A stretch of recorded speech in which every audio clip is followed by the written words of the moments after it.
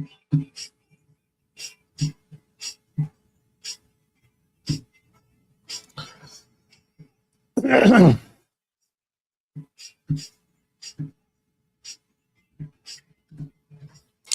ਬਹੁਤ ਸਵਾਗਤ ਤੁਹਾਡੇ ਸਾਰਿਆਂ ਦਾ and welcome all of you. ਇਸ ਪ੍ਰੋਗਰਾਮ ਦੇ ਵਿੱਚ ਜਿਹੜਾ ਲਾਈਵ ਚੱਲ ਰਿਹਾ ਨਿਊਜ਼ ਡਰਬੀ ਦਾ ਜੂਨ 3 ਅੱਜ ਵਾਰ ਹੈ ਬੁੱਧਵਾਰ ਦਾ ਵੈਡਨਸਡੇ ਔਰ ਸਟੂਡੀਓ ਦੇ ਘੜੀਆਂ ਸਮਾਂ ਹੋ ਗਿਆ ਕੈਨੇਡਾ ਦੇ ਵੈਸਟ ਕੋਸਟ ਦੇ ਉੱਤੇ ਪੈਸੀਫਿਕ ਸਟੈਂਡਰਡ ਟਾਈਮ ਸਵੇਰ ਦੇ 9:08, ਭਾਰਤ ਦੇ ਵਿੱਚ ਇਸ ਵੇਲੇ 9:38 ਰਾਤ ਦੇ ਹੋਏ ਆ, ਪਾਕਿਸਤਾਨ ਦੇ ਵਿੱਚ ਸ਼ਾਮ ਦੇ 9:08 ਔਰ ਇਸੇ ਤਰੀਕੇ ਨਾਲ ਈਸਟਰਨ ਕੋਸਟ ਕੈਨੇਡਾ ਦਾ ਉੱਥੇ 12:08 ਬਾਅਦ ਦੁਪਹਿਰ ਦੇ ਹੋਏ ਆ। ਪ੍ਰੋਗਰਾਮ ਦੇ ਵਿੱਚ ਤੁਹਾਡੇ ਤੇ ਮੇਰਾ ਸਾਥ ਅਗਲੇ ਕੁਝ ਘੰਟੇ ਤੱਕ ਬਣਿਆ ਰਹੇਗਾ।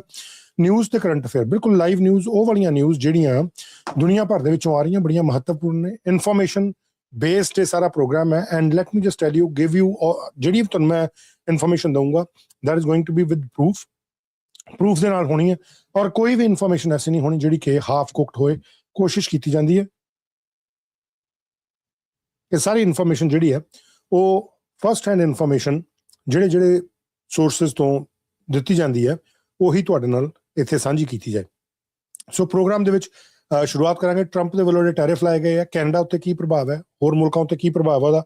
ਕੈਨੇਡਾ ਦੇ ਪ੍ਰਾਈਮ ਮਿਨਿਸਟਰ ਮਾਰਕ ਕਾਰਨੀ ਦੇ ਵੱਲੋਂ ਹੁਣ ਤੋਂ ਥੋੜੀ ਦੇਰ ਪਹਿਲਾਂ ਕੁਝ ਜਾਣਕਾਰੀ ਦਿੱਤੀ ਗਈ ਉਹਨਾਂ ਟੈਰਿਫਸ ਨੂੰ ਲੈ ਕੇ। ਉਹ ਕਹਿੰਦੇ ਕਿ ਸਾਨੂੰ ਪਤਾ ਸੀ ਇਹ ਟੈਰਿਫ ਜਿਹੜੇ ਲੱਗਣੇ ਆ ਔਰ ਉਹ ਕਹਿੰਦੇ ਕੋਈ ਸਰਪ੍ਰਾਈਜ਼ ਨਹੀਂ ਹੈ ਕੈਨੇਡਾ ਦੇ ਵਾਸਤੇ। ਲੇਕਿਨ ਕੈਨੇਡਾ ਦੇ ਵਾਸਤੇ ਸਰਪ੍ਰਾਈਜ਼ ਕਿਸ ਤਰੀਕੇ ਨਾਲ ਨਹੀਂ ਹੈ ਔਰ ਕਿਵੇਂ ਉਹਨਾਂ ਦੇ ਵੱਲੋਂ ਇਹ ਗੱਲ ਜਿਹੜੀ ਆ ਉਹ ਕਹੀ ਜਾ ਰਹੀ ਹੈ ਕਿ ਕੋਈ ਕਿਸੇ ਕਿਸਮ ਦਾ ਇਹ ਕੋਈ ਐਡਾ ਵੱਡਾ ਸਰਪ੍ਰਾਈਜ਼ ਜਿਹੜਾ ਉਹ ਨਹੀਂ ਲੱਗ ਰਿਹਾ, ਉਹਨਾਂ ਵੱਲੋਂ ਕਿਵੇਂ ਕਿਹਾ ਜਾ ਰਿਹਾ, ਥੋੜੀ ਜਿਹੀ ਗੱਲਬਾਤ ਉਸਦੇ ਬਾਰੇ ਵੀ ਕਰਾਂਗੇ। ਔਰ ਨਾਲ ਦੇ ਨਾਲ ਆਪਾਂ ਜਿਹੜੀ ਗੱਲ ਕਰਨੀ ਹੈ ਕੁਵੈਤ ਦੇ ਏਅਰਪੋਰਟ ਦੇ ਉੱਤੇ, ਇੰਟਰਨੈਸ਼ਨਲ ਏਅਰਪੋਰਟ ਦੇ ਉੱਤੇ ਹਮਲਾ ਹੋਇਆ, ਬਹੁਤ ਜ਼ਬਰਦਸਤ ਹਮਲਾ ਔਰ ਇਹਨੂੰ ਲੈ ਕੇ ਜਿਹੜੀਆਂ ਇਸ ਵੇਲੇ ਜਾਣਕਾਰੀਆਂ ਆ ਰਹੀਆਂ ਕਿ ਕੁਵੈਤ ਦੀ ਜਿਹੜੀ ਮਿਨਿਸਟਰੀ ਹੈ ਉੱਥੋਂ ਦੇ ਜਿਹੜੇ ਅਧਿਕਾਰੀ ਨੇ ਉਹ ਉੱਥੇ ਪਹੁੰਚੇ ਆ ਉਸ ਏਅਰਪੋਰਟ ਦੇ ਉੱਤੇ ਔਰ ਉਹਨਾਂ ਦੇ ਵੱਲੋਂ ਜਿਹੜੀ ਜਾਣਕਾਰੀ ਮਿਲ ਰਹੀ ਹੈ ਕਿ ਸਾਰਾ ਜਾਇਜ਼ਾ ਲਿਆ ਜਾ ਰਿਹਾ। ਉਧਰੋਂ ਈਰਾਨ ਨੇ ਕੀ ਕਿਹਾ? ਈਰਾਨ ਇਹ ਕਹਿ ਰਿਹਾ ਕਿ ਅਸੀਂ ਆਪਣੇ ਸੇਫਟੀ ਜਿਹੜੀ ਹੈ ਉਹਨੂੰ ਦੇਖਦੇ ਹੋਏ ਹਮਲਾ ਕੀਤਾ, ਜਿਹੜੇ ਯੂਐਸ ਦੇ 에ਅਰ ਬੇਸ ਆ ਉੱਥੇ ਹਮਲਾ ਕੀਤਾ, ਉਹਨਾਂ ਦੇ ਵੱਲੋਂ ਇਹ ਕਿਹਾ ਜਾ ਰਿਹਾ। ਲੇਕਿਨ ਇਹ ਜਿਹੜਾ ਹਮਲਾ ਹੋਇਆ ਹੈ ਕੁਵੈਤੀ ਇੰਟਰਨੈਸ਼ਨਲ ਏਅਰਪੋਰਟ ਤੇ ਹੋਇਆ, ਜਿਹੜਾ ਅਜੇ ਤੱਕ ਦੀ ਜਾਣਕਾਰੀ ਹੈ, ਜਿਹੜੀ ਅਜੇ ਤੱਕ ਦੀ ਇਨਫੋਰਮੇਸ਼ਨ ਹੈ। I will show you all the information, I will share all the information, I will show you all the pictures and everything. IRGC ਜਿਹੜੀ ਕਿ ਇਸਲਾਮਿਕ ਰਿਪਬਲਿਕ ਗਾਰਡਸ ਕਾਰਪਸ ਨੇ, ਜਿਹੜੀ IRGC ਇੱਥੇ ਕੈਨੇਡਾ ਦੇ ਵਿੱਚ ਬੈਨ ਹੈ ਔਰ ਬੈਨ ਕੀ ਹੈ, ਟੈਰਰਿਸਟ ਐਂਟਿਟੀ ਹੈ, ਲੇਕਿਨ ਇਹ ਉਹਨਾਂ ਦੀਆਂ ਈਰਾਨ ਦੇ ਲੜਾਕੇ ਹੈ, ਈਰਾਨ ਦੀ ਇਹ ਮਿਲੀਟੈਂਟ ਫੋਰਸ ਹੈ IRGC ਦੇ ਵੱਲੋਂ ਇਹ ਕਿਹਾ ਗਿਆ, ਉਹਨਾਂ ਨੇ ਦਾਅਵਾ ਕੀਤਾ, ਕਹਿੰਦੇ ਕਿ ਅਸੀਂ US ਦੀ 5th ਫਲੀਟ ਜਿਹੜਾ ਹੈੱਡਕੁਆਟਰ ਹੈ ਉੱਥੇ ਡਰੋਨ ਅਟੈਕ ਕੀਤਾ। ਉਹਨਾਂ ਨੇ ਵੀਡੀਓ ਵੀ ਜਾਰੀ ਕੀਤੀ। I will share that video as well, ਉਹਨਾਂ ਦੇ ਪੇਜ ਤੋਂ ਜਾ ਕੇ ਹੀ ਸ਼ੇਅਰ ਕਰਾਂਗਾ। ਦੋ I do have the download of that video, ਉਹਨਾਂ ਨੇ ਡਾਊਨਲੋਡ ਦਾ ਲਿੰਕ ਦਿੱਤਾ ਹੋਇਆ, but at the same time I will share that link with you. And ਸਭ ਤੋਂ ਜਿਹੜੀ ਇੰਪੋਰਟੈਂਟ ਆਪਾਂ ਗੱਲ ਕਰਨੀ ਹੈ BC ਦੇ ਵਿੱਚ, ਕਿਉਂਕਿ ਬ੍ਰਿਟਿਸ਼ ਕੋਲੰਬੀਆ ਜਿੱਥੋਂ ਅਸੀਂ ਇਹ ਪ੍ਰੋਗਰਾਮ ਕਰ ਰਹੇ ਹਾਂ, ਇੱਥੇ ਫੋਰੈਸਟਰੀ ਬਹੁਤ ਜ਼ਿਆਦਾ ਵੱਡੇ ਲੈਵਲ ਦੇ ਉੱਤੇ ਦੇਖੀ ਜਾਂਦੀ ਹੈ। ਸਾਡੀ ਇੱਕ ਇੰਡਸਟਰੀ ਰਹੀ ਹੈ ਫੋਰੈਸਟਰੀ। ਹੁਣ ਪਿਛਲੇ ਕੁਝ ਸਮੇਂ ਤੋਂ ਜਿਹੜੀ ਮਿਲਸ ਨੇ, ਲੰਬਰ ਮਿਲਸ, ਉਹ ਬੰਦ ਹੋ ਰਹੀਆਂ ਔਰ ਫੋਰੈਸਟਰੀ ਨੂੰ ਬਹੁਤ ਨੁਕਸਾਨ ਹੋ ਰਿਹਾ। ਇਨਫੈਕਟ ਟਰੰਪ ਦੇ ਟੈਰਿਫਸ ਕਰਕੇ ਬਹੁਤ ਸਾਰਾ ਨੁਕਸਾਨ ਹੋਇਆ। ਸੋ ਅੱਜ ਜਿਹੜੇ ਫੋਰੈਸਟ ਮਿਨਿਸਟਰ ਨੇ, federal forest minister Tim Hodgson, actually ਇਕੱਲੇ ਫੋਰਨ ਮਿਨਿਸਟਰ ਨਹੀਂ ਹੈ, Canadian minister of energy and natural resources ਨੇ, ਉਹਨਾਂ ਦੀ ਬ੍ਰਿਟਿਸ਼ ਕੋਲੰਬੀਆ ਦੇ ਫੋਰੈਸਟਰੀ ਮਿਨਿਸਟਰ ਜਿਹੜੇ ਨੇ ਰਵੀ ਪਰਮਾਰ, ਉਹਨਾਂ ਨਾਲ ਮੁਲਾਕਾਤ ਵੀ ਹੋਈ ਹੈ ਔਰ ਉਹਨਾਂ ਵੱਲੋਂ ਇੱਕ ਜਾਣਕਾਰੀ ਵੀ ਦਿੱਤੀ ਗਈ ਹੈ। ਨਵੀਂ ਫੰਡਿੰਗ ਦਾ ਐਲਾਨ ਕੀਤਾ ਗਿਆ। We going to talk about that as well. ਔਰ ਨਾਲ ਦੇ ਨਾਲ ਕੁਝ ਹੋਰ ਜਾਣਕਾਰੀਆਂ, ਖਾਸ ਤੌਰ ਤੇ ਹੈਨਰੀ ਨੋਵਾਕ ਦੇ ਕੇਸ ਦੇ ਵਿੱਚ UK ਦੀ ਪੋਲਿਟਿਕਸ ਬਹੁਤ ਤੇਜ਼ੀ ਦੇ ਨਾਲ ਇਸ ਵੇਲੇ ਬਦਲ ਰਹੀ ਹੈ, ਬਹੁਤ ਸਾਰੀਆਂ ਚੀਜ਼ਾਂ ਹੋ ਰਹੀਆਂ। ਕਾਕਰੋਚ ਜਨਤਾ ਪਾਰਟੀ, ਇੱਕ ਨਵੀਂ ਪਾਰਟੀ ਬਣੀ ਯੰਗਸਟਰਸ ਦੀ ਔਰ ਸੋਸ਼ਲ ਮੀਡੀਆ ਤੇ ਉਹਨੇ ਬੜੀ ਧਮਾਲ ਮਚਾਈ। 23 ਮਿਲੀਅਨ ਦੇ ਕਰੀਬ ਉਹਦੇ ਸਬਸਕ੍ਰਾਈਬਰ ਹੋ ਗਏ ਇੰਸਟਾਗ੍ਰਾਮ ਦੇ ਉੱਤੇ। ਉਹਦੇ ਕਹਿੰਦੇ ਹੁਣ ਜਿਹੜੇ ਕਰਤਾ ਧਰਤਾ ਨੇ, ਜਿਨ੍ਹਾਂ ਨੇ ਉਹ ਪੇਜ ਬਣਾਇਆ ਸੀ ਕਾਕਰੋਚ ਜਨਤਾ ਪਾਰਟੀ ਦਾ, ਉਹ ਭਾਰਤ ਆ ਰਹੇ ਆ। ਉਹਨਾਂ ਦੇ ਜਿਹੜੇ ਕੁਝ ਗਰੁੱਪ ਦੇ ਮੈਂਬਰਸ ਨੇ ਇੰਡੀਆ ਦੇ ਵਿੱਚ, ਉਹਨਾਂ ਵੱਲੋਂ ਪ੍ਰੈਸ ਕਾਨਫਰੰਸ ਕੀਤੀ ਗਈ। ਉਹ ਕਹਿੰਦੇ ਜੀ ਹਮਾਰੇ ਫਲਾਣੇ ਜੀ ਆ ਰਹੇ ਹੈ। ਬਿਲਕੁਲ ਉਸੇ ਤਰੀਕੇ ਦੀ ਇੱਕ ਸਕ੍ਰਿਪਟ ਜਿੱਦਾਂ ਦੀ ਆਮ ਆਦਮੀ ਪਾਰਟੀ ਜਦੋਂ ਸ਼ੁਰੂ ਹੋਈ ਸੀ, ਉੱਦਾਂ ਦੀ ਹੀ ਸਕ੍ਰਿਪਟ ਦੇਖੀ ਜਾ ਸਕਦੀ ਹੈ। ਜੇ ਡੀਪ ਸਟੇਟ ਦਾ ਕਮਾਲ ਹੈ, ਕਿਹਦੀ ਡੀਪ ਸਟੇਟ ਦਾ ਕਮਾਲ ਹੈ? ਕੀ ਅਮਰੀਕਨ ਡੀਪ ਸਟੇਟ ਹੈ ਜਾਂ ਕਿ ਇੰਡੀਅਨ ਡੀਪ ਸਟੇਟ ਹੈ ਜਿਹਦਾ ਇਸ ਵੇਲੇ ਕਾਰਗੁਜ਼ਾਰੀ ਚੱਲ ਰਹੀ ਹੈ? ਜਿਹੜੀ ਇੱਕ ਵੱਡੇ ਗਿਣਤੀ ਦੇ ਉੱਤੇ ਯੂਥ ਦੀ ਵੋਟ ਨੂੰ ਕੈਪਚਰ ਕਰਨ ਦੀ ਜਾਂ ਉਹਨਾਂ ਨੂੰ ਕਿਤੇ ਸਵੇ ਕਰਨ ਦੀ ਪੋਲਿਟਿਕਸ ਦੇ ਵਿੱਚ ਕੋਸ਼ਿਸ਼ ਕੀਤੀ ਜਾ ਰਹੀ ਹੈ, ਉਹਨੂੰ ਕਿਸ ਤਰੀਕੇ ਨਾਲ ਦੇਖਿਆ ਜਾਏ? We going to talk about that as well. ਔਰ ਪੰਜਾਬ ਦੀ ਪੋਲਿਟਿਕਸ ਬੜੇ ਹੀ ਇੱਕ ਅਜੀਬੋ ਗਰੀਬ ਮੋੜ ਤੇ ਪਹੁੰਚੀ ਹੋਈ ਹੈ। ਕੁਝ ਆਪਾਂ ਗੱਲਬਾਤ ਉਸ ਦੇ ਬਾਰੇ ਵੀ ਕਰਨੀ ਹੈ। But we gonna start with the Canadian content first, ਜਿੱਥੇ Canadian prime minister Mark Carney ਨੇ ਹੁਣ ਤੋਂ ਥੋੜ੍ਹੀ ਦੇਰ ਪਹਿਲਾਂ ਇੱਕ ਜਾਣਕਾਰੀ ਜਿਹੜੀ ਦਿੱਤੀ ਔਰ ਉਹਦੇ 'ਚ ਉਹਨਾਂ ਨੇ ਇਹ ਗੱਲ ਕਹੀ, ਉਹ ਕਹਿੰਦੇ ਕਿ ਭਾਈ ਜਿਹੜਾ ਕੈਨੇਡਾ ਦੇ ਉੱਤੇ ਟੈਰਿਫ ਹੁਣ ਲਿਵਾਈਜ਼ ਲਾਈਆਂ ਗਈਆਂ ਨਵੇਂ ਸਿਰੇ ਤੋਂ, ਉਹ ਕਹਿੰਦੇ ਕੋਈ ਐਡੀ ਵੱਡੀ ਚੀਜ਼ ਨਹੀਂ ਆ, ਵੀ ਸਾਨੂੰ ਪਤਾ ਸੀਗਾ ਕਿ ਇਹ ਚੀਜ਼ ਜਿਹੜੀ ਹੈ ਉਹ ਹੋਣੀ ਹੈ ਔਰ ਅਸੀਂ ਇਹਦੇ ਲਈ ਪੂਰੇ ਤਰੀਕੇ ਨਾਲ ਰੈਡੀ ਰਹੇ ਹਾਂ। ਅੱਜ ਹਾਊਸ ਆਫ ਕਾਮਨਸ ਦੇ ਵਿੱਚ ਜਾਂਦੇ ਹੋਏ ਉਹਨਾਂ ਨੇ ਰਸਤੇ ਦੇ ਵਿੱਚ ਜਿਹੜਾ ਗਲਿਆਰਾ ਹੈ ਉੱਥੇ ਪੱਤਰਕਾਰਾਂ ਦੇ ਨਾਲ ਗੱਲਬਾਤ ਕੀਤੀ ਹੈ ਔਰ ਇਹ ਜਾਣਕਾਰੀ ਉਹਨਾਂ ਨੂੰ ਦਿੱਤੀ ਹੈ। ਹਾਲਾਂਕਿ ਅੱਜ prime minister Mark Carney question period ਦੇ ਵਿੱਚ ਵੀ ਜਾਣਗੇ, so that is going to be very interesting as well. ਅੱਜ ਕੁਐਸਚਨ, ਕਿਉਂਕਿ ਬਾਰ-ਬਾਰ ਇਹ ਕਿਹਾ ਜਾਂਦਾ ਜਿਹੜੀ ਵਿਰੋਧੀ ਪਾਰਟੀ ਉਹਨਾਂ ਦੇ ਲੀਡਰ ਨੇ ਪੀਅਰ ਪੋਲੀਏਵ ਕੇ ਪ੍ਰਧਾਨ ਮੰਤਰੀ ਲੁਕੇ ਹੋਏ ਆ, ਪ੍ਰਧਾਨ ਮੰਤਰੀ ਆਉਂਦੇ ਨਹੀਂ, ਗੱਲ ਨਹੀਂ ਕਰਦੇ। ਸੋ ਅੱਜ ਕੈਨੇਡਾ ਦੇ prime minister mister Mark Carney question period ਦੇ ਵਿੱਚ ਜਾਣਗੇ। ਅੱਜ ਉਹਨਾਂ ਦੀ ਆਈਟਨਰੀ ਦੇ ਵਿੱਚ ਜਿਹੜੀ ਇਹ ਚੀਜ਼ ਸਾਫ਼ ਲਿਖੀ ਹੋਈ ਹੈ, ਪਹਿਲਾਂ ਨੈਸ਼ਨਲ ਕਾਕਸ ਦੀ ਮੀਟਿੰਗ ਹੈ, ਉਸ ਨੈਸ਼ਨਲ ਕਾਕਸ ਦੀ ਮੀਟਿੰਗ ਤੇ ਜਾਣ ਤੋਂ ਪਹਿਲਾਂ ਜਦੋਂ ਪਾਰਲੀਮੈਂਟ ਹਿੱਲ ਦੀ ਬਿਲਡਿੰਗ ਦੇ ਵਿੱਚ ਉਹ ਵੜ ਰਹੇ ਸੀ, ਉਦੋਂ ਉਹਨਾਂ ਨੇ ਜਰਨਲਿਸਟ ਦੇ ਨਾਲ ਜਿਹੜੀ ਇਹ ਗੱਲਬਾਤ ਕੀਤੀ ਹੈ। ਕੁਝ ਆਪਾਂ ਗੱਲਬਾਤ ਉਸ ਦੇ ਬਾਰੇ ਵੀ ਕਰਾਂਗੇ ਔਰ ਨਾਲ ਦੇ ਨਾਲ ਪ੍ਰਾਈਮ ਮਿਨਿਸਟਰ ਵੱਲੋਂ ਅੱਜ ਹੁਣ ਤੋਂ ਥੋੜੀ ਦੇਰ ਬਾਅਦ ਆਈ ਥਿੰਕ ਵਿਦਿਨ 6 ਮਿੰਟਸ ਸ਼ੁਰੂ ਹੋ ਜਾਣਾ ਕਿ ਜਿਹੜੇ ਆਊਟਗੋਇੰਗ ਗਵਰਨਰ ਜਨਰਲ ਨੇ ਮੈਰੀ ਸਾਈਮਨਸ, ਉਹਨਾਂ ਦੇ ਕੰਟਰੀਬਿਊਸ਼ਨਸ ਨੂੰ ਰੈਕੋਗਨਾਈਜ਼ ਕੀਤਾ ਜਾਏਗਾ। ਸੋ ਸਰ ਏ ਮੈਕਡੋਨਲਡ ਬਿਲਡਿੰਗ ਜਿਹੜੀ ਆ ਉੱਥੇ ਇੱਕ ਫੇਅਰਵੈਲ ਰਿਸੈਪਸ਼ਨ ਕੀਤੀ ਜਾਣੀ ਹੈ। I will make that live for you, live ਆਪਾਂ ਦੇਖਾਂਗੇ। ਔਰ ਉਸ ਤੋਂ ਬਾਅਦ 2 ਘੰਟੇ ਦੇ ਬਾਅਦ ਅਪਰੋਕਸੀਮੇਟਲੀ 11:15 ਦੇ ਕਰੀਬ, ਇਸ ਵੇਲੇ 9:15 ਹੋਏ ਆ, 11:15 ਦੇ ਕਰੀਬ ਪ੍ਰਾਈਮ ਮਿਨਿਸਟਰ ਜਿਹੜੇ ਆ ਕੁਐਸਚਨ ਪੀਰੀਅਡ ਵੀ ਅਟੈਂਡ ਕਰਨਗੇ ਕੈਨੇਡਾ ਦੇ ਜਿਹੜਾ ਹਾਊਸ ਆਫ ਕਾਮਨਸ ਹੈ ਉਸ ਦੇ ਵਿੱਚ। ਬਟ ਫਸਟ ਕਮ ਫਸਟ ਅਸੀਂ ਗੱਲਬਾਤ ਜਿਹੜੀ ਕਰਨੀ ਹੈ ਉਹ ਕਰਨੀ ਹੈ ਪ੍ਰਾਈਮ ਮਿਨਿਸਟਰ ਦੀ ਜਿਹੜੀ ਟਰੰਪ ਦੇ ਟੈਰਿਫ ਜਿਹੜੇ ਐਡੀਸ਼ਨਲ ਵਧਾਏ ਗਏ ਆ, ਹੋਰ ਮੁਲਕਾਂ ਦੇ ਵੀ ਲੱਗੇ, ਇਨਫੈਕਟ ਇੰਡੀਆ ਦੇ ਵੀ ਲੱਗੇ ਆ। ਸੋ ਉਹਦੇ 'ਚ ਕੀ ਜਾਣਕਾਰੀ ਜਿਹੜੀ ਹੈ ਉਹ ਆ ਰਹੀ ਹੈ ਔਰ ਮਾਰਕ ਕਾਰਨੀ ਸਾਹਿਬ ਜਿਹੜੇ ਉਹਨਾਂ ਦੇ ਵੱਲੋਂ ਕੀ ਕਿਹਾ ਗਿਆ, let's listen to that. I'll note, and he can speak for himself, Minister LeBlanc had very constructive discussions with his counterpart, Ambassador Greer, yesterday in Washington, along with our chief negotiator, Dana Charette. Secondly, with respect to these 301 tariffs, this is not a surprise. It's something that the U.S. has been planning for a few months.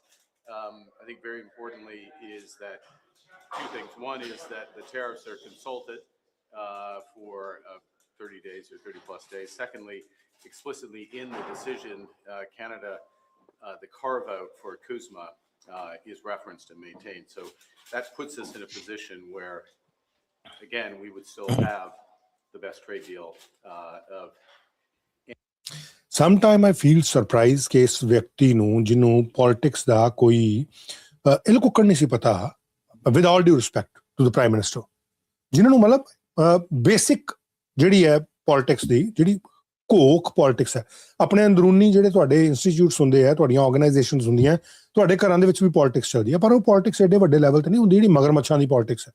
Political spectrum ਦੇ ਵਿੱਚ ਜਦੋਂ ਤੁਸੀਂ ਰਾਜਨੀਤਿਕ ਦਲਾਂ ਦੇ ਵਿੱਚ ਹੁੰਦੇ ਹੋ ਤਾਂ ਤੁਸੀਂ ਉਹਨਾਂ ਮਗਰਮੱਛਾਂ ਦੇ ਵਿੱਚ ਹੁੰਦੇ ਹੋ ਜਿਹੜੇ ਬਹੁਤ ਵੱਡੇ ਆ, ਪਿਛਲੇ ਲੰਬੇ ਸਮੇਂ ਤੋਂ 25 ਸਾਲ ਤੋਂ 30 ਸਾਲ ਤੋਂ ਉਸ ਹਾਊਸ ਆਫ ਕਾਮਨਸ ਦੇ ਵਿੱਚ ਘੁੰਮ ਰਹੇ ਆ, ਉਹਨਾਂ ਗਲਿਆਰਿਆਂ 'ਚ ਘੁੰਮ ਰਹੇ, ਉਹਨਾਂ ਪਾਰਟੀਜ਼ ਦੇ ਵਿੱਚ ਘੁੰਮ ਰਹੇ ਆ। ਉਹਦੇ ਵਿੱਚ ਇਹ ਵਿਅਕਤੀ ਕਿਸ ਤਰੀਕੇ ਨਾਲ ਸ਼ਾਂਤ ਹੋ ਕੇ ਗੱਲ ਕਰਦੇ ਆ ਔਰ ਇੱਕ ਪਾਸੇ ਉਹ ਕਹਿੰਦੇ ਕਿ ਅਸੀਂ ਸਰਪ੍ਰਾਈਜ਼ ਨਹੀਂ ਹੈਗੇ, ਦੂਜੇ ਪਾਸੇ ਡੋਮਿਨਿਕ ਲਾਬਲਾਂਕ ਦੀ ਵੀ ਗੱਲ ਕੀਤੀ ਹੈ।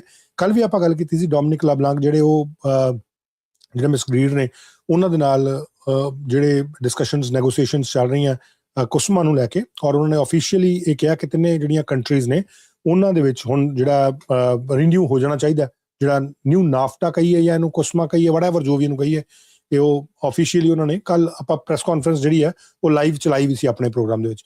ਸੋ ਹੁਣ ਆਈ ਐਮ ਸਰਪ੍ਰਾਈਜ਼ ਕਿ ਮਾਰਕ ਕਾਰਨੀ ਇੰਨਾ ਜ਼ਿਆਦਾ ਪ੍ਰੈਸ਼ਰ ਜਦੋਂ ਬਣਿਆ ਹੋਵੇ ਵਿਦਿਨ ਦ ਕੰਟਰੀ ਵੀ, ਵਿਰੋਧੀ ਪਾਰਟੀਆਂ ਤੋਂ ਵੀ, ਔਰ ਉਹਦੇ ਬਾਵਜੂਦ ਉਹ ਇੰਨੇ ਵਧੀਆ ਤਰੀਕੇ ਨਾਲ ਜਿਹੜੀ ਗੱਲ ਰੱਖ ਰਹੇ ਆ, ਦੈਟ ਇਜ਼ ਅਮੇਜ਼ਿੰਗ। ਥੋੜਾ ਪਿੱਛੇ ਕਰਕੇ ਤੁਹਾਨੂੰ ਸੁਣਾਊਂਗਾ ਜਿੱਥੋਂ ਗੱਲ ਕਰ ਰਹੇ ਆ ਕਿ ਸਰਪ੍ਰਾਈਜ਼ ਸਾਨੂੰ ਕੋਈ ਨਹੀਂ ਸੀ, ਲੇਕਿਨ ਕੁਸਮਾ ਦੀਆਂ ਜਿਹੜੀਆਂ ਨੈਗੋਸੀਏਸ਼ਨ ਚੱਲ ਰਹੀਆਂ, ਡੋਮਿਨਿਕ ਲਾਬਲਾਂਕ ਤਿੰਨੇ ਮੁਲਕਾਂ ਦੇ ਜਿਹੜੇ ਇਨਕਲੂਡਿੰਗ ਕੈਨੇਡਾ ਉਹ ਜਿਹੜੀ ਗੱਲਬਾਤ ਚਲਾ ਰਹੇ ਆ। Tariffs, this is not a surprise. It's something that the U.S. has been planning for a few months. I think very importantly is that 2 things. One is that the tariffs are consulted for 30 days or 30 plus days. Secondly, explicitly in the decision, Canada, the carve out for CUSMA is referenced and maintained. So that puts us in a position where, again, we would still have the best trade deal of any of the U.S. trade counterparts. want to say as well that the issue, the motivation of the U.S. Action, the 301 tariffs against, or proposed tariffs against a variety of countries, is something that we share. Canada has a very strong legislative regime against forced labor in supply chains. We don't want any element of forced labor coming in goods and services, and we want to use our influence to eliminate this practice of forced labor and child labor. We have been preparing ways to reinforce the regime that we have. We made some changes earlier this year on things that candidly were not as effective, so there's ways we can change things legislatively. We'll be proposing that to the House in the coming weeks before the House rises, is our intention, and then taking steps to move forward on that. So, you know, when you boil down the action, we support the overall objective, the U.S. action, I should say, and I would note that in effect, how it's drafted for the vast majority of Canadian trade, it will not have an impact, but at the same time, since we support the overall objective, we have the objective and we're working towards making it more effective. So ਆ ਜਿਹੜੀ ਬਹੁਤ ਛੋਟੀ ਜਿਹੀ ਇਹਨਾਂ ਨੇ ਗੱਲਬਾਤ ਅੱਜ ਗਲਿਆਰੇ ਦੇ ਵਿੱਚ ਕੀਤੀ, ਆਈ ਥਿੰਕ ਇਹਦੇ ਤੇ ਕੁਝ ਹੋਰ ਜਾਣਕਾਰੀਆਂ ਆਉਣ ਦੇ ਸਮੇਂ ਦੇ ਵਿੱਚ ਆਪਾਂ ਨੂੰ ਮਿਲਣਗੀਆਂ ਵੀ। 10% ਟੈਰਿਫ ਜਿਹੜਾ ਫੋਰਸਡ ਲੇਬਰ ਕੰਸਰਨ ਨੂੰ ਲੈ ਕੇ ਇਹਨਾਂ ਨੇ ਸਾਰੇ ਮੁਲਕਾਂ ਦੇ ਉੱਤੇ ਲਾਇਆ, ਔਰ ਬਹੁਤ ਸਾਰੇ ਮੁਲਕ ਨੇ ਜਿਨ੍ਹਾਂ ਦਾ ਇਹਦੇ 'ਚ ਮਿਸਟਰ ਡੋਨਲਡ ਟਰੰਪ ਦੇ ਵੱਲੋਂ ਜਿਹੜੀ ਇਹ ਗੱਲ ਕਹੀ ਗਈ ਹੈ, ਔਰ ਖੈਰ ਇਹ 44 ਕੰਟਰੀਜ਼ ਨੇ ਜਿਨ੍ਹਾਂ ਉੱਤੇ ਲਾਇਆ, ਜਿਹਦੇ 'ਚ Japan, Singapore, India, south Korea, Vietnam, ਇਹਨਾਂ ਉੱਤੇ ਤਾਂ 12.5% ਜਿਹੜਾ ਟੈਕਸ ਹੈ ਉਹ ਲੱਗਾ ਹੋਇਆ, ਔਰ ਜਿਹੜੀਆਂ 15 ਕੰਟਰੀਜ਼ ਨੇ ਉਹਨਾਂ ਦੇ ਉੱਤੇ 10% ਟੈਕਸ ਲੱਗਾ। ਇਹ ਜਿਹੜੀਆਂ ਹੈਗੀਆਂ ਇਹਨਾਂ 'ਚ ਯੂਰੋਪੀਅਨ ਯੂਨੀਅਨ ਹੋ ਗਈ, ਯੂਕੇ ਹੋ ਗਿਆ, Argentina, L Salvador, Bangladesh, Pakistan, ਇਹਨਾਂ ਦੇ 10% ਲੱਗਾ ਹੋਇਆ। ਸੋ ਔਰ ਇਸ ਤੋਂ ਇਲਾਵਾ ਹੋਰ ਕੁਝ ਕੰਟਰੀਜ਼ ਨੇ ਜਿਨ੍ਹਾਂ ਦੇ ਉੱਤੇ ਲੱਗਾ ਹੋਇਆ, ਕਿਉਂਕਿ ਇਹ ਜਿਹੜੀ ਕੱਲ ਪ੍ਰੈਸ ਰਿਲੀਜ਼ ਜਾਰੀ ਹੋਈ ਸੀ ਉਹ 'ਚ ਕਿਹਾ ਸੀ ਕਿ 60 ਮੁਲਕ ਨੇ ਅਪਰੋਕਸੀਮੇਟਲੀ 59 ਕਹੇ ਸੀ ਉਹਨਾਂ ਨੇ, 59 ਪਲੱਸ ਯੂਰੋਪੀਅਨ ਯੂਨੀਅਨ ਆਪਣੇ ਆਪ 'ਚ ਕੰਟਰੀ ਨਹੀਂ ਹੈਗੀ, ਲੇਕਿਨ ਉਹਨਾਂ ਦੇ ਉੱਤੇ ਵੀ ਟੋਟਲ 60 ਪਰ 59 ਮੁਲਕ ਜਿਹੜੇ ਨੇ ਪਲੱਸ ਯੂਰੋਪੀਅਨ ਯੂਨੀਅਨ, ਇਹਨਾਂ ਉੱਤੇ importation of goods produced with forced labour ਜਿਹੜੀ ਆ ਉਹ ਕਰਾਈ ਜਾਂਦੀ ਆ, ਔਰ ਇਸ ਕਰਕੇ ਇਹ 60 ਦੇ 60 ਜਿਹੜੇ ਆ ਇਹ ਉਸ ਬਾਰ ਨੂੰ ਮੀਟ ਨਹੀਂ ਕਰ ਸਕੇ, ਇਸ ਕਰਕੇ ਇਹਨਾਂ ਦੇ ਐਡੀਸ਼ਨਲ ਜਿਹੜੇ। ਸੋ ਡੋਨਲਡ ਟਰੰਪ ਕੀ ਕਰ ਰਿਹਾ, ਨੋਬਡੀ ਨੋਜ਼ ਕਿ ਭਾਈ ਇਹਦੀ ਐਕਚੁਅਲੀ ਇਹਦਾ ਮਾਈਂਡ ਇਸ ਵੇਲੇ ਕਿੱਧਰ ਨੂੰ ਚੱਲ ਰਿਹਾ, ਕੀ ਚੱਲ ਰਿਹਾ। ਉਧਰੋਂ ਇੱਕ ਬੜੀ ਇੰਟਰਸਟਿੰਗ ਜਿਹੜੀ ਜਾਣਕਾਰੀ ਆ ਰਹੀ ਹੈ ਕਿ ਜਿਹੜੇ ਸੈਕਟਰੀ ਮਾਰਕੋ ਰੂਬੀਓ ਉਹਨਾਂ ਨੂੰ ਟੈਸਟੀਫਾਈ ਕਰਾਇਆ ਜਾ ਰਿਹਾ ਕਾਂਗਰਸ ਦੇ ਵਿੱਚ। ਉਹ ਬੜੀ ਹੀ ਇੰਪੋਰਟੈਂਟ ਜਿਹੜੀ ਇਨਫੋਰਮੇਸ਼ਨ ਇਸ ਵੇਲੇ ਆ ਰਹੀ ਹੈ, ਬਹੁਤ ਹੀ ਇੰਪੋਰਟੈਂਟ ਇਨਫੋਰਮੇਸ਼ਨ। ਉਹਦੇ ਬਾਰੇ ਵੀ ਮੈਂ ਤੁਹਾਡੇ ਨਾਲ ਸਾਂਝ ਜਿਹੜੀ ਉਹ ਪਾਊਂਗਾ। ਉਹਨਾਂ ਨੂੰ ਗ੍ਰਿਲ ਕੀਤਾ ਜਾ ਰਿਹਾ, ਇਨਫੈਕਟ ਉੱਥੇ ਬਹੁਤ ਬੁਰੇ ਤਰੀਕੇ ਨਾਲ ਗ੍ਰਿਲ ਕੀਤਾ ਜਾ ਰਿਹਾ। ਕੁਝ ਆਪਾਂ ਗੱਲਬਾਤ ਉਸ ਦੇ ਬਾਰੇ ਵੀ ਕਰਨੀ ਹੈ, ਔਰ ਨਾਲ ਦੇ ਨਾਲ ਹੀ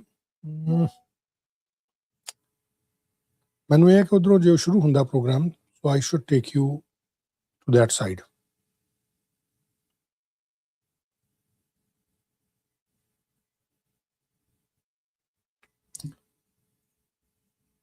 ਮੈਂ ਇਹ ਦੇਖ ਰਿਹਾ ਕਿ ਕੀ ਜਿਹੜੇ ਮੈਰੀ ਸਾਈਮਨਸ ਨੇ ਉਹਨਾਂ ਦਾ ਸ਼ੁਰੂ ਹੋ ਗਿਆ, ਅਜੇ ਤੱਕ ਉਹ ਸ਼ੁਰੂ ਨਹੀਂ ਹੋਇਆ, ਪਰ ਕਿਉਂਕਿ ਜੇ ਸ਼ੁਰੂ ਹੁੰਦਾ ਤਾਂ then it is going to be. ਅੱਛਾ, ਉੱਧਰੋਂ ਅਲਬਰਟਾ ਦੇ ਪ੍ਰੀਮੀਅਰ ਜਿਹੜੇ ਨੇ ਡੈਨੀਅਲ ਸਮਿਥ, ਉਹਨਾਂ ਦੇ ਵੱਲੋਂ ਵੀ ਕੁਝ ਰਿਮਾਰਕਸ ਦਿੱਤੇ ਗਏ ਕੁਬੈਕ ਦੇ ਵਿੱਚ ਜਾ ਕੇ। ਕੁਬੈਕ ਵੀ ਇੱਕ ਐਸਾ ਸੂਬਾ ਹੈ ਜਿਹੜਾ ਕਿ ਇਸ ਵਕਤ ਸੈਪਰੇਟਿਜ਼ਮ ਜਾਂ ਰੈਫਰੈਂਡਮ ਦੀ ਮਾਰ ਦੇ ਵਿੱਚੋਂ ਲੰਘ ਰਿਹਾ।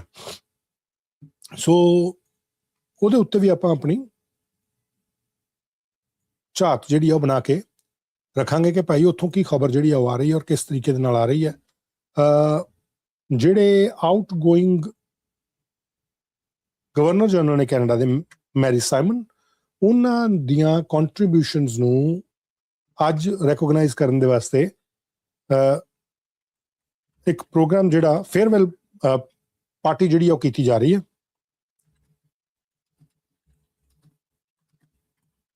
ਸੋ ਸਿੱਧੇ ਆਪਾਂ ਉੱਥੇ ਚੱਲਦੇ ਹਾਂ, ਕਿਉਂਕਿ ਉਹ ਮੈਨੂੰ ਲੱਗਦਾ ਕਿ ਥੋੜ੍ਹੀ ਦੇਰ ਦੇ ਵਿੱਚ ਸ਼ੁਰੂ ਹੋ ਜਾਣੀ ਹੈ, ਔਰ ਉਸ ਤੋਂ ਬਾਅਦ ਆਪਾਂ ਮਿਡਲ ਈਸਟ ਦੇ ਨਾਲ ਜੁੜੀਆਂ ਹੋਈਆਂ ਗੱਲਾਂ ਜਿਹੜੀਆਂ ਉਹ ਵੀ ਨਾਲ ਦੇ ਨਾਲ ਕਰਨੀਆਂ।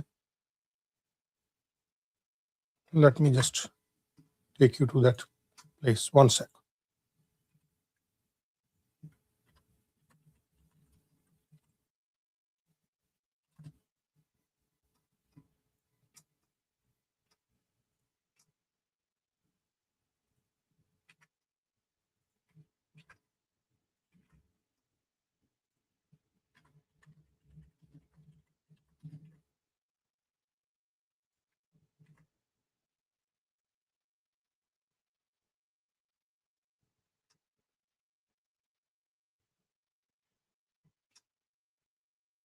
ਇਨਫੋਰਮੇਸ਼ਨਸ ਬਹੁਤ ਸਾਰੀਆਂ ਇੱਕਦਮ ਵੈਸੇ ਵੀ ਟਿਊਜ਼ਡੇ ਤੋਂ ਬਾਅਦ ਵੈਡਨਸਡੇ ਜਿੱਦਾਂ ਹੀ ਸ਼ੁਰੂ ਹੁੰਦਾ ਇੱਕਦਮ ਖਬਰਾਂ ਜਿਹੜੀਆਂ ਆਉਣੀਆਂ ਸ਼ੁਰੂ ਹੋ ਜਾਂਦੀਆਂ ਖਬਰਾਂ ਦਾ ਫਲੋ ਜਿਹੜਾ ਉਹ ਵੱਧ ਜਾਂਦਾ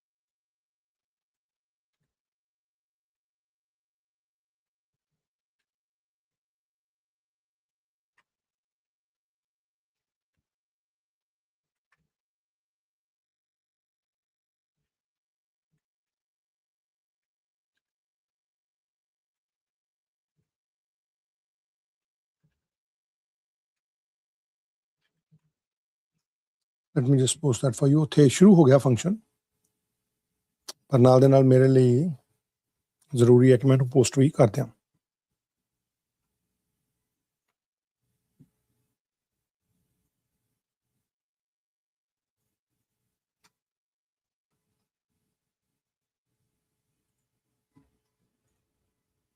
ਮਹਿਮਾਨ ਆਣੇ ਸ਼ੁਰੂ ਹੋ ਗਏ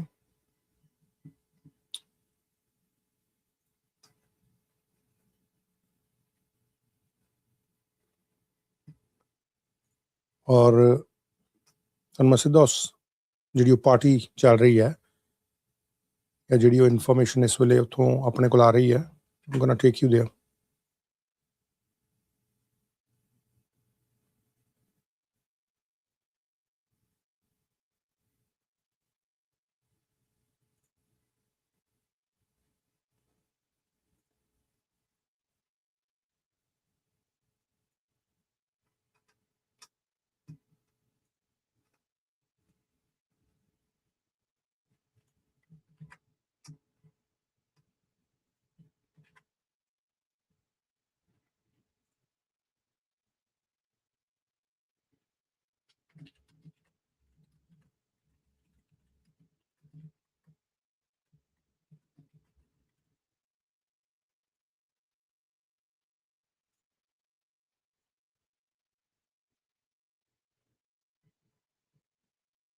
Let's go there. देखिए कि इस वेले मेहमान जेडे आने शुरू हुए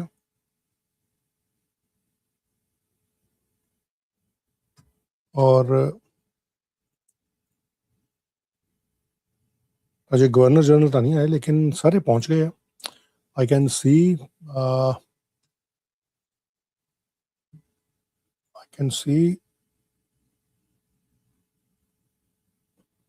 Randeep Sarai as well so ये लाइव इस वेले इस वक्त sir John A Macdonald building उतों ये लाइव हो रहा sir John A Macdonald building तो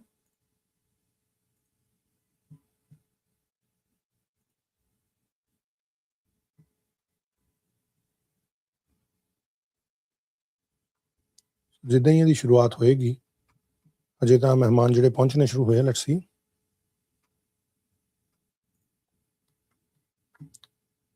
नाल दे नाल जिहड़ियां कुछ होर इन्फॉर्मेशनस मेरे कोल आ रही हैं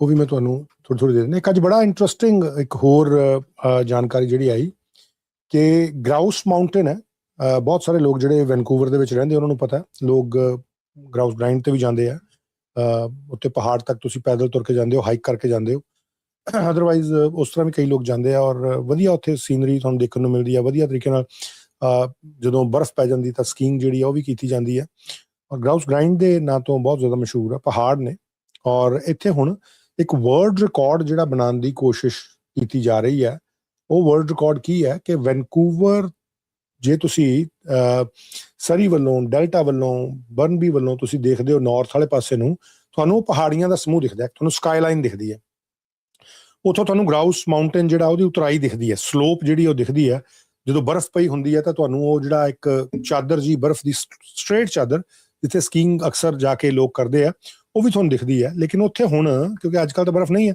ਸੋ ਉੱਥੇ ਬਹੁਤ ਵੱਡਾ ਝੰਡਾ ਕੈਨੇਡੀਅਨ ਫਲੈਗ ਜਿਹੜਾ ਉਹ ਉੱਥੇ ਇੰਸਟਾਲ ਕੀਤਾ ਗਿਆ ਇੰਸਟਾਲ ਇਨ ਦਾ ਸੈਂਸ ਕਿ ਜ਼ਮੀਨ ਦੇ ਉੱਤੇ ਕੀਤਾ ਗਿਆ ਕਿਉਂਕਿ ਇੰਨਾ ਵੱਡਾ ਝੰਡਾ ਉਹ ਕਿਸੇ ਪੋਲ ਦੇ ਉੱਤੇ ਜਾ ਨਹੀਂ ਸਕਦਾ 160 ਮੀਟਰ ਬਾਈ 80 ਮੀਟਰ 160 ਮੀਟਰ ਬਾਈ 80 ਮੀਟਰ ਦਾ ਉਹ ਫਲੈਗ ਹੈ ਜਿਹੜਾ ਉੱਥੇ ਇੰਸਟਾਲ ਕੀਤਾ ਗਿਆ ਜਾਂ ਅਨਵੀਲ ਕੀਤਾ ਗਿਆ ਕੱਲ ਗਰਾਊਸ ਮਾਊਂਟੇਨ ਰਿਜ਼ੋਰਟ ਦੇ ਵਿੱਚ ਔਰ ਮੰਨਿਆ ਇਹ ਜਾ ਰਿਹਾ ਕਿ ਤੁਹਾਨੂੰ ਦੂਰੋਂ ਹੀ ਦਿਖ ਜਾਣਾ ਬਹੁਤ ਦੂਰੋਂ ਦਿਖੂਗਾ ਬਹੁਤ ਛੋਟਾ ਜਿਹਾ ਲੇਕਿਨ ਜਦੋਂ ਕੋਲ ਜਾ ਕੇ ਦੇਖੋਗੇ ਤਾਂ ਬਹੁਤ ਵੱਡਾ ਹੋਏਗਾ I show you some pictures by the time we are waiting for this live ਜੋ ਤੁਹਾਨੂੰ ਮੈਂ ਕੋਲੋਂ ਦਿਖਾਊਂਗਾ then you will be surprised ਕਿ ਅੱਛਾ ਇਹ ਐਡਾ ਵੱਡਾ ਔਰ ਜਦੋਂ ਤੁਸੀਂ ਦੂਰੋਂ ਦੇਖੋਗੇ ਤਾਂ ਤੁਹਾਨੂੰ ਲੱਗੇਗਾ ਕਿ ਇਟਸ ਜਸਟ ਕਾਮਨ ਫਲੈਗ ਜਿਹਦਾ ਝੰਡਾ ਜਿਹਾ ਆਮ ਜਿਹਾ ਝੰਡਾ ਕਿਸੇ ਨੇ ਉੱਥੇ ਰੱਖਤਾ ਤੇ ਉਹ ਰੱਖ ਕੇ ਸ਼ਾਇਦ ਭੁੱਲ ਗਏ ਲੇਕਿਨ ਉਹ ਐਡਾ ਵੱਡਾ ਝੰਡਾ ਹੈ ਕਿ ਉਹਨੂੰ ਜਦੋਂ ਉੱਥੇ ਇੰਸਟਾਲ ਕੀਤਾ ਜਾ ਰਿਹਾ ਸੀ ਰੱਖਿਆ ਜਾ ਰਿਹਾ ਸੀ ਜਿਸ ਤਰੀਕੇ ਨਾਲ ਕਿਉਂਕਿ ਹਵਾਵਾਂ ਵੀ ਬਹੁਤ ਤੇਜ਼ ਚੱਲਦੀਆਂ ਸੋ ਉਹਨੂੰ ਖਿੱਚਣਾ ਹੀ ਬੜੀ ਵੱਡੀ ਗੱਲ ਹੈ ਉਹਨੂੰ ਖਿੱਚ ਕੇ ਲੈ ਕੇ ਆਉਣਾ ਹੀ ਬਹੁਤ ਵੱਡੀ ਗੱਲ ਹੈ ਸੋ ਉਹ ਜਿਹੜੀ ਇਨਫੋਰਮੇਸ਼ਨ ਹੈ ਦੂਰੋਂ ਜਿਹੜਾ ਉਹ ਮਿਲ ਰਿਹਾ ਹੈ ਔਰ ਇਹ 160 ਬਾਈ 80 ਫੀਟ 80 ਮੀਟਰ ਨਾਟ ਫੀਟ ਮੀਟਰਸ 160 ਮੀਟਰ ਬਾਈ 80 ਮੀਟਰ ਦਾ ਇਹ ਫਲੈਗ ਹੈ ਔਰ ਇਹਦੇ 'ਚ ਦੱਸਿਆ ਜਾ ਰਿਹਾ ਕਿ it's sign of expression of national pride ਉਹਦਾ ਰੀਜ਼ਨ ਕੀ ਹੈ ਕਿ ਫੀਫਾ ਵਰਲਡ ਕੱਪ ਹੋ ਰਿਹਾ ਔਰ ਫੀਫਾ ਵਰਲਡ ਕੱਪ ਤੋਂ ਪਹਿਲਾਂ ਇਹ ਜਿਹੜੀਆਂ ਇੱਕ ਕਿਸਮ ਦੀ ਦਿਖਾਈ ਜਾ ਰਹੀ ਹੈ ਨੈਸ਼ਨਲ ਪ੍ਰਾਈਡ ਦੀ ਨਿਸ਼ਾਨੀ ਔਰ ਜਿਹੜੇ ਸੀਨੀਅਰ ਡਾਇਰੈਕਟਰ ਆਫ ਮਾਰਕੀਟਿੰਗ ਉਹਨਾਂ ਦੇ ਐਡਮ ਰੂਟਮੈਨ ਉਹ ਕਹਿੰਦੇ this is a movement design to be let me just show you here ਆ ਦੇਖੋ ਦੁਬਾਰਾ ਮੈਂ ਤੁਹਾਨੂੰ ਲਾਈਵ ਵੱਲ ਲੈ ਜਾਊਂਗਾ ਲਾਈਵ ਚੱਲ ਰਿਹਾ ਆ ਦੇਖੋ ਆ ਉਹ ਸਲੋਪ ਹੈ ਜਿਹੜੀ ਬਹੁਤ ਦੂਰੋਂ ਸਰੀ ਤੋਂ ਡੈਲਟਾ ਤੋਂ when you look at the north side ਤੁਹਾਨੂੰ ਮਾਊਂਟੇਨ ਦੇ ਉੱਤੇ ਆ ਸਲੋਪ ਦਿਖਦੀ ਹੈ ਜਿਹੜੀ ਸਨੋਈ ਡੇਜ਼ ਦੇ ਵਿੱਚ ਕਾਰਪੇਟਡ ਹੋ ਜਾਂਦੀ ਸਨੋ ਦੇ ਨਾਲ ਵਾਈਟ ਹੋ ਜਾਂਦੀ ਹੈ ਸੋ ਇੱਥੇ ਆ ਝੰਡਾ ਜਿਹੜਾ ਲਾਇਆ ਗਿਆ ਦੇਖਣ ਨੂੰ ਲੱਗਦਾ ਦੂਰੋਂ ਕਿ ਬਹੁਤ ਆਮ ਜਿਹਾ ਇੱਕ ਝੰਡਾ ਲੇਕਿਨ ਲੁੱਕ ਐਟ ਦਿਸ ਜੇ ਇਹਨੂੰ ਦੂਸਰੇ ਐਂਗਲ ਤੋਂ ਦੇਖੀਏ ਉਹ ਸਾਹਮਣੇ ਤੁਹਾਨੂੰ ਸਾਰਾ ਲੋਅਰ ਮੇਨਲੈਂਡ ਜਿਹੜਾ ਦਿਖਦਾ ਪਿਆ ਸਾਹਮਣੇ ਸਾਰਾ ਲੋਅਰ ਮੇਨਲੈਂਡ ਹੈ ਯੂ ਕੈਨ ਸੀ ਯੋਰਸੈਲਫ ਤੁਹਾਨੂੰ ਉਹ ਪੁਲ ਵੀ ਦਿਖ ਰਹੇ ਆ ਤੁਹਾਨੂੰ ਉਹ ਸਾਰੀਆਂ ਜਿਹੜੀਆਂ ਚੀਜ਼ਾਂ ਉਹ ਦਿਖ ਰਹੀਆਂ ਸੋ ਆਹ ਸਲੋਪ ਵਾਲੇ ਪਾਸਿਓਂ ਪਰਲਾ ਪਾਸਾ ਆਹ ਜੇ ਥੱਲਿਓਂ ਦੇਖੋ ਤਾਂ ਉਹ ਵਾਲਾ ਪਾਸਾ ਸੋ ਆਹ ਝੰਡਾ ਜਿਹੜਾ ਇੰਸਟਾਲ ਕੀਤਾ ਗਿਆ ਔਰ ਇਹਨੂੰ ਇੰਸਟਾਲ ਕਿਸ ਤਰੀਕੇ ਨਾਲ ਕੀਤਾ ਗਿਆ ਇਦਾਂ ਇੰਨੇ ਲੋਕਾਂ ਨੇ ਫੜ ਕੇ ਉੱਤੇ ਦੇਖੋ ਕੇਬਲ ਕਾਰ ਜਿਹੜੀ ਜਾ ਰਹੀ ਹੈ ਜਿਹੜੀ ਲੋਕਾਂ ਨੂੰ ਲੈ ਕੇ ਜਾਂਦੀ ਲੇਕਿਨ ਨੀਚੇ ਇੰਨੇ ਲੋਕਾਂ ਨੇ ਇੰਨੇ ਵੋਲੰਟੀਅਰਸ ਨੇ ਫੜ ਕੇ ਇਹ ਝੰਡਾ ਖਿੱਚਿਆ ਔਰ ਇਦਾਂ ਖਿੱਚਿਆ ਗਿਆ now look at the size of this flag when you are comparing it with the human being. And there are so many volunteers, those who are pulling this flag. Now you can see the size. Guinness Book of World Record ਦੇ ਵਿੱਚ ਦੱਸਿਆ ਜਾ ਰਿਹਾ ਕਿ 160 ਬਾਈ 80 metre ਦਾ flag 2 football field ਦੇ size ਦਾ ਦੱਸਿਆ ਜਾ ਰਿਹਾ ਹੈ ਜਿਹੜਾ ਦੁਨੀਆ ਦਾ ਸਭ ਤੋਂ ਵੱਡਾ 2 ਫੁੱਟਬਾਲ ਦੀਆਂ ਫੀਲਡ ਦੇ ਬਰਾਬਰ ਹੈ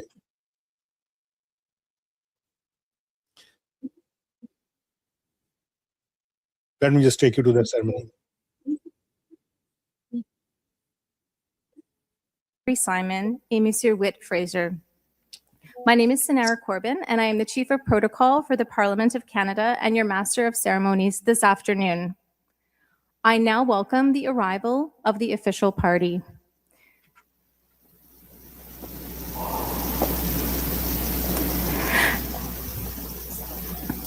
Their Excellencies, the Right Honourable Mary Simon, Governor-General of Canada, and Mr. Whit Fraser. Leur Excellence, la très honorable Mary Simon, Gouverneur-Général du Canada, et Mr. Whit Fraser, accompagné par le très honorable Mark Carney, Premier ministre du Canada, l'honorable Raymond Gagné, président du Sénat, l'Honorable Francis Scarpalagia, président de la Chambre des communes, la greffière du Sénat et la greffière des parlements, Mme Shaila Anwar, le greffier de la Chambre des communes, M. Eric Jantz, l'huissier du bâton noir, M. Greg Peters, et le sergent d'armes, M. Patrick McDonnell.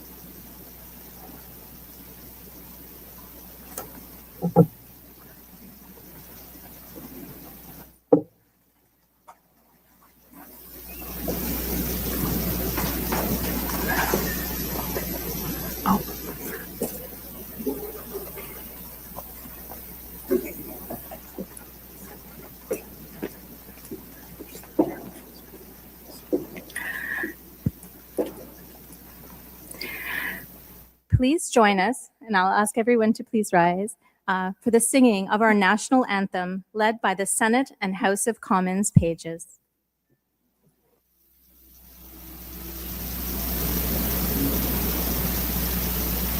Ô Canada, terre de nos aïeux, ton front est ceint de fleurons glorieux, car ton bras s'est porté l'épée, il s'est porté la croix. Ton histoire est une épopée des plus brillants exploits. God keep our land glorious and free. Oh Canada, we stand on guard for thee. Oh Canada, we stand on guard for thee.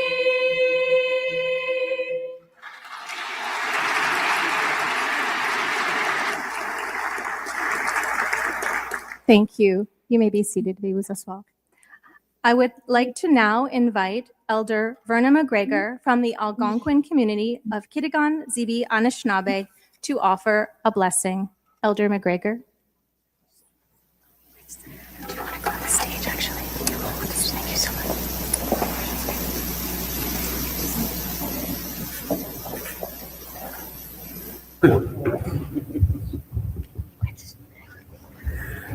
Kwekakina, bonjour tout le monde, toutes à tous. Hello, everybody. I'm very honored to be here today, especially at the special occasion for our excellencies and Prime Minister Carney, members of the Senate, and all honored guests here. I'd like to welcome you to our traditional unceded lands. Again, I always say this place is so special for us too, as Algonquin O'Mamaninua, because it was our meeting place as well, because we're known for the birch bark canoe. But I want to speak today about what an honor it's been to have Her Excellency Mary Simon and Whit Fraser at Rideau Hall, because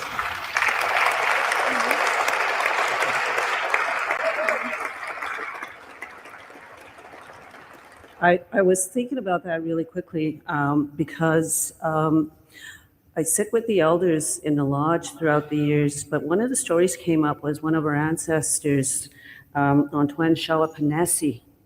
And so he was moved off the land here up to the Madawaska, but prior to leaving, he nailed a petition in front of Rideau Hall and went up to the Madawaska. And I was thinking about that with the work that what was done in the term. And I was looking last Friday at the artwork in Rideau Hall. And I said, I think the ancestors would be happy because there's a representation of Indigenous people through artwork, and that's reconciliation. So,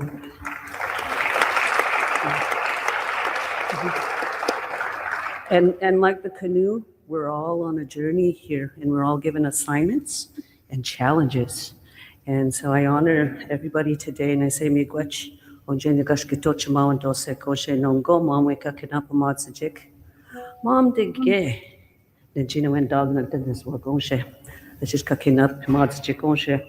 Shwen mishnon in abigus, we do kwa kakina, chiminopamats watch, chiminoyak, Chidamtawa, Jonge, and Abigus, we do qua kakina, we jonge kakina gagish and danonge, Mam de Gate in the key, a shish kakina et a kishagon, keys to be keys, a shijanung shuk, kakina gujin and Gino and Dognak, Nimshom Sinan, a gugwisnan, a shichin dubano gishuk, Mam de Gate, Nish abano gishuk, come a shit in this wagonche. Shwen mishnon in abigus a shit we do qua kakina, Mam de Gate, we snajik, the magus a jig, aquas a jig, kaye. We make God with Jik non gom to one key watch a shitch no pamatu watch, Kache squat negue semen and shitch kana noch kuch negue semen, Shwen Mishno, me gwetch, Miigwech is thank you, say merci en algonquin. J'ai dit ça 4 fois, I say it 4 times, because we honor the 4 directions, the 4 seasons, the 4 stages of your life, the 4 elements that bind us together as humans.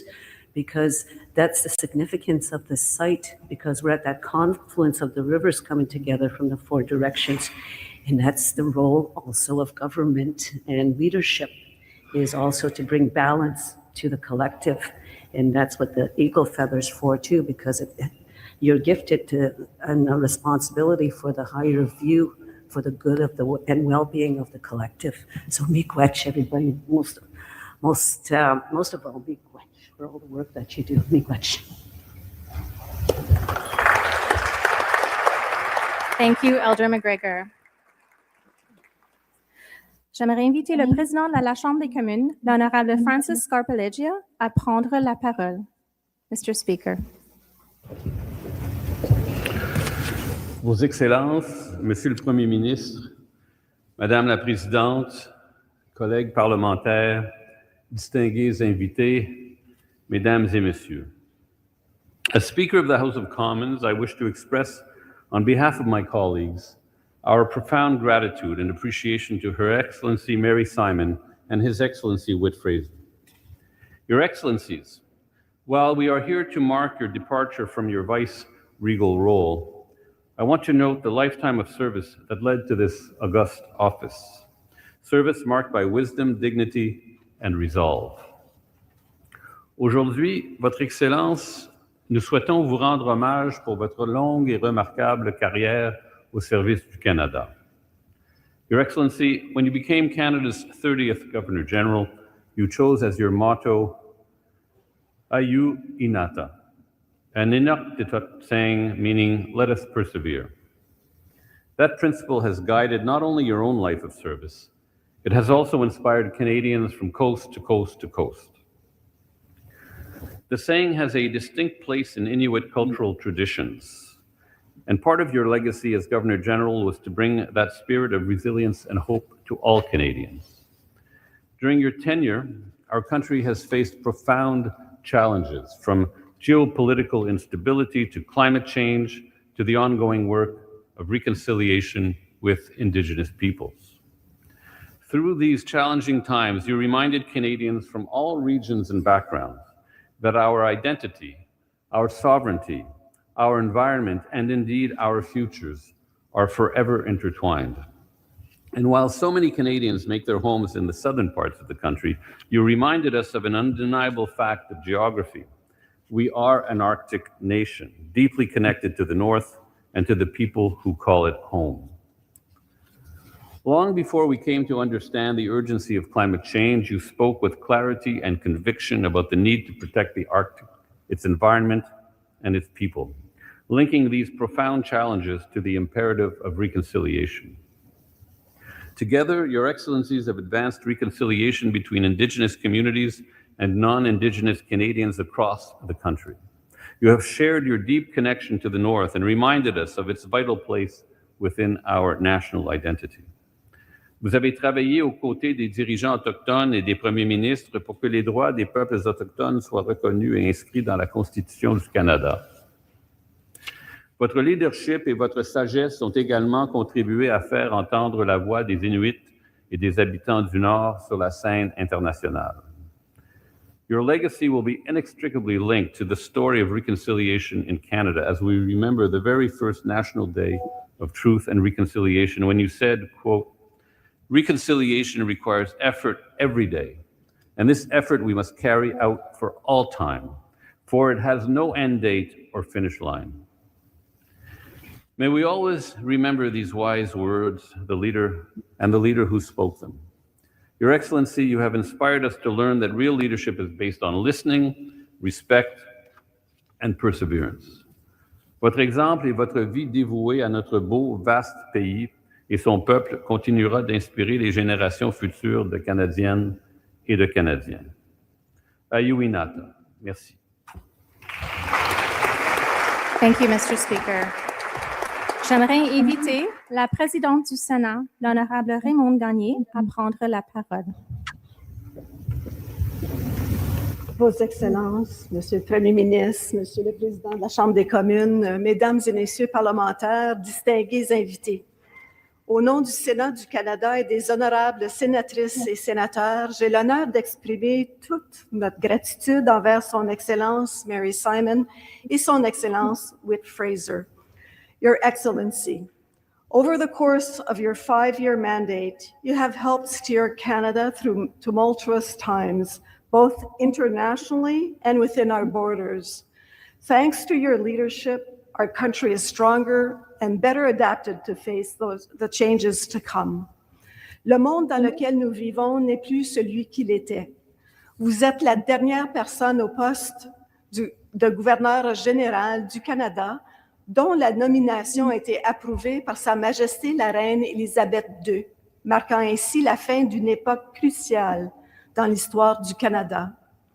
Vous avez été à l'avant-garde d'événements historiques importants comme le couronnement de Sa Majesté le roi Charles III et sa visite au Canada en 2025, sa première en tant que roi. Nous avons eu l'honneur de recevoir le roi au Sénat du Canada où il a prononcé le discours du trône, une première pour un monarque canadien depuis 1977. Last year, it was my honor to join you in representing Canada at the funeral of His Holiness Pope Francis. You once remarked on his selfless service and dedication to others. Today, Canadians can say the same about your own remarkable leadership and profound commitment to this country and to the people in this country. As Speaker of the Senate of Canada, I would be remiss to omit one of your most important duties, that of appointing my colleagues. Over the course of your mandate, you have confirmed the appointment of almost half of the senators currently sitting. J'aimerais également souligner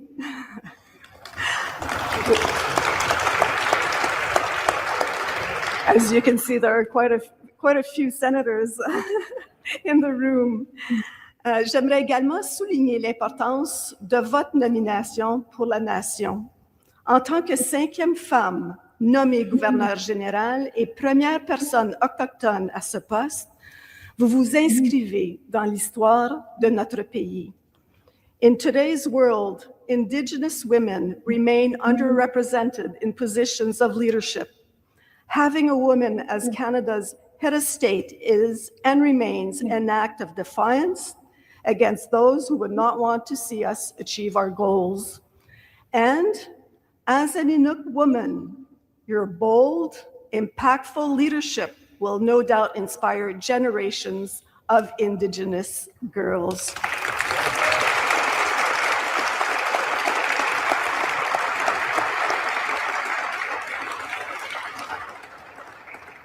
Être une personne en position de pouvoir nécessite un sens du devoir qui n'est pas donné à tous. Pour répondre à l'appel du service public, il faut être prêt à faire des sacrifices. Whether it is long hours away from home, the faraway places work takes us, or the blurring of the lines between our public and private lives, our loved ones are affected just as much as we are. Your Excellencies, we are deeply, deeply grateful to you both for your service and commitment to our great nation over the last 5 years. Madame la gouverneure générale, je tiens une fois de plus à vous offrir mes plus sincères félicitations pour votre mandat. Vous avez laissé à jamais une trace dans l'histoire du pays. Vos Excellences, le Canada est reconnaissant pour votre dévouement à notre pays. Je vous remercie. Thank you. Miigwech Kakumik. Merci, Madame la Présidente. J'invite maintenant le très honorable Mark Carney, Premier ministre du Canada, à prendre la parole.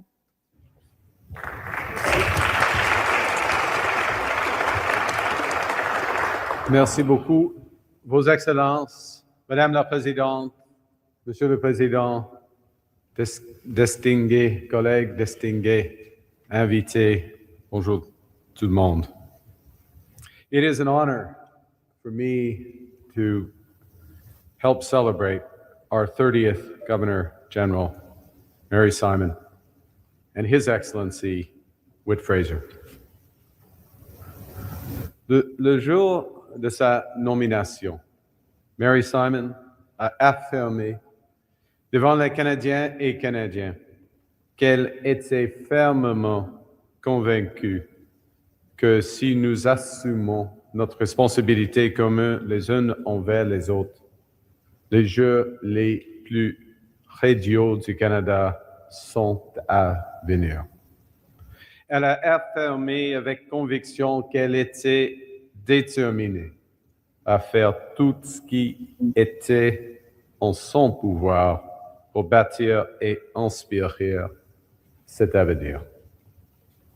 Au cours des années qui ont suivi et tout au long des nombreuses décennies qui ont précédé sa nomination, Mary Simon a honoré cet engagement avec sagesse et grâce.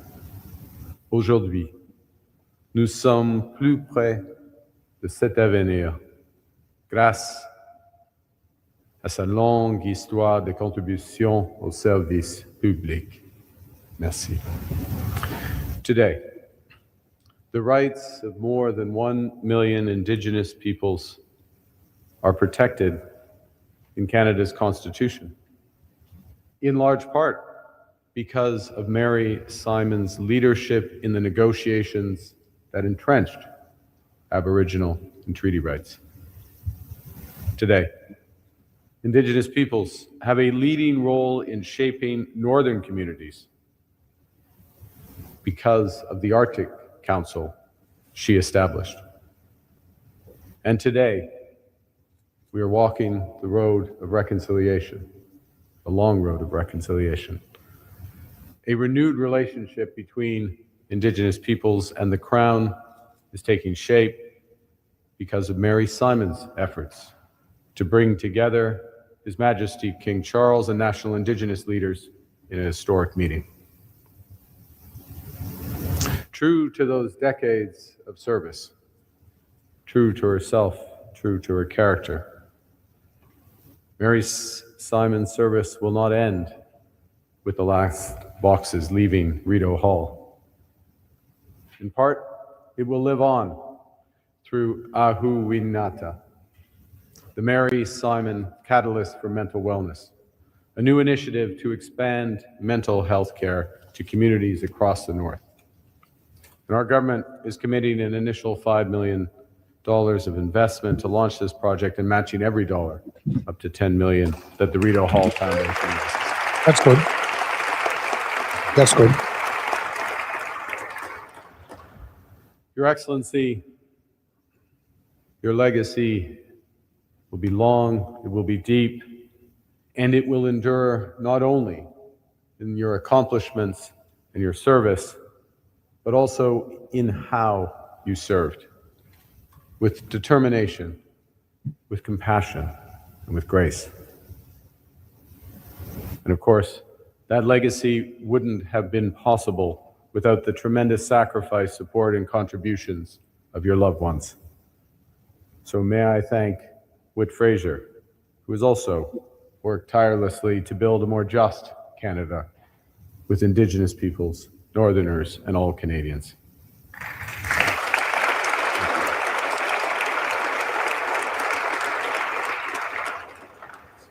For those of you who were there last week, Whit also flew the mission. So if I may, on behalf of all Canadians, I would like to offer our sincere gratitude to their excellencies, Mary Simon and Whit Fraser, for your extraordinary service to our country. Thank you. Merci. Merci, Monsieur le Premier Ministre. Thank you. It is with great pleasure that I now invite the Governor-General of Canada, Her Excellency, the Right Honourable Mary Simon, to speak. J'invite la Gouverneure Générale du Canada, la Très Honorable Mary Simon, à prendre la parole.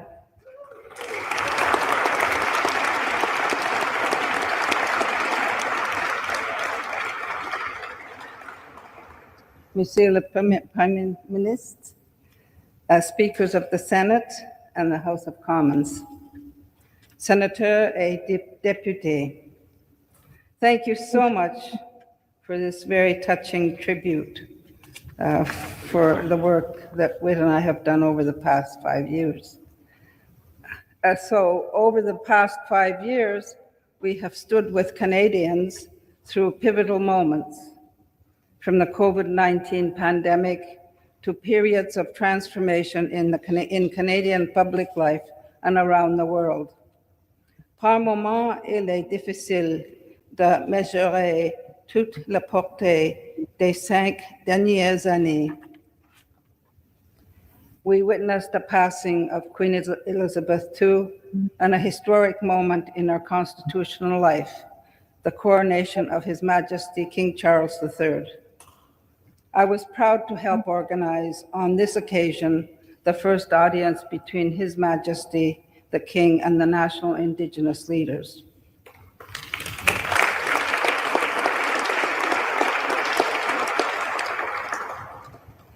We also marked the arrival of a new Prime Minister and a new Chief of the Defense Staff, as well as the inauguration of a new President of the United States.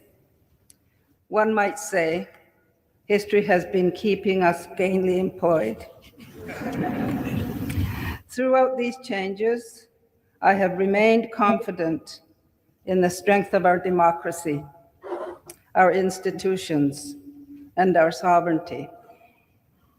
That strength rests in no small part on you, senators and members of the Parliament. Votre travail est essentiel. Thank you for upholding integrity, inclusion, and equity within the institutions that underpin Canada's democracy. Amalu ilagyaga mamilunga Inuit, okirtatumut ikayok simayularit, Canada sivuma palianinganik. Whenever I represented Canada abroad or welcomed foreign dignitaries here at home, I did so with a deep sense of pride in these enduring values, values that define Canada and set an example to the world. Il y a une autre valeur canadienne que j'ai voulu représenter, l'ouverture à la diversité. As Governor General, I have sought to be a bridge builder for all Canadians. That is the true spirit of reconciliation. I have worked to foster meaningful connections between Indigenous and non-Indigenous peoples with His Majesty the King, with Pope Francis, and now Pope Leo, with all of us. Because even in moments of uncertainty, Canada's strength lies not only in its institutions, but in its peoples, in the bonds we forge, and in our shared commitment to moving forward together. Merci pour votre dévouement envers les Canadiens et les Canadiens. It has been the honor of a lifetime to serve alongside you and to serve Canada as your Governor General. Thank you very much. Merci. Nakopmek.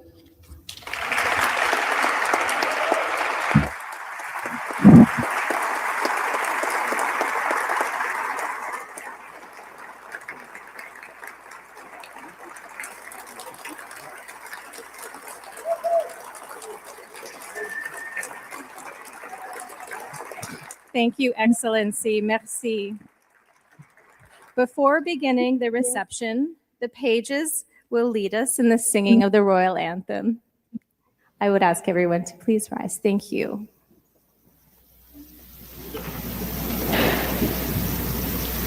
God save our gracious King, long live our noble King.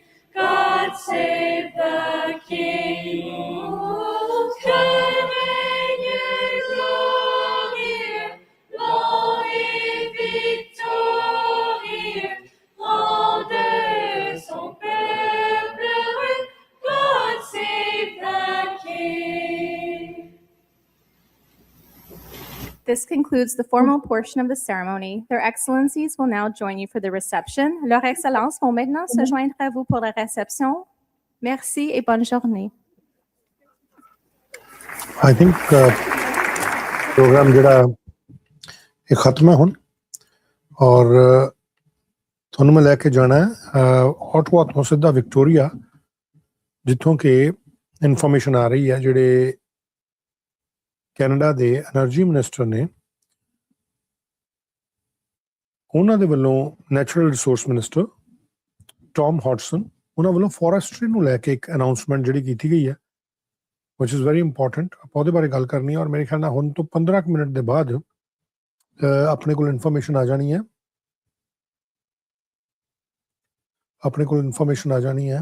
ਜਿਹੜੀ Toronto ਤੋਂ police force ਹੈ ਜਿਹੜੀ Toronto ਤੋਂ ਜਿਹੜੀ police force ਹੈ ਉਹਨਾਂ ਦੇ ਵੱਲੋਂ ਇੱਕ ਪ੍ਰੈਸ ਕਾਨਫਰੰਸ ਕੀਤੀ ਜਾਣੀ which is very important as well ਸੋ ਮੈਂ ਨਾਲ ਦੇ ਨਾਲ ਕੋਸ਼ਿਸ਼ ਕਰ ਰਿਹਾ ਕਿ ਚੀਜ਼ਾਂ ਜਿਹੜੀਆਂ ਉਹ ਅਪਡੇਟ ਕਰੀ ਜਾਵਾਂ ਕੁਵੈਤ ਤੇ ਇੰਟਰਨੈਸ਼ਨਲ 에ਅਰਪੋਰਟ ਤੇ ਜਿਹੜਾ ਹਮਲਾ ਕੀਤਾ ਗਿਆ ਕੁਝ ਸਮਾਂ ਪਹਿਲਾਂ ਹੀ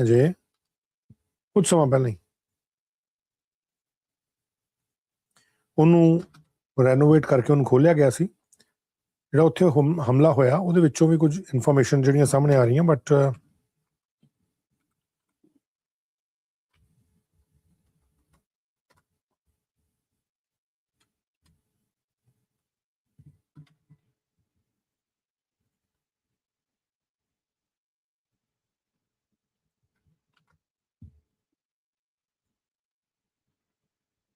ਪਹਿਲਾਂ ਵਿਕਟੋਰੀਆ ਚੱਲਦੇ ਹਾਂ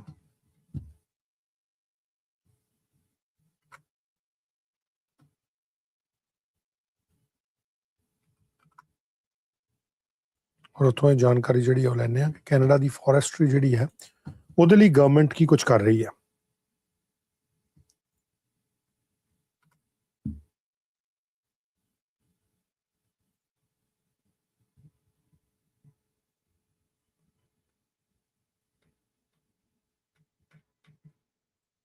Let me just share that with you.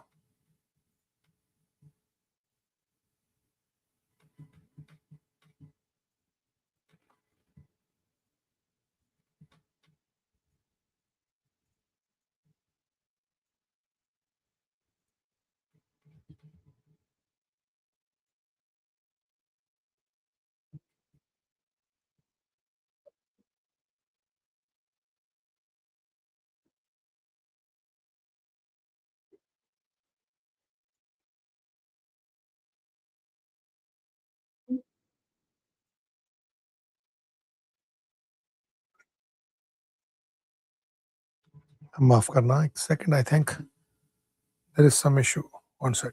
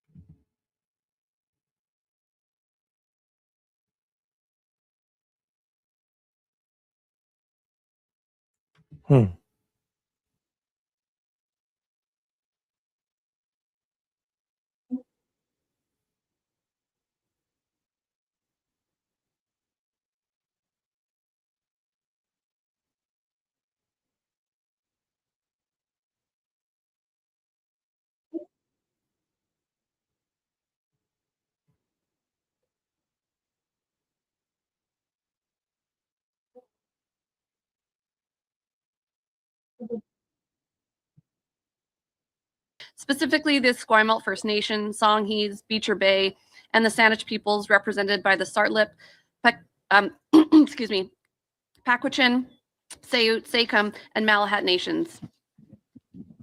I'm so thankful to the First Nations who have taken care of this land since time immemorial.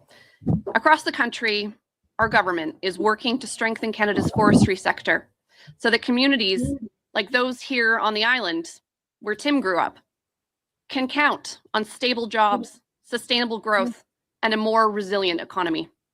Today's announcement is about transforming the sector to ensure resilience at a time where it is needed most.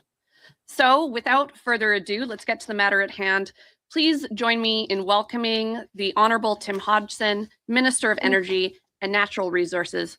He's been working to strengthen our forestry sector and is focused on building a stronger Canada for all. So Canada ਨੂੰ British Columbia ਨੂੰ ਸਭ ਤੋਂ ਜ਼ਿਆਦਾ ਮਾਰ ਜਿਹੜੀ ਹੈ ਉਹ Trump ਦੇ ਟੈਰਿਫ ਤੋਂ ਫੋਰੈਸਟਰੀ ਦੇ ਵਿੱਚ ਵੀ ਪਈ ਹੈ ਆਟੋ ਸੈਕਟਰ ਤੇ ਵੀ ਪਈ ਹੈ ਫੋਰੈਸਟਰੀ 'ਚ ਵੀ ਪਈ ਹੈ Thank you for the introduction. Bonjour tout le monde. Hello everyone. Thank you Stephanie for the introduction and the welcome to the island. It's a pleasure to be here in Langford today. I'm very happy to be joined by Stephanie, who is, as she said, a terrific MP from Vancouver Island, as well as my parliamentary secretary, Corey Hogan, with me. Corey has been doing an incredible job in helping me with this file. It's also terrific to have so many provincial and territorial colleagues with me, including Minister Bushy from Manitoba, Minister MacDonald from the Northwest Territories, Minister Harris and Associate Minister Holland from Ontario, Minister Lowen from Alberta, Minister Compton from PEI, and our host in this beautiful province, Minister Parmar. Thank you for hosting us here today. Further, it's great to see so many friendly faces from our forest products industry in British Columbia joining us here this morning. And I look forward to our discussions with them later today. Before I start, I want to acknowledge communities that are currently facing challenges due to wildfires, especially here in BC and in Alberta, Saskatchewan, Manitoba, Ontario, and the Northwest Territories. Our government stands ready to support your provincial and territorial governments in keeping your families and communities safe. Many of you also know this, but as Stephanie said, I spent my early teen years living in a small forest products town right here on northern Vancouver Island.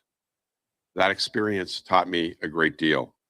It taught me that being in this industry is not always easy, especially as it faces tariffs, fiber supply constraints, shifting market dynamics, and a changing climate. It taught me that the forest sector creates good jobs and helps people build their lives, support their families, and stay rooted in their communities. And it taught me just how central this industry is to the very fabric of this country. Because when the forest products sector is strong, the communities are strong. And here in BC, from coast to coast, we have strong communities. Today, Canada's forest products sector is at a turning point. To meet this moment, since August of 2025, our government has announced over $2 billion in measures designed to ensure Canada's forest products sector remains competitive and resilient. These measures include enhanced access to financing, liquidity supports, worker protections, and tools to help companies modernize and invest in their futures. However, the industry's challenges run deep. And despite federal government support, since August of 2025, more than a dozen sawmills have announced closures, affecting more than 2,000 jobs, with temporary curtailments affecting another 40 facilities and a further 1,000 jobs. These disruptions are also affecting harvesters, the pulp and paper sector, and remanufacturers across the country. There is clearly a crisis in this industry. And like the trade war, it's one that Canadians did not ask for. But it's one we must collectively win by taking action to pivot, to grow, to modernize, and diversify the forest product sector. Based on the recommendations of the Canadian Forest Sector Transformational Task Force's report, which we are releasing today, and following discussions at the Canadian Council of Forestry Ministers meetings over the next 2 days, that's exactly what we intend to do. Our government will always defend this industry, which has been a mainstay of the Canadian economy and the lifeblood of so many towns like the one I lived in on northern Vancouver Island. But rather than simply extending the sector's life support, we now must challenge and support it to transform into a modern, thriving industry that can build Canada's future and achieve sustained, independent prosperity. This work is anchored both internationally and domestically. Internationally, we're focused on diversifying our trade with new trading partners beyond the United States and growing trade where we already have a presence. Over the course of many trade missions in the past year, it's been made very clear over and over by our allies that Canada has what the world wants, and that includes our forest products. Domestically, we're focused on building resilience and catalyzing innovation. We're taking direct action to create new markets at home so that the Canadian forest product sector can benefit from Canadian customers, and Canadian customers can benefit from Canada's forestry sector. With our new federal Buy Canadian policy and the opportunity for Canadian wood to serve as a pivotal input into new affordable homes through the Build Canada Homes program, we are choosing to be our own best customer. And through the $6 billion Team Canada Strong initiative announced in the spring economic statement, we will recruit, train, and hire the workers who will build the projects Canadians are counting on, including in the forest products industry. That is up to 100,000 new jobs for Red Seal trade workers in the next 5 years. Further, today I'm pleased to announce the enhancement and creation of new programs to be delivered by the Business Development Bank and through our 7 regional development agencies. Starting immediately, BDC's softwood lumber loan program will be enhanced to improve access to financing. That includes increasing the maximum loan size from $30 million to $50 million and enhancing the terms for letters of credit offered under the program. BDC will also begin delivering 2 new programs that provide direct loans of up to $25 million to companies across the forest sector for harvesting to pulp and paper, for harvesters, for the pulp and paper sector, and for remanufacturers. These programs will help companies meet immediate pressures as we move to transform and adapt to future market conditions.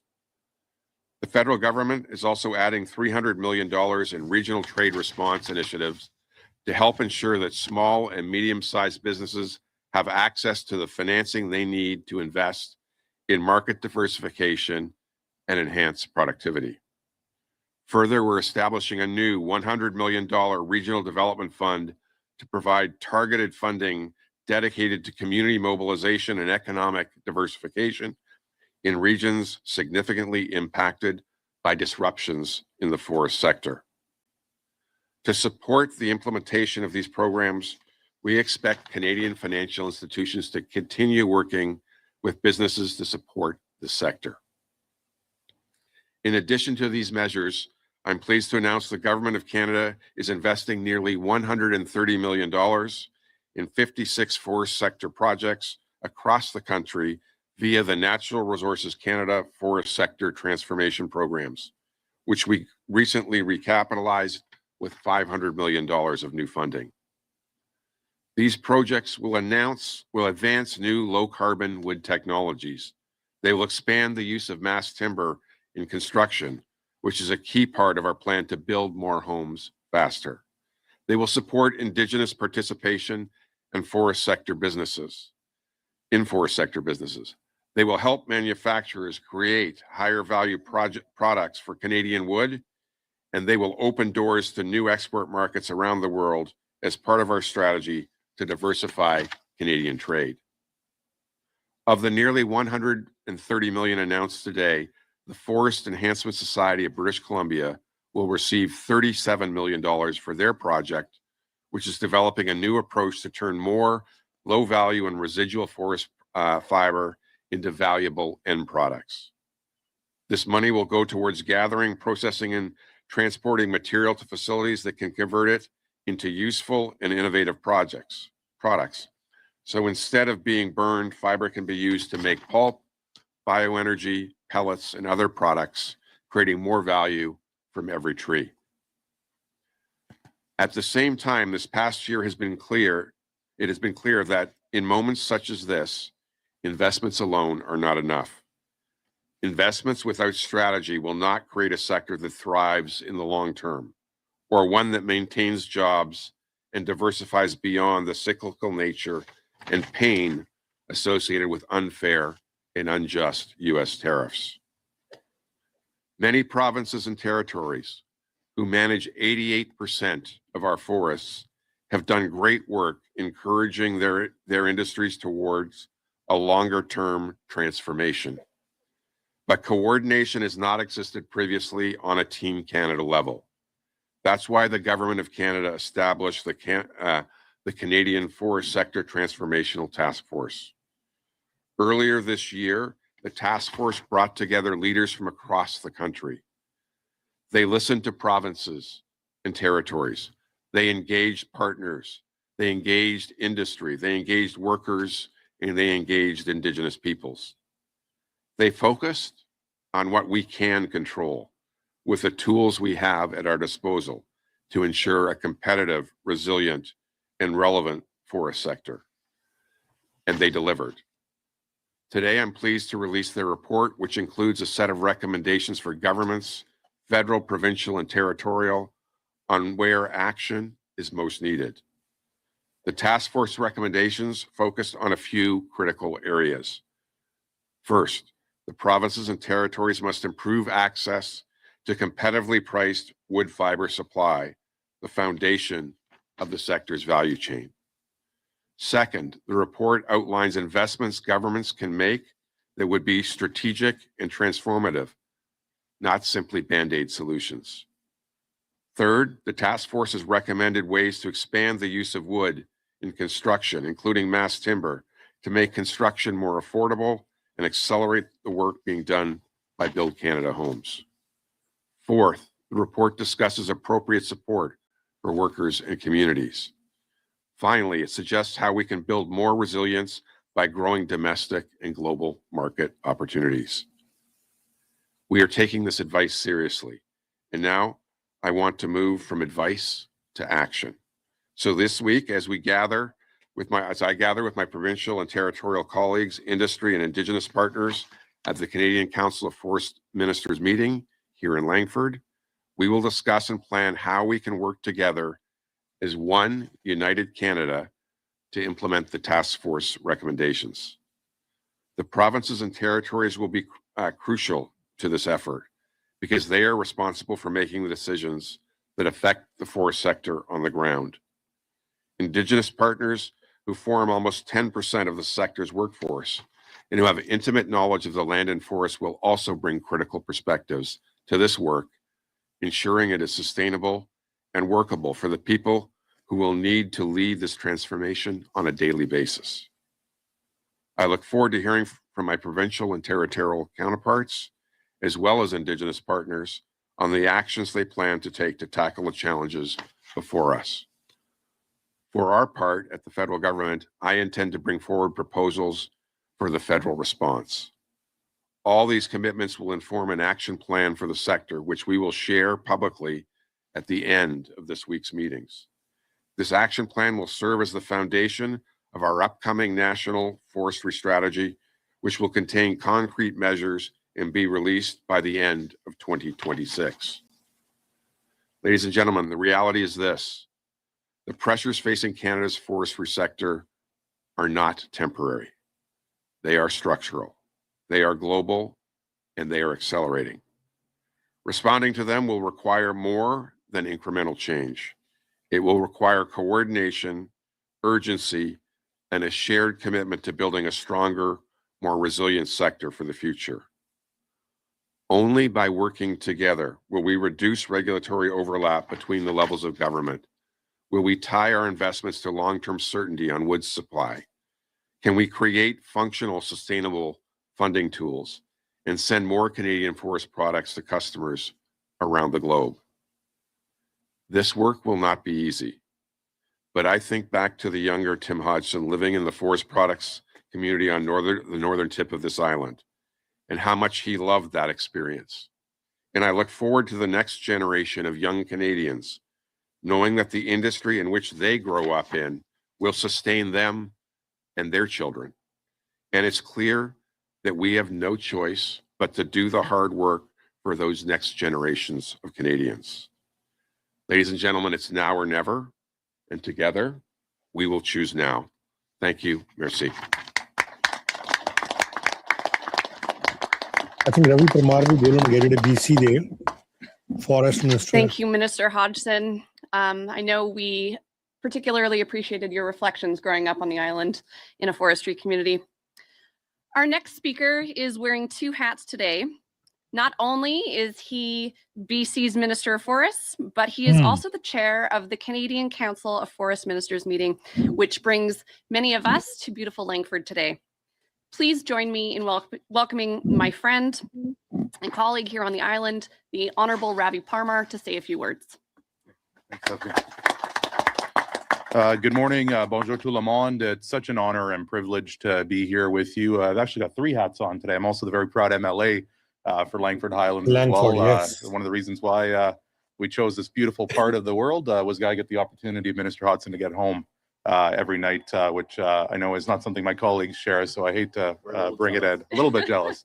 Really grateful to be here on the traditional territories of the Coast Salish peoples this morning for this announcement and for the start of what is going to be a very important week for forestry here in British Columbia and from coast to coast to coast. It was about a year ago that I was in Chetwynd, British Columbia, and I met a guy named Bob. Bob was one of the lead workers at that facility. It's a West Fraser facility in Chetwynd that's been running on one shift for the last number of years. Bob, every morning when he arrives to work, treats all of the staff there at that facility like his children. He walks around, looks at every part of that mill, makes sure everything's okay, and he walked me through what a typical day would look like for him in terms of keeping an eye on his workers, his family. One of the most touching aspects of that tour of that mill was walking to a clock that showed how many days it had been since a worker had been injured. Bob was particularly proud of the safety record of himself, his employees, and that facility. It was at that moment, very early on in my time as British Columbia's Minister of Forests, that I truly understood how forestry is all about people and place. And I think you heard that in Minister Hodgson's comments with the deep connection that he himself has to forestry. In my first conversation with Minister Hodgson, he had shared with me his deep connection not only to forestry, but also to British Columbia and Vancouver Island, where we are here today.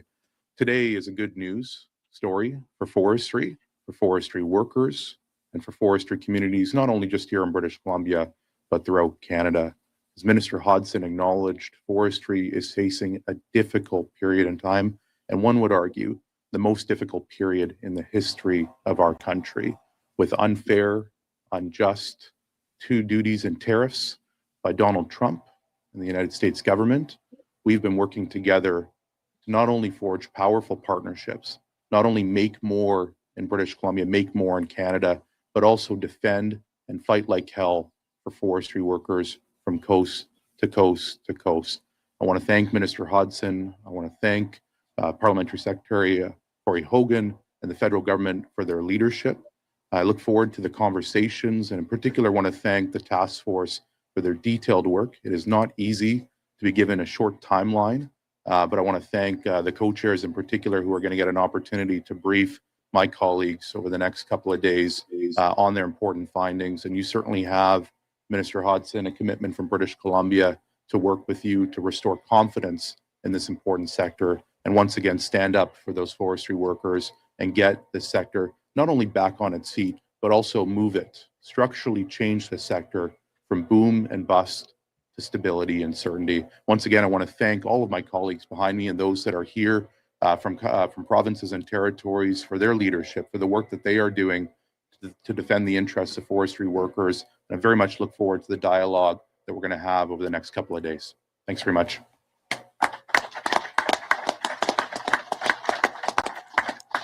Thank you, Minister Parmar.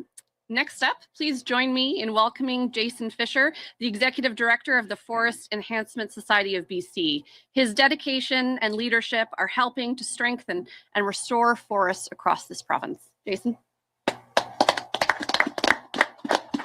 Bonjour, hello, thank you very much. I want to express my appreciation to the Government of Canada, to Minister Hodgson, to Secretary McLean, to Minister Parmar, and everyone who's making this day possible.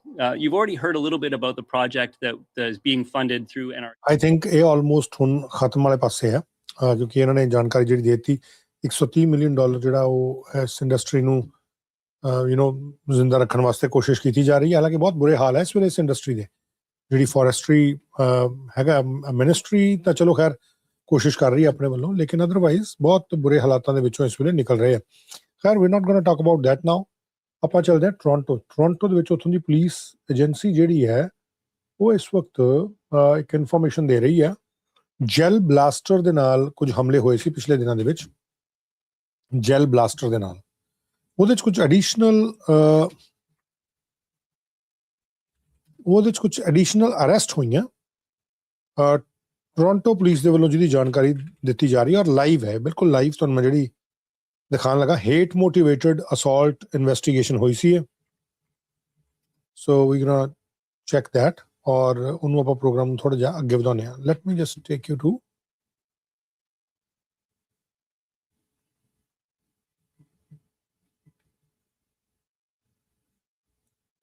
I think they are waiting for few more minutes.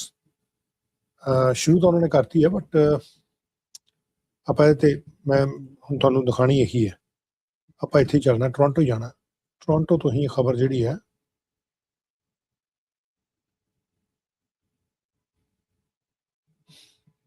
Toronto ਤੋਂ ਜਿਹੜੀ ਖਬਰ ਹੈ ਇਹ ਆ ਰਹੀ ਹੈ it's important as well crime ਦੇ ਨਾਲ ਰਿਲੇਟਡ ਹੇਟ ਮੋਟੀਵੇਟਡ ਕ੍ਰਾਈਮ ਦੇ ਵਿੱਚ ਇਹਨਾਂ ਨੇ ਕੁਝ ਜਿਹੜੇ ਆ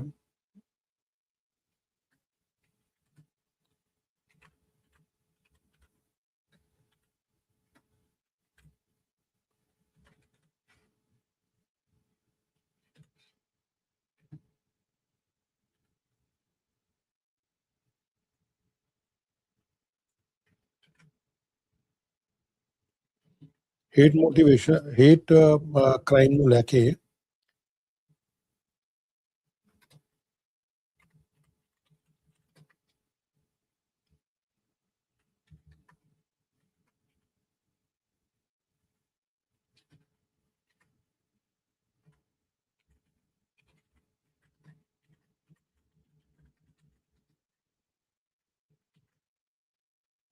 ਮੈਂ ਤੁਹਾਨੂੰ ਇੱਕ ਵਾਰੀ ਸਾਰੀ ਜਿਹੜੀ ਇਨਫੋਰਮੇਸ਼ਨ ਉਹ ਦੇ ਦਿਆਂ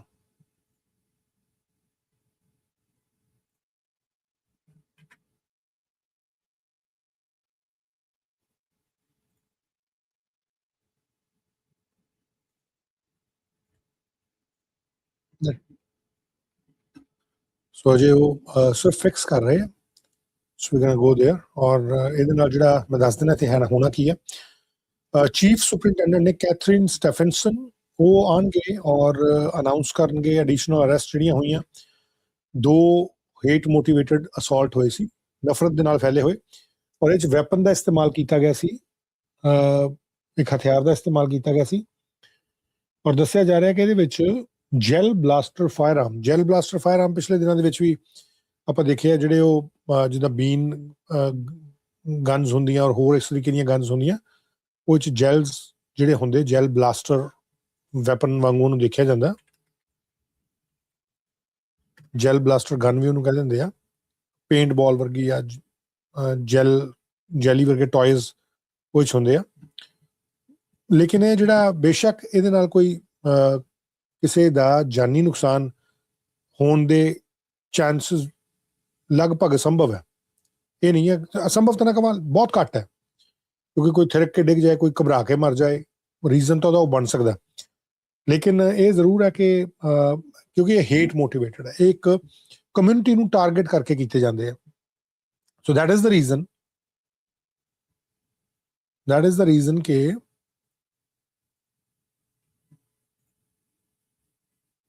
ਇਹਦੇ ਬਾਰੇ ਜਿਹੜੀ ਗੱਲ ਆ ਉਹ ਕੀਤੀ ਜਾਣੀ ਚਾਹੀਦੀ ਹੈ ਸੋ ਇਹਦੇ 'ਚ ਇੱਕ ਤਾਂ ਮੈਂ ਤੁਹਾਨੂੰ ਦੱਸਿਆ ਕਿ ਸੁਪਰਿੰਟੈਂਡੈਂਟ ਹੋਣਗੇ ਟੋਰਾਂਟੋ ਪੁਲਿਸ ਦੇ ਚੀਫ ਸੁਪਰਿੰਟੈਂਡੈਂਟ ਕੈਥਰੀਨ ਸਟੈਫਨਸਨ ਔਰ ਨਾਲ ਡਿਟੈਕਟਿਵ ਹੋਣਗੇ ਕਿਰਨ ਬੀਸਲਾ ਹੇਟ ਕ੍ਰਾਈਮ ਯੂਨਿਟ ਦੇ ਉਹ ਵੀ ਉਹਨਾਂ ਦੇ ਨਾਲ ਹੋਣਗੇ ਸੋ ਇਹ ਟੋਰਾਂਟੋ ਪੁਲਿਸ ਦੇ ਵੱਲੋਂ ਲਾਈਵ ਜਿਹੜੀ ਹੈ ਇਹ ਇਨਫੋਰਮੇਸ਼ਨ ਦਿੱਤੀ ਜਾ ਰਹੀ ਹੈ so the moment they are going to start I am going to share it with you ਕੁਝ ਮਿੰਟਾਂ ਦੇ ਵਿੱਚ ਇਨਫੈਕਟ ਕੁਝ ਸੈਕਿੰਡਸ ਦੇ ਵਿੱਚ we are going there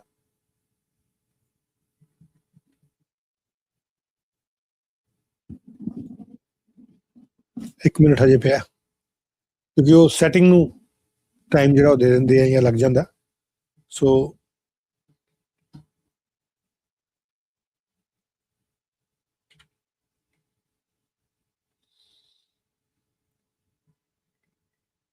ਇਹ 'ਚ ਪਹਿਲਾਂ ਵੀ ਕੁਝ ਅਰੈਸਟ ਜਿਹੜੀਆਂ ਹੋਈਆਂ ਲੇਕਿਨ ਹੁਣ ਜਿਹੜੀ ਰੀਸੈਂਟ ਨਵੀਆਂ ਕੁਝ ਐਡੀਸ਼ਨਲ ਅਰੈਸਟ ਹੋਈਆਂ ਉਹਦੇ ਬਾਰੇ ਇਹਨਾਂ ਨੇ ਜਾਣਕਾਰੀ ਦੇਣੀ ਹੈ ਹੇਟ ਕ੍ਰਾਈਮ ਬਹੁਤ ਜ਼ਿਆਦਾ ਵੱਧ ਰਿਹਾ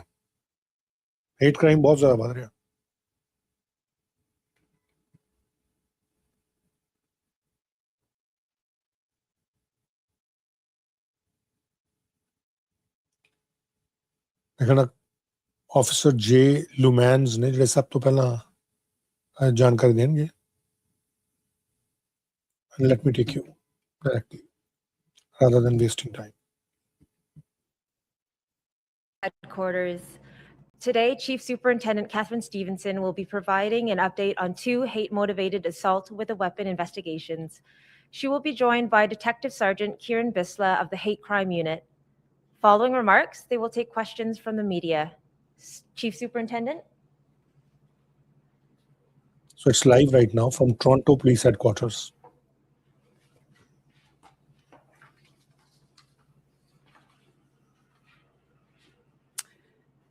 Thank you for joining us today. I'm here to provide an update on investigations into 2 suspected hate crime assaults. As a reminder of what led us here, on April 30th and again on May 7th, members of Toronto's Jewish community were allegedly targeted in a series of incidents in the Bathurst Street corridor. In the first incident, victims were visibly identifiable as Jewish, were shot from a passing vehicle using an imitation firearm. Just 1 week later, police responded to a second incident outside a synagogue, where 3 more members of the Jewish community were shot at from a vehicle. While the weapon involved was an imitation firearm, the victims did not know that at the time. They believed they were being shot at, and they experienced the fear and shock that comes with believing that someone is shooting at you. Following the second incident, investigators moved quickly, and on May 8th, arrested and charged an 18-year-old man from Vaughan. But the investigation did not stop there. Members of our counterterrorism security unit continued to follow the evidence, execute search warrants, and identify others who were allegedly involved. As a result of that work, we're here today to announce 4 additional arrests: 2 adult men, 1 male youth, 1 female youth, 2 additional suspects, 1 male and 1 female, have yet to be identified and remain outstanding. These incidents were not random. Based on the evidence gathered during the investigation, we allege that members of the Jewish community were deliberately targeted. These incidents appear to have been organized and planned with more than one individual involved in the coordination. We know the profound effect incidents like this have on the community. Beyond the individuals directly involved, they create fear, anxiety, and uncertainty for countless others who see themselves reflected in the victims. People question whether they are safe attending religious services, walking in their neighborhood, or openly expressing who they are. That is why we take these investigations so seriously. The arrests being announced today are the result of extensive work by the members of the Counterterrorism Security Unit. I want to thank those officers for their dedication and professionalism. While this matter remains before the courts, I will say this: allegations targeting violence against the community demands a thorough and determined response. We also recognize that incidents like these can be early warning signs of something more serious. When allegations, targeted, hate-motivated violence come to our attention, early intervention matters. That is why investigators work tirelessly to follow the evidence and identify everyone who is involved. The Toronto Police Service remains committed to protecting our communities and thoroughly investigating any allegation of hate-motivated criminal activity. Thank you, and I will now take your questions. Hate crime in charge now. I'm with Global News. Just a quick question. So just to confirm, for both incidents, these gel blasters were used, is that right? No, that's correct. Okay. And yeah, what can you tell us about, were all these suspects that were arrested involved in both of the incidents, just one of the incidents, or what did that look like? There are 7 in total that some were involved in the first incident, some in the second. There was commonality between the vehicle used and some of the suspects that linked this together. I can tell you that from the 7, they were organized and planned, and some of that planning even occurred in the day before this happened. And what about the 18-year-old that was already arrested and charged? Like, was this thought to be like the ringleader, for lack of a better word, or like how does that person fit into these other suspects? Well, the important piece to that is that individual and the arrest and the seizure of evidence from that arrest is what led to the identification of the other accused. I will say that there's still 2 that remain unidentified, and I would say to the community that's listening here today, if you have any information about the 2 unknown suspects, please contact police. Any indication for those suspects, like ages or genders, anything people should look out for specifically for those 2 people? We have 1 male that's unknown and 1 female that's unknown. And maybe I'll turn it over to Detective Sergeant Karen Bisla, who may have more in regards to the description. Karen Bisla. Just further to the Chief Superintendent's point, it is a male and female unknown, and we believe them to be youth. So for that reason, we will not be able to publish any photos. Is there any connection to bigger organizations with these adults involved? And although using devices that look like play toys, possible nail guns, where does that fit into the categorization of firearm? Very important question, because I've heard there's a narrative within the community that this could be child play and this was not a real firearm. But I think it's really important to look at the timeline of these events of targeting the Jewish community. We had 2 synagogues that were shot at, the U.S. consulate. We had Jewish businesses that were shot at. And then we have individuals exiting a synagogue that are struck by something.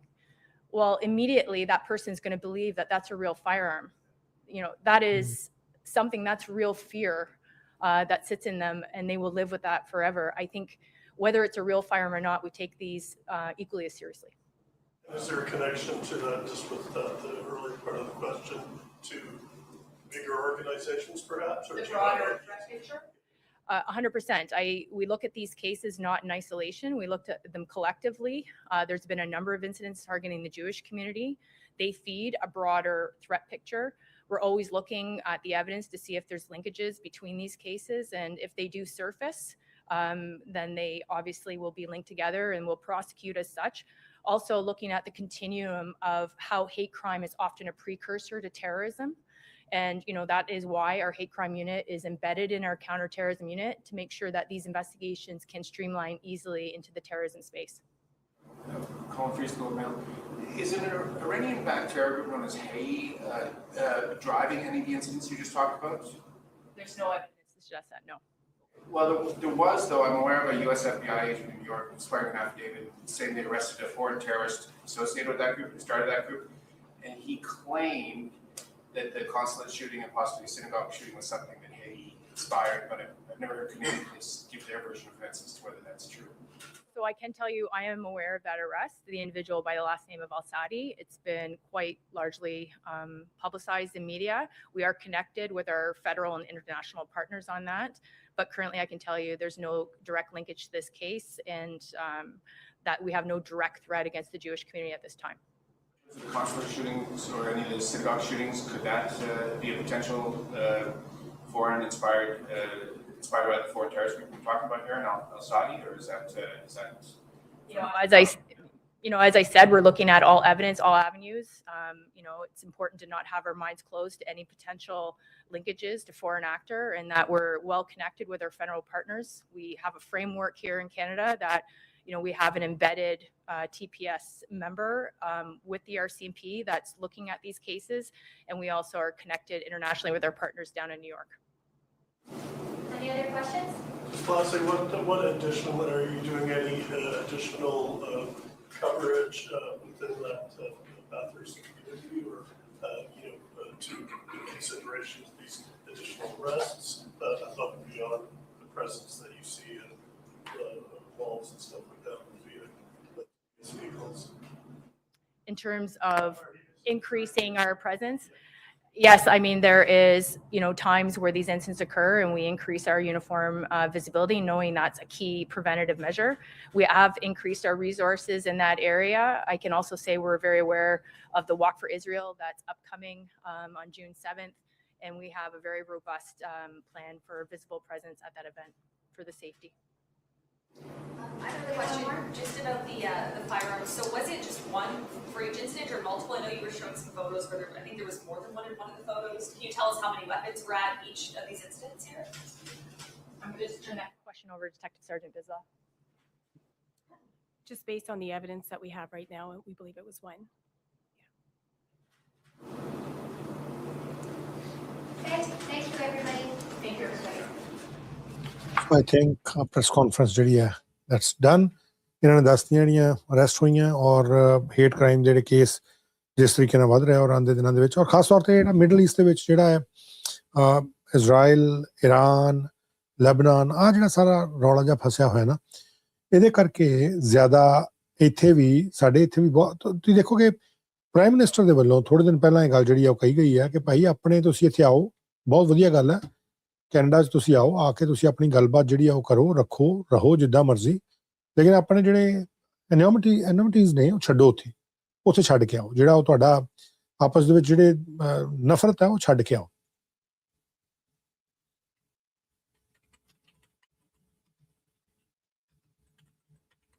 ਇਹ ਵੀ ਉਹਨਾਂ ਨੇ ਕੱਲ੍ਹ ਪਰਸੋਂ ਇੱਕ press conference ਦੇ ਵਿੱਚ ਜਿਹੜੀ ਹੈ ਇਹ ਗੱਲ ਕਹੀ ਸੀ ਪ੍ਰਾਈਮ ਮਿਨਿਸਟਰ ਮਾਰਕ ਕਾਰਨੀ ਨੇ। 20 ਸੈਕਿੰਡ ਦੀ ਇੱਕ ਵੀਡੀਓ ਜਿਹੜੀ ਹੈ ਬਹੁਤ ਜ਼ਿਆਦਾ ਘੁੰਮਦੀ ਪਈ ਹੈ, I'm going to share that with you, ਜਿਸ 'ਚ ਉਹਨਾਂ ਨੇ ਇਹ ਗੱਲ ਕਹੀ ਸੀ। ਉਹ ਕਹਿੰਦੇ ਕਿ ਭਾਈ ਤੁਸੀਂ ਆਪਣਾ ਫੇਥ ਲੈ ਕੇ ਆਓ, ਟ੍ਰੈਡੀਸ਼ਨ ਲੈ ਕੇ ਆਓ, ਲੈਂਗੁਏਜ ਲੈ ਕੇ ਆਓ, ਲੇਕਿਨ ਜਿਹੜੀਆਂ ਐਨੀਮੋਸਿਟੀਜ਼ ਨੇ ਇਹਨਾਂ ਨੂੰ ਛੱਡੋ, ਇਹਨਾਂ ਨੂੰ ਛੱਡ ਕੇ ਆਓ, ਇਹ ਨਾ ਲੈ ਕੇ ਆਓ। ਇਹ ਪਹਿਲਾਂ ਵੀ ਕੁਝ ਲੀਡਰਸ ਨੇ ਇੱਦਾਂ ਦੀ ਗੱਲ ਕਹੀ ਹੋਈ ਸੀ, ਲੇਕਿਨ ਕੌਣ ਸੁਣਦਾ। ਆਹ ਪ੍ਰਾਈਮ ਮਿਨਿਸਟਰ ਦੇ ਵੱਲੋਂ ਰੀਸੈਂਟਲੀ ਜਿਹੜੀ ਸਟੇਟਮੈਂਟ ਹੈ ਇਸ ਤਰੀਕੇ ਦੀ ਉਹ ਦਿੱਤੀ ਗਈ ਸੀ। ਇਹ ਵੀ ਇੱਕ ਜੂਇਸ਼ ਸੈਂਟਰ ਦੇ ਵਿੱਚ ਹੀ ਸੀ। That pact for immigration to Canada is clear. We welcome the peoples of the world in all their diversity and all that splendor. We don't welcome the world's hatreds. We don't welcome the world's hatred.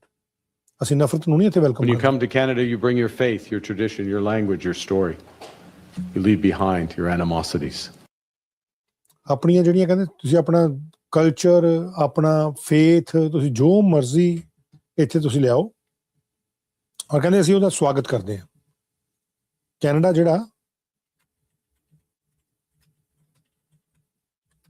ਉਹਦਾ ਸਵਾਗਤ ਕਰਦਾ, ਲੇਕਿਨ ਜੋ ਤੁਸੀਂ ਨਫ਼ਰਤ ਲੈ ਕੇ ਆਉਂਦੇ ਹੋ, ਜੋ ਤੁਸੀਂ ਆਪਣੀ ਉਹ ਐਨੀਮੋਸਿਟੀਜ਼ ਲੈ ਕੇ ਆਉਂਦੇ ਹੋ, ਦੁਸ਼ਮਣੀਆਂ ਲੈ ਕੇ ਆਉਂਦੇ ਹੋ, ਤਾਂ ਫਿਰ ਕਹਿੰਦੇ ਇਹ ਮਾੜੀ ਗੱਲ।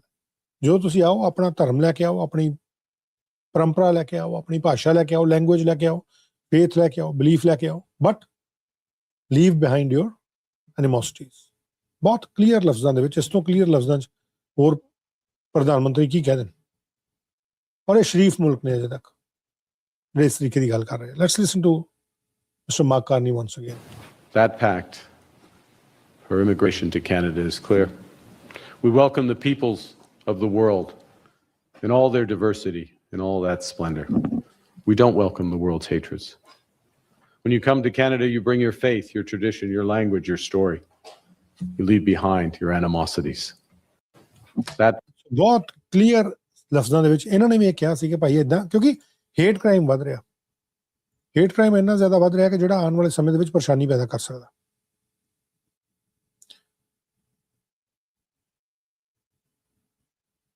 ਔਰ ਤੁਸੀਂ ਦੇਖੋ ਕਿ ਜਿਹੜੇ ਹੇਟ ਫੈਲਾਉਂਦੇ ਆ ਜਾਂ ਜਿਹੜੇ ਜਿਸ ਤਰੀਕੇ ਦੀ ਵੀ ਕੋਈ ਗੱਲਬਾਤ ਕਰਦੇ ਆ, ਉਹ ਜੋ ਮਰਜ਼ੀ ਕਰਨ, ਜਿਵੇਂ ਮਰਜ਼ੀ ਕਹਿਣ, ਜੋ ਮਰਜ਼ੀ ਸਮਝਾਉਣ ਜਾਂ ਜੋ ਮਰਜ਼ੀ ਦੱਸਣ, ਲੇਕਿਨ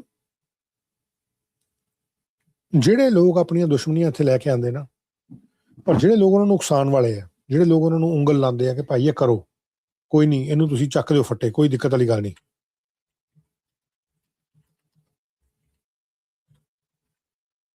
ਉਹ ਇੱਥੇ ਬਹੁਤ ਸੁੱਖ ਨਾਲ ਰਹਿੰਦੇ ਆ, ਇੱਥੇ ਬਹੁਤ ਸੁੱਖ ਨਾਲ ਰਹਿੰਦੇ ਆ। ਰੀਸੈਂਟਲੀ ਤੁਸੀਂ ਦੇਖੋ ਕਿ ਈਰਾਨ ਔਰ ਇਜ਼ਰਾਈਲ ਦਾ ਜਿਹੜਾ ਰੌਲਾ ਪਿਆ ਹੋਇਆ, ਹੁਣ ਜਿਹੜੀਆਂ ਐਡੀਸ਼ਨਲ ਅਰੈਸਟ ਹੋਈਆਂ, ਟੋਰਾਂਟੋ ਪੁਲਿਸ ਨੇ ਜਿਹੜੀ ਜਾਣਕਾਰੀ ਦਿੱਤੀ ਹੈ, that is the result of that animosity. ਇਸ ਤਾਂ ਕੋਈ, ਇਹਦੇ 'ਚ ਤਾਂ ਕੋਈ ਵੀ ਵਿਅਕਤੀ ਜਿਹੜਾ ਉਹ ਇਹ ਤਾਂ ਨਹੀਂ ਕਹਿ ਸਕਦਾ ਕਿ ਭਾਈ ਇਹ ਗਲਤ ਹੈ। ਇਹ ਤਾਂ ਆਪਾਂ ਨੂੰ ਇਸ ਵੇਲੇ ਚੀਜ਼ਾਂ ਜਿਹੜੀਆਂ ਉਹ ਦੇਖ ਹੀ ਰਹੀਆਂ, ਲੇਕਿਨ ਇਹਦੇ 'ਚ ਜਿਹੜੀ ਹੁਣ ਮੈਂ ਤੁਹਾਡੇ ਨਾਲ ਇੱਕ ਜਾਣਕਾਰੀ ਤੁਹਾਡੇ ਨਾਲ ਸਾਂਝੀ ਕਰਨ ਲੱਗਾ ਕਿ ਜਿਹੜੇ ਲੋਕ ਇਸ ਨਫ਼ਰਤ ਦੀ ਰਾਜਨੀਤੀ ਨੂੰ ਜਾਂ ਇਸ ਇੱਦਾਂ ਦੇ ਜਿਹੜੇ ਸੋ ਕਾਲਡ ਹੇਟਰੇਡ ਫੈਲਾਉਂਦੇ ਆ, ਉਹ ਆਪ ਬਹੁਤ ਆਪਣੇ ਆਪ ਨੂੰ ਉਹ ਤੋਂ ਅਲੱਗ ਰੱਖਦੇ ਆ, ਲੋਕਾਂ ਨੂੰ ਬਹਿਕਾ ਕੇ ਅੱਗੇ ਕਰ ਦਿੰਦੇ ਆ, ਔਰ ਆਪ ਉਹ ਸਾਰੇ ਫਾਇਦੇ ਚੁੱਕਦੇ ਆ। ਸਾਰੇ ਫਾਇਦੇ ਕਿਸ ਤਰੀਕੇ ਨਾਲ ਚੁੱਕਦੇ ਆ ਮੈਂ ਤੁਹਾਨੂੰ ਹੁਣੇ ਦੱਸਦਾ, ਔਰ ਤੁਹਾਨੂੰ ਬੜੀ ਇੰਪੋਰਟੈਂਟ ਜਾਣਕਾਰੀ ਜਿਹੜੀ ਹੁਣ ਤੋਂ ਕੁਝ ਮਿੰਟ ਪਹਿਲਾਂ ਆਈ ਹੈ ਉਹ ਦੇਣਾ, ਔਰ ਇਹ ਸਾਨੂੰ ਸੋਚਣ ਤੇ ਮਜਬੂਰ ਕਰਦੀ ਹੈ। ਖਾਸ ਤੌਰ ਤੇ ਜ਼ਰੂਰੀ ਹੈ ਕਿ ਅਸੀਂ ਆਪਣੇ ਬੱਚਿਆਂ ਨੂੰ ਵੀ ਇਹ ਚੀਜ਼ ਦੱਸੀਏ। Give me only 1 minute ਤਾਂ ਕਿ ਮੈਂ ਤੁਹਾਨੂੰ ਇਹ ਜਾਣਕਾਰੀ ਜਿਹੜੀ ਹੈ ਉਹ ਸਾਰੀ ਦੀ ਸਾਰੀ ਐਜ਼ ਇਟ ਇਜ਼ ਦੇ ਸਕਾਂ।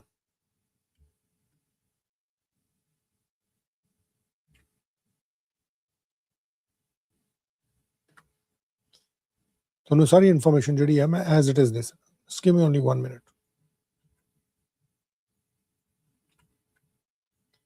ਸੋ ਦੈਟ ਕਿ ਮੈਂ ਇਹਨੂੰ ਨਾਲ ਦੇ ਨਾਲ ਪੋਸਟ ਵੀ ਕਰ ਸਕਾਂ। ਹੁਣੇ ਇੱਕ ਜਿਹੜੀ ਇਨਫੋਰਮੇਸ਼ਨ ਆਈ ਹੈ ਨਾ, ਉਹਨੇ ਵਾਕਈ ਹੀ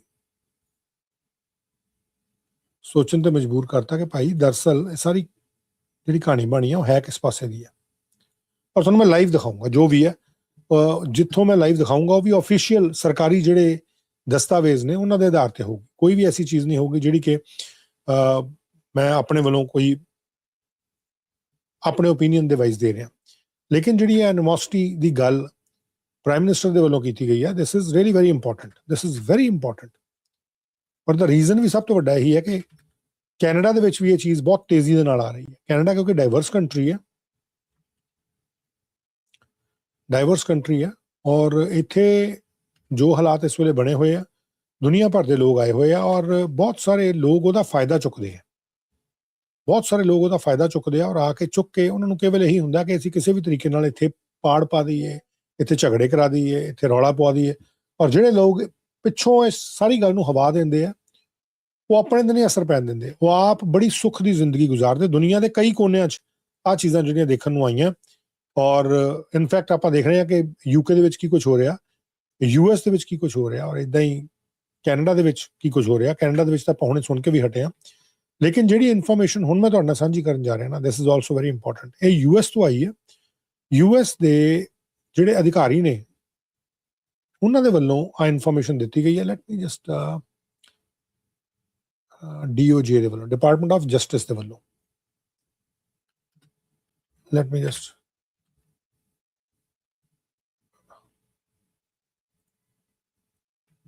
ਜਿਹੜਾ US the department of justice ਹੈ ਉਹਨਾਂ ਦੇ ਵੱਲੋਂ ਇਹ ਇਨਫੋਰਮੇਸ਼ਨ ਜਿਹੜੀ ਦਿੱਤੀ ਗਈ ਆ।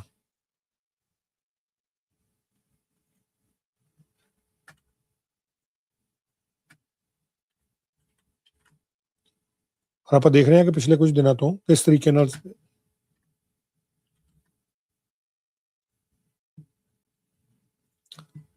ਲਓ ਜੀ ਸ਼ੇਅਰ ਹੋ ਗਿਆ ਮੇਰਾ ਉਹ ਜਿਹੜਾ ਲਿੰਕ ਹੈ।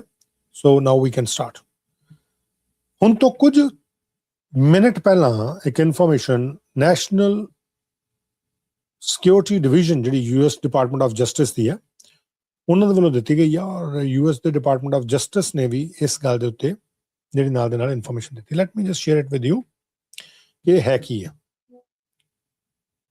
ਹੁਣ ਤੋਂ ਕੁਝ ਮਿੰਟ ਪਹਿਲਾਂ ਇਹ ਇਨਫੋਰਮੇਸ਼ਨ ਜਿਹੜੀ ਹੈ ਇਹ ਆਈ ਹੈ and I M sharing it with you. ਔਰ ਆਪਾਂ ਇਹਨੂੰ ਇਕੱਠੇ ਇੱਥੇ ਪੜ੍ਹਦੇ ਹਾਂ ਔਰ ਸਮਝਣ ਦੀ ਥੋੜੀ ਜਿਹੀ ਕੋਸ਼ਿਸ਼ ਕਰਦੇ ਹਾਂ ਕਿ ਇਹ ਰੌਲਾ ਜਿਹੜਾ ਹੈ ਕੀ ਹੈ ਔਰ ਕਿਉਂ ਹੈ।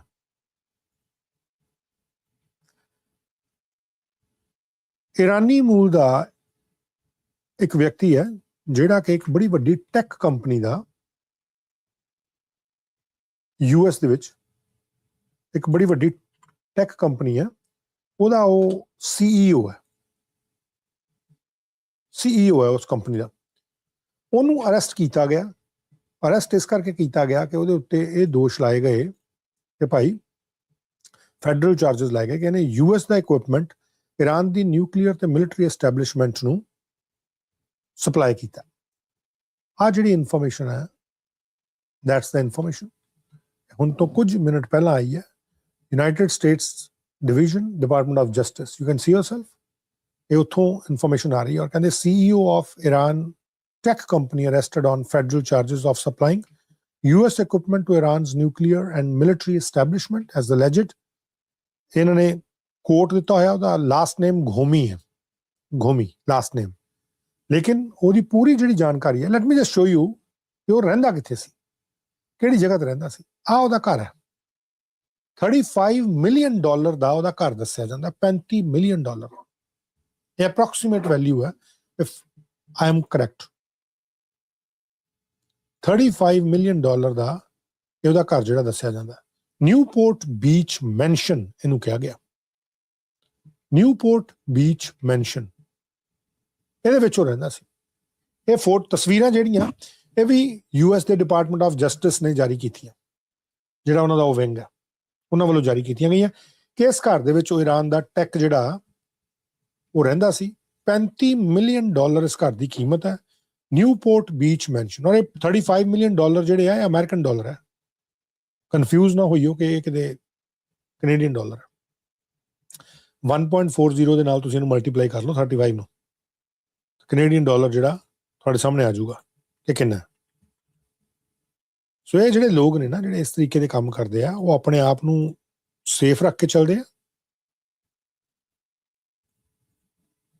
ਉਹ ਆਪਣੇ ਆਪ ਨੂੰ ਸੇਫ ਰੱਖ ਕੇ ਚੱਲਦੇ ਆ ਔਰ ਦੂਜੇ ਫਸੀ ਜਾਣ। $49 million ਬਣਦੇ ਕੈਨੇਡੀਅਨ, $49 million ਕੈਨੇਡੀਅਨ। ਇਹ ਮੈਂਸ਼ਨ ਦੇ ਵਿੱਚ ਉਹ ਵਿਅਕਤੀ ਜਿਹੜਾ ਉਹ ਰਹਿ ਰਿਹਾ ਸੀ। ਹੁਣ ਇਹ ਖਬਰ ਕੀ ਹੈ?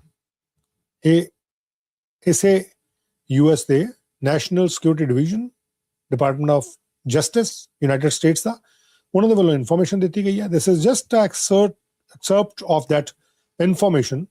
ਔਰ ਇਹ ਇਹਨਾਂ ਨੇ ਪ੍ਰੈਸ ਰਿਲੀਜ਼ ਜਾਰੀ ਕੀਤੀ ਹੈ। ਇਹ ਪ੍ਰੈਸ ਰਿਲੀਜ਼ ਜਿਹੜੀ ਜਾਰੀ ਕੀਤੀ ਹੈ, I am going to take you to that press release directly ਤਾਂ ਕਿ ਤੁਹਾਨੂੰ ਉਹਦੇ ਬਾਰੇ ਇਨਫੋਰਮੇਸ਼ਨ ਜਿਹੜੀ ਹੈ ਉਹ ਮਿਲ ਸਕੇ ਕਿ ਇਹਦੇ ਵਿੱਚ ਕੀ ਕਿਹਾ ਗਿਆ। ਜਿਹੜੀ ਇਹ ਪ੍ਰੈਸ ਰਿਲੀਜ਼ ਹੈ, ਮੈਂ ਇਸ ਪ੍ਰੈਸ ਰਿਲੀਜ਼ ਦਾ ਤੁਹਾਨੂੰ ਆਫੀਸ਼ੀਅਲ ਜਿਹੜਾ ਪੇਜ ਹੈ ਉਹ ਦਿਖਾਉਣਾ। Check this. Department of Justice, an official website of the United States Government, Office of Public Affairs, US Department of Justice। ਤੁਸੀਂ ਆਪ ਦੇਖ ਸਕਦੇ ਹੋ ਤੁਹਾਡੇ ਕੰਪਿਊਟਰ ਸਕਰੀਨ ਤੇ ਆ ਜਾਂ ਤੁਹਾਡੇ ਟੀਵੀ ਸਕਰੀਨ ਤੇ, ਤੁਹਾਡੇ ਫੋਨ ਦੀ ਸਕਰੀਨ ਦੇ ਉੱਤੇ। ਐਂਡ ਉਹਦਾ ਹੁਣ 3 ਜੂਨ ਨੂੰ ਇਹ ਪਬਲਿਸ਼ ਕੀਤੀ ਗਈ ਇਨਫੋਰਮੇਸ਼ਨ, ਔਰ ਇਹ 'ਚ ਕਿਹਾ ਗਿਆ CEO of Iran tech company arrested on federal charges of supplying US equipment to Iran's nuclear and military establishment। ਉਧਰ ਕਹਿੰਦੇ ਗੱਲਾਂ ਚੱਲ ਰਹੀਆਂ ਕਿ ਸਮਝੌਤੇ ਹੋਣ, ਇਹ ਹੋਏ, ਇਧਰੋਂ ਆਹ ਚੀਜ਼ ਹੋ ਰਹੀ ਹੈ। ਡੂਅਲ ਸਿਟੀਜ਼ਨ ਹੈ US ਤੇ ਈਰਾਨ ਦਾ, ਡੂਅਲ ਸਿਟੀਜ਼ਨ, ਦੋਨੇ ਮੁਲਕਾਂ ਦੀ ਇਹਦੇ ਕੋਲ ਨਾਗਰਿਕਤਾ, ਔਰ CEO ਹੈ ਕਿ ਇਰਾਨ ਬੇਸਡ ਟੈਕਨੋਲੋਜੀ ਕੰਪਨੀ ਦਾ, ਜਿਹਨੂੰ ਅੱਜ ਵਾਜ਼ ਅਰੈਸਟਡ ਟੁਡੇ, ਅੱਜ ਇਹਨੂੰ ਗ੍ਰਿਫਤਾਰ ਕੀਤਾ ਗਿਆ। ਫੈਡਰਲ ਕ੍ਰਿਮੀਨਲ ਕੰਪਲੇਂਟ ਜਿਸ 'ਚ ਇਹਨੂੰ ਕਿਹਾ ਗਿਆ ਕਿ ਇਹਨੇ ਵਾਇਲੇਟ ਕੀਤੀਆਂ US sanctions against Iran by ਐਕਵਾਇਰਿੰਗ sophisticated US origin networking, security and encryption equipment for Iranian customer, including the Iranian regime's nuclear and military establishment। ਸੋ ਇਹਨੇ US ਦੀਆਂ ਸੈਂਕਸ਼ਨ ਲੱਗੀਆਂ ਹੋਣ ਦੇ ਬਾਵਜੂਦ ਉਹ ਵਾਲਾ ਸਮਾਨ ਜਿਹਦੇ 'ਚ ਨੈਟਵਰਕਿੰਗ, ਸਿਕਿਉਰਿਟੀ ਤੇ ਇਨਕ੍ਰਿਪਸ਼ਨ ਇਕੁਇਪਮੈਂਟ ਸੀ, ਉਹ ਇਰਾਨੀ ਕਸਟਮਰਸ ਨੂੰ ਵੇਚਿਆ, ਜਿਹਦੇ 'ਚ ਉਹਨਾਂ ਕਸਟਮਰਸ ਦੇ ਵਿੱਚ ਇਰਾਨੀ ਗਵਰਨਮੈਂਟ ਦੀ ਜਿਹੜੀ ਨਿਊਕਲੀਅਰ ਤੇ ਮਿਲਟਰੀ ਐਸਟੈਬਲਿਸ਼ਮੈਂਟ ਹੈ ਉਹਨੂੰ ਵੀ ਸੈਲ ਕੀਤਾ। ਇਹਦੇ 'ਚ ਜਿਹੜੀ ਨੈਸ਼ਨਲ ਸਿਕਿਉਰਿਟੀ ਡਿਵੀਜ਼ਨ ਹੈ ਉਹਨਾਂ ਨੇ ਕਿਹਾ ਕਿ as alleged Ghomi enriched himself by supplying US technology to the Atomic Energy Organization of Iran and other sanctioned entities responsible for the Iran's nuclear program। ਇਹਨਾਂ ਨੇ ਜਾਣਕਾਰੀ ਜਿਹੜੀ ਆ ਹੁਣ ਤੋਂ ਕੁਝ ਮਿੰਟ ਪਹਿਲਾਂ ਦਿੱਤੀ ਹੈ। ਜਿਹੜੇ ਅਸਿਸਟੈਂਟ ਅਟਾਰਨੀ ਜਨਰਲ ਨੇ for national security John A. Eisenberg, ਉਹਨਾਂ ਦੇ ਹਵਾਲੇ ਤੋਂ ਦਿੱਤੀ ਹੈ। Ghomi is accused of aiding our declared enemies by selling US origin computer network parts to Iran and earning millions of dollars in violation of US sanction laws। ਇਹ ਤੁਹਾਡੇ ਮੁਲਕ ਦਾ ਕੀ ਹੁੰਦਾ ਤੁਸੀਂ ਦੇਖੋ, ਅਸੀਂ ਤਾਂ ਜਿਹੜੇ ਮੁਲਕ ਨੂੰ ਸਮਾਨ ਵੇਚਣਾ ਵੇਚੀ ਜਾਣਾ, ਭਾਵੇਂ ਤੁਹਾਡਾ ਦੁਸ਼ਮਣ ਹੀ ਹੋਵੇ। ਇੱਥੇ ਆ ਹਾਲਾਤ ਤੁਹਾਡੇ ਸਾਹਮਣੇ। ਨਾਗਰਿਕਤਾ ਦੋਹਾਂ ਦੀ ਲਈ ਹੋਈ ਹੈ, ਨਾਗਰਿਕਤਾ ਦੋਹੇ ਮੁਲਕਾਂ ਦੀ ਹੈ। ਉਹ ਕਹਿੰਦੇ our nation's law prohibiting doing business with one of the world's largest state sponsors of terrorism must be enforced and obeyed. We will hold him accountable by seeking an appropriate prison sentence and by seizing his assets, including $35 million Newport Beach mansion। ਅਸੀਂ ਇਹਨੂੰ ਜ਼ਿੰਮੇਵਾਰ ਵੀ ਠਹਿਰਾਵਾਂਗੇ ਇਹਦੇ ਜਿਹੜੇ action ਆ ਉਹਦੇ ਕਰਕੇ, ਔਰ ਜਿਹੜਾ ਇਹਨੂੰ ਜੇਲ੍ਹ ਦੇ ਵਿੱਚ ਵੀ ਸੁੱਟਾਂਗੇ, ਸਜ਼ਾ ਵੀ ਮਿਲੇਗੀ। ਔਰ ਇਹਦੇ ਜਿਹੜੀ ਜਾਇਦਾਦ ਹੈ, ਇਹਦੇ ਐਸੈਟਸ ਨੇ, ਜਿਹਦੇ ਵਿੱਚ $35 ਮਿਲੀਅਨ ਦਾ ਇਹ ਨਿਊਪੋਰਟ ਬੀਚ ਦਾ ਮੈਂਸ਼ਨ ਹੈ, ਜਿਹਦੀਆਂ ਤਸਵੀਰਾਂ ਮੈਂ ਦਿਖਾਈਆਂ, ਉਹ ਵੀ ਇਹਦੇ 'ਚ ਸ਼ਾਮਿਲ ਕੀਤਾ ਜਾਏਗਾ। ਔਰ ਇਹ ਪੂਰੀ ਇਨਫੋਰਮੇਸ਼ਨ, ਇਹਦਾ ਨਾਮ ਹੈਗਾ ਪੂਰਾ ਜਮਸ਼ੇਦ ਘੋਮੀ। ਜਮਸ਼ੇਦ ਘੋਮੀ 63 ਸਾਲ ਦਾ, ਨਿਊਪੋਰਟ ਕੋਸਟ ਕੈਲੀਫੋਰਨੀਆ ਦਾ, ਜਿਹਨੂੰ ਚਾਰਜ ਕੀਤਾ ਗਿਆ with conspiracy to violate the international energy economic power act IEEPA। Jamshed Ghomi ਆ ਪੂਰੀ ਉਹਦੀ ਇਨਫੋਰਮੇਸ਼ਨ ਹੈ ਜਿਹੜੀ ਤੁਸੀਂ ਜਾ ਕੇ ਚੈੱਕ ਕਰ ਸਕਦੇ ਹੋ। ਕੀ ਕੀਤਾ ਗਿਆ ਨੇ? ਕਹਿੰਦੇ Ghomi identified, negotiated, purchased and arranged the shipment of large quantities of controlled US technology for his own company। ਪਹਿਲਾਂ ਆਪਣੀ ਕੰਪਨੀ ਵਾਸਤੇ ਖਰੀਦ ਲੈਂਦਾ ਸੀ, ਨੈਗੋਸ਼ੀਏਟ ਕਰਦਾ ਸੀ, ਆਇਡੈਂਟੀਫਾਈ ਕਰਦਾ ਸੀ, ਖਰੀਦਦਾ ਸੀ, ਅਰੇਂਜ ਕਰਦਾ ਸੀ ਸ਼ਿਪਮੈਂਟ। 2011 ਤੋਂ 2015 ਤੱਕ 4 ਸਾਲ used his own eBay and PayPal account to make more than 400 purchases of computer networking equipment, directing the goods to intermediaries in UAE। In 2023, Ghomi personally negotiated the purchase of US origin network equipment directly from the suppliers in Minnesota and Nebraska, routing it through a UAE front company and on to FPR in Iran। UAE the company ਨੂੰ ਮੋਹਰੇ ਕਰਕੇ ਆਪਣੀ company ਤੋਂ ਖਰੀਦ ਲੈਣਾ, UAE ਦੀ company ਨੂੰ ਦੇ ਦੇਣਾ, UAE company ਤੋਂ ਅੱਗੇ ਰੀਆਊਟ ਕਰਕੇ ਇਰਾਨ ਭੇਜਣਾ। None of these items could be lawfully exported to Iran without a license from OFAC। ਕੋਈ ਕਹਿੰਦੇ ਸਿੱਧੇ ਤੌਰ ਦੇ ਉੱਤੇ ਐਕਸਪੋਰਟ ਨਹੀਂ ਕੀਤਾ ਜਾ ਸਕਦਾ ਇਰਾਨ ਨੂੰ ਬਿਨਾਂ ਲਾਇਸੈਂਸ ਦੇ। ਮੈਂ ਕੇਵਲ ਇਹਨੂੰ ਜੋੜ ਰਿਹਾ ਕਿ ਕਈ ਲੋਕ ਇੱਥੋਂ ਪੈਸਾ ਇਕੱਠਾ ਕਰਕੇ ਕਹਿੰਦੇ ਆ ਕਿ ਅਸੀਂ ਦੂਜੇ ਮੁਲਕਾਂ 'ਚ ਪੈਸਾ ਭੇਜਣਾ ਫॉर ਸਰਟਨ ਰੀਜ਼ਨ, ਲੇਕਿਨ ਉਹਨਾਂ ਮੁਲਕਾਂ ਦੇ ਵਿੱਚ ਕਾਨੂੰਨ ਹੁੰਦਾ ਕਿ ਤੁਸੀਂ ਜਿਹੜੀ ਬਾਹਰਲੀ ਧਨ ਰਾਸ਼ੀ ਉਹ ਭੇਜ ਵੀ ਸਕਦੇ ਹੋ ਕਿ ਨਹੀਂ। ਜਿਵੇਂ ਇੰਡੀਆ ਦੇ ਵਿੱਚ ਤੁਹਾਨੂੰ FCRA ਦਾ ਲਾਇਸੈਂਸ ਲੈਣਾ ਪੈਂਦਾ, ਸਾਡੇ ਇੱਥੇ ਫਿਨਟਰੈਕ ਹੈਗੀ ਹੈ। ਆਮ ਨਾਟ ਸ਼ੋਰ ਫਿਨਟਰੈਕ ਇਸ ਤਰੀਕੇ ਨਾਲ ਦੇਖਦੀ ਨਹੀਂ, ਲੇਕਿਨ FCRA ਫॉर ਸ਼ੋਰ ਹੈਗਾ। ਬਹੁਤ ਸਾਰੇ ਲੋਕ ਇੱਥੋਂ ਪੈਸਾ ਇਕੱਠਾ ਕਰ ਲੈਂਦੇ ਆ, ਲੇਕਿਨ ਉਹਨਾਂ ਕੋਲ FCRA ਦਾ ਲਾਇਸੈਂਸ ਨਹੀਂ ਹੁੰਦਾ। ਉਹਦੇ 'ਚ ਹੁੰਦਾ ਕੀ ਹੈ ਕਿ ਉਹ ਜਿਹੜੀ ਧਨ ਰਾਸ਼ੀ ਹੈ ਉੱਥੇ ਪਹੁੰਚ ਨਹੀਂ ਸਕਦੀ। ਲੋਕ ਆਪਣੇ ਵੱਲੋਂ ਉਹ ਧਨ ਰਾਸ਼ੀ ਦੇ ਦਿੰਦੇ ਆ ਤੇ ਫਿਰ ਉਹ ਕਿੱਥੇ ਜਾਂਦੀ? ਆਈ ਕਾਂਟ ਸੇ। ਇੱਥੇ ਵੀ ਇਹ ਵਿਅਕਤੀ ਲawfully ਐਕਸਪੋਰਟ ਨਹੀਂ ਸੀ ਕਰ ਸਕਦਾ ਕਾਨੂੰਨੀ ਤੌਰ ਤੇ, ਸੋ ਉਹਨੇ ਰਸਤਾ ਲੱਭ ਲਿਆ, ਆਪਣੀ ਕੰਪਨੀ 'ਚ ਪਹਿਲਾਂ ਮਾਲ ਖਰੀਦਿਆ, ਅੱਗੇ ਉਹ UAE ਕਰਤਾ, UAE ਤੋਂ ਟ੍ਰਾਂਸਫਰ ਕਰਕੇ ਉਹ ਭੇਜਦਾ ਈਰਾਨ, ਲੱਭ ਲਿਆ। 2014 ਤੋਂ 2018 'ਚ Ghommi arranged the smuggling of more than 250 metric tons of networking equipment into Iran using freight forwarders and intermediaries in Dubai to disguise that Iran was the true destination.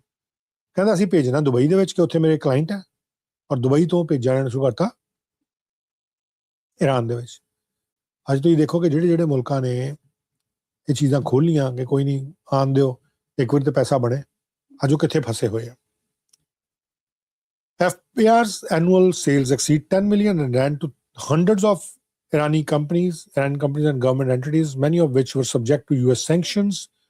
From 2017 to 2023, FPR supplied US origin computer networking equipment to Atomic Energy Organization of Iran, AEOI, the Iranian government agency responsible for Iran's nuclear program, including its centrifuge and uranium enrichment programs. ਇਹ ਇਸ ਤਰੀਕੇ ਨਾਲ ਇੱਥੇ ਭੇਜਦਾ ਰਿਹਾ। ਆ ਸਾਰੀ information ਦਿੱਤੀ ਗਈ ਹੈ। 2011 ਤੋਂ 2024 Ghommi moved more than $15 million from Iran into his US bank account and into a construction escrow account held on his behalf. He falsely reported those funds to the IRS as a foreign inheritance. ਕਿ ਮੈਨੂੰ ਤਾਂ ਮੇਰੇ ਉੱਥੋਂ ਵਿਦੇਸ਼ 'ਚੋਂ ਮੇਰੀਆਂ ਜਿਹੜੀਆਂ ਪਿਛੋਕੜ ਤੋਂ ਮੈਨੂੰ ਧਨ ਰਾਸ਼ੀਆਂ ਮਿਲੀਆਂ। Ghommi's federal tax returns reported almost no income. His highest reported income in any year being $20,684. $35 million ਦੇ ਮਕਾਨ 'ਚ ਰਹਿ ਰਿਹਾ ਤੇ $20,000 ਦੀ ਰਿਪੋਰਟਡ ਇਨਕਮ ਇਹਨੇ ਦਿਖਾਈ ਹੈ। ਇਸ ਤੋਂ ਬਾਅਦ ਕਹਿੰਦੇ ਕਿਸੇ ਮਤਲਬ ਵੱਧੋ ਵੱਧ ਜਿਹੜੀ ਦਿਖਾਈ ਹੈ ਉਹ $20,684 ਦੀ ਦਿਖਾਈ ਹੈ। ਇਸ ਵਿਅਕਤੀ ਨੇ ਰਹਿ ਰਿਹਾ $35 ਮਿਲੀਅਨ ਦੇ ਮਕਾਨ ਦੇ ਵਿੱਚ। ਕੈਨੇਡਾ ਵੀ ਜਾਗੂਗਾ, ਕੈਨੇਡਾ ਅਜੇ ਜਾਗ ਨਹੀਂ ਰਿਹਾ, ਕੈਨੇਡਾ ਅਜੇ ਇੱਕ ਦੋ ਵਾਰੀ ਮੂੰਹ ਦਿਖਾਊਗਾ, ਉਸ ਤੋਂ ਬਾਅਦ ਜਾਗੂਗਾ। ਕੈਨੇਡਾ ਦੇ ਵਿੱਚ ਜੋ ਹਾਲਾਤ ਬਣੇ ਹੋਏ ਨਾ, ਜਿੱਦਾਂ ਕੈਨੇਡਾ ਨੂੰ ਮਿਸਯੂਜ਼ ਕੀਤਾ ਜਾਂਦਾ ਲੋਕਾਂ ਵੱਲੋਂ, ਇੱਥੋਂ ਦੇ ਇਹਦੇ ਵਿੱਚ ਇੱਥੇ ਰਹਿ ਰਹੇ ਲੋਕਾਂ ਵੱਲੋਂ। ਆਈ am not saying the citizens, I am not saying the PRs, I am not saying the tourist, ਪਰ ਇੱਥੇ ਰਹਿ ਰਹੇ ਲੋਕ ਜਿਹੜੇ ਕਿਸੇ ਵੀ ਸਟੇਟਸ ਦੇ ਹੋ ਸਕਦੇ ਆ, ਉਹਨਾਂ ਦੇ ਵੱਲੋਂ ਮਿਸਯੂਜ਼ ਕੀਤੀਆਂ ਜਾ ਰਹੀਆਂ ਇੱਥੋਂ ਦੀਆਂ ਫੈਸਿਲਿਟੀਜ਼। ਇੱਥੋਂ ਦੀ ਆਬੋ ਹਵਾ ਨੂੰ ਖਰਾਬ ਕੀਤਾ ਜਾ ਰਿਹਾ। ਜਿਹੜੀ ਆਉਣ ਵਾਲੇ ਸਮੇਂ 'ਚ ਜਦੋਂ ਕੈਨੇਡਾ ਜਾਗੇਗਾ ਉਦੋਂ ਕੈਨੇਡਾ ਨੂੰ ਪਤਾ ਲੱਗੇਗਾ, ਲੇਕਿਨ ਉਦੋਂ ਤੱਕ ਸ਼ਾਇਦ ਦੇਰ ਹੋ ਜਾਏ। ਸੋ ਇਹ ਵਿਅਕਤੀ $20,000 ਕਹਿੰਦੇ ਵੱਧ ਤੋਂ ਵੱਧ highest reported income in any year. Federal tax return reported almost no income, ਕੋਈ ਇਨਕਮ ਨਹੀਂ ਦਿਖਾਈ, ਪਰ ਵੱਧੋ ਵੱਧ ਜੇ ਦਿਖਾਈ ਵੀ ਕਿਸੇ ਸਾਲ ਦੇ ਵਿੱਚ ਤਾਂ $20,684 ਤੋਂ ਕਦੀ ਵੱਧ ਨਹੀਂ ਦਿਖਾਈ। ਤੇ ਰਹਿ ਕਿੱਥੇ ਰਿਹਾ? $35 ਮਿਲੀਅਨ ਦੇ ਮੈਂਸ਼ਨ ਦੇ ਵਿੱਚ।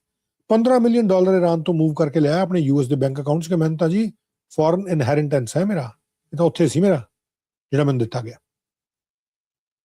ਇਹਨੇ ਕਲੇਮ ਕੀਤਾ ਕਿ the earned income tax credit, a federal tax break from low to moderate income working individuals and families in several different tax years.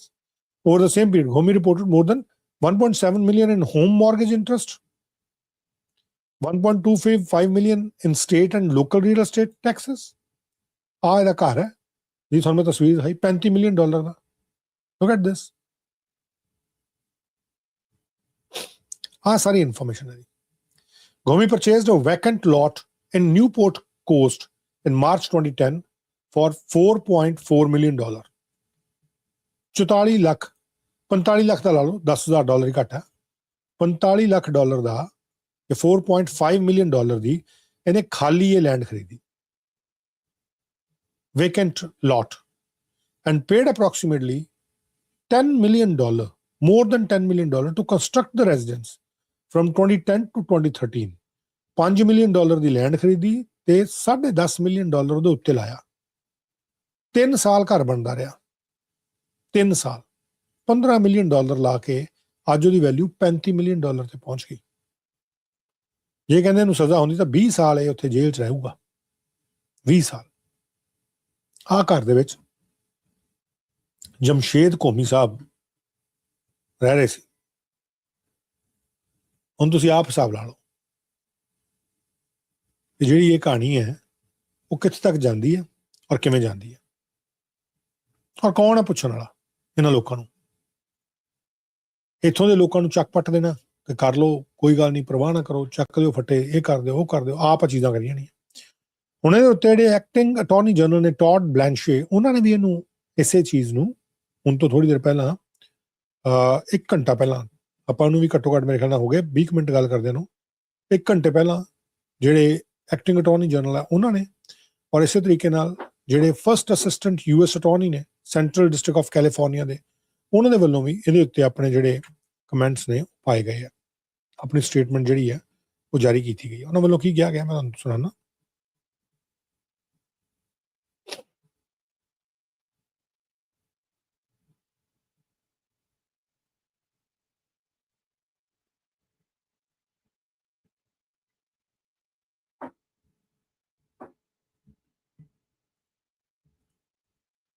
मैं तुम दिखाना सुनांदा तो नहीं, लेकिन तुम दिखाना कि दरअसल की किया गया जड़े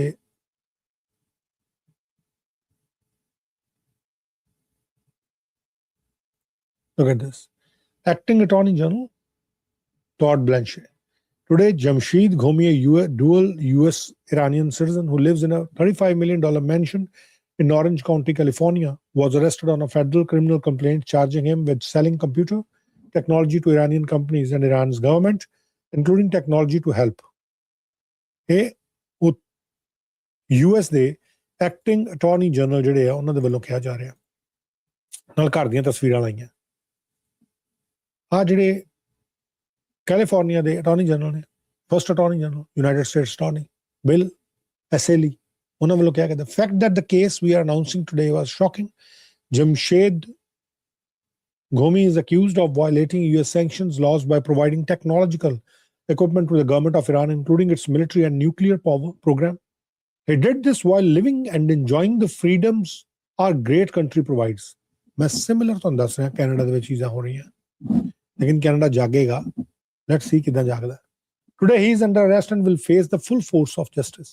ਇੱਦਾਂ ਦੇ ਕਿੰਨੇ ਹੀ ਲੋਕ ਹੈ ਜਿਹੜੇ ਇੱਦਾਂ ਦੇ ਕੰਮ ਕਰ ਰਹੇ ਹੋਣੇ ਜਾਂ ਕਰ ਰਹੇ ਆ ਅਜੇ ਵੀ। ਐਕਟਿੰਗ ਅਟਾਰਨੀ ਜਨਰਲ ਦੇ ਵੱਲੋਂ ਆ ਬਿਆਨ ਜਿਹੜਾ ਦਿੱਤਾ ਗਿਆ। ਤੁਸੀਂ ਕਿੱਦਾਂ ਰੋਕ ਸਕਦੇ ਹੋ ਇਹ ਚੀਜ਼ਾਂ ਨੂੰ? This is something very disturbing. Very disturbing. ਕਿ ਇਹਨਾਂ ਮੁਲਕਾਂ 'ਚ ਅਸੀਂ ਆਏ ਰਹਿਣ ਵਾਸਤੇ, ਅਸੀਂ ਵਧੀਆ ਤਰੀਕੇ ਨਾਲ ਇੱਥੇ ਰਹੀਏ, ਪਿਆਰ ਮੁਹੱਬਤ ਨਾਲ ਰਹੀਏ। ਅਸੀਂ ਇੱਥੇ ਆਏ ਕਿ ਅਸੀਂ ਕੈਨੇਡੀਅਨ ਬਣਨ ਚੱਲੇ ਹਾਂ, ਲੇਕਿਨ ਇੱਥੇ ਆ ਕੇ ਅਸੀਂ ਉਹ ਛੱਡਣ ਨੂੰ ਤਿਆਰ ਨਹੀਂ ਚੀਜ਼ਾਂ। ਅਸੀਂ ਉਹ ਪੁਰਾਣੀਆਂ ਦੁਸ਼ਮਣੀਆਂ ਛੱਡਣ ਨੂੰ ਤਿਆਰ ਨਹੀਂ, ਅਸੀਂ ਉਹ ਚੀਜ਼ਾਂ ਭੁੱਲਣ ਨੂੰ ਤਿਆਰ ਨਹੀਂ। ਅਸੀਂ ਜਿਹੜੇ ਲੋਕ ਕਿਤੇ ਆਪਣੇ ਪੁਰਾਣੇ ਮੁਲਕਾਂ ਦੇ ਨਾਲ ਰਿਸ਼ਤਿਆਂ ਨੂੰ ਸੁਧਾਰਨ 'ਚ ਜਾਂ ਇਸ ਕੋਸ਼ਿਸ਼ 'ਚ ਲੱਗੇ ਕਿ ਭਾਈ ਸਭ ਦਾ ਪਿਆਰ ਜਿਹੜਾ ਬਰਕਰਾਰ ਰਹੇ, ਉਹਨਾਂ ਨੂੰ ਧਮਕੀਆਂ, ਉਹਨਾਂ ਨੂੰ ਥ੍ਰੈਟ, ਉਹਨਾਂ ਨੂੰ ਹਮਲੇ ਉਹਨਾਂ ਉੱਤੇ ਕੀਤੇ ਜਾਂਦੇ ਆ, ਉਹ ਗੱਲ ਨਹੀਂ ਕਰ ਸਕਦੇ। ਸੋ ਮੁਆਸ਼ਰਾ ਜਿਹੜਾ ਬੜਾ ਖਰਾਬ ਹੋ ਰਿਹਾ ਹੌਲੀ ਹੌਲੀ। ਕਿਤੇ ਕੈਨੇਡਾ ਦੇ ਵਿੱਚ ਅਲੱਗ ਤਰ੍ਹਾਂ ਦਾ ਹੀ ਜਿਹੜੀ ਰੌਲਾ ਚੱਲਦਾ, ਅਮਰੀਕਾ ਦੇ ਵਿੱਚ ਅਲੱਗ ਤਰ੍ਹਾਂ ਦਾ। ਹੁਣ ਤੁਸੀਂ ਦੱਸੋ, ਆ ਤੁਹਾਡੇ ਸਾਹਮਣੇ ਹੈ, and it's not me who is saying this. ਆ ਤਾਂ US the department of justice ਹੈ ਜਿਨ੍ਹਾਂ ਦੀ ਪ੍ਰੈਸ ਰਿਲੀਜ਼ ਤੁਹਾਨੂੰ ਮੈਂ ਪੜ੍ਹਾਈ ਹੈ। US ਦੀ ਪ੍ਰੈਸ ਰਿਲੀਜ਼ ਹੈ, ਇਟਸ ਨਾਟ ਮਾਈਨ। ਦੇਖ ਲਓ, ਡਿਪਾਰਟਮੈਂਟ ਆਫ ਜਸਟਿਸ, ਉਹਨਾਂ ਦੀ ਪ੍ਰੈਸ ਰਿਲੀਜ਼ ਹੈ ਜਿਹੜੀ ਅੱਜ ਸਾਹਮਣੇ ਆਈ ਹੈ ਇਨਫੋਰਮੇਸ਼ਨ। ਕਿੱਦਾਂ ਭੱਜ ਲੋਗੇ ਇਹ ਤੋਂ? ਕਿੱਦਾਂ ਅਸੀਂ ਕਹਿ ਦਾਂਗੇ ਕਿ ਇਹ ਚੀਜ਼ਾਂ ਨਹੀਂ ਹੋ ਰਹੀਆਂ?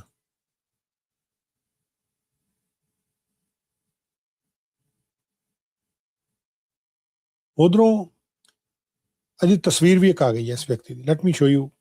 ਜਮਸ਼ੇਦ ਘੋਸ਼ੀ ਹੈ ਕੌਣ? ਇਹਦੇ ਘਰ ਦੇ ਨਾਲ ਹੀ ਇਹਦੀ ਫੋਟੋ ਜਿਹੜੀ ਮਿਲਾ ਦਿੰਦਾ।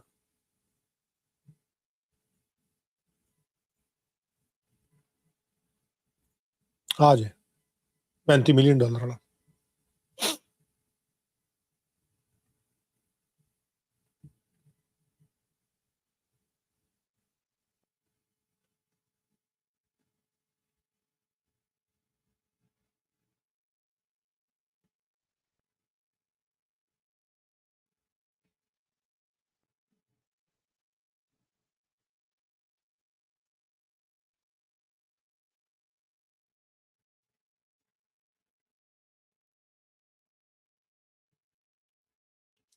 $35 ਮਿਲੀਅਨ ਦੇ ਮੈਂਸ਼ਨ 'ਚ ਰਹਿ ਰਿਹਾ ਤੇ ਇਨਕਮ ਟੈਕਸ ਆਪਣੀ ਕੋਈ ਨਹੀਂ ਦਿਖਾਈ, ਕੋਈ ਚੀਜ਼ ਨਹੀਂ ਦਿਖਾਈ, ਕੁਛ ਨਹੀਂ ਕੀਤਾ।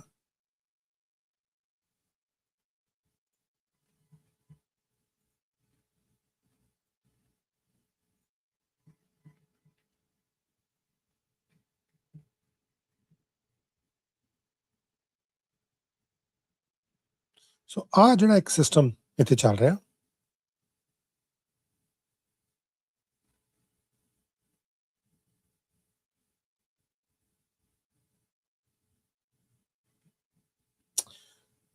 ਲੇਕਿਨ ਇਸ ਸਾਰੀ ਗੱਲਬਾਤ ਦੇ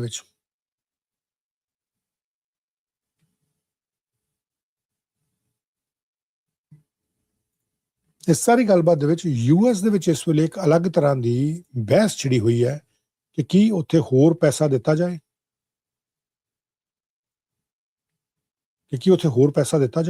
ਇਹਦੇ ਬਾਰੇ ਇਸ ਵੇਲੇ ਗੱਲ ਜਿਹੜੀ ਉਹ ਚੱਲ ਰਹੀ ਹੈ।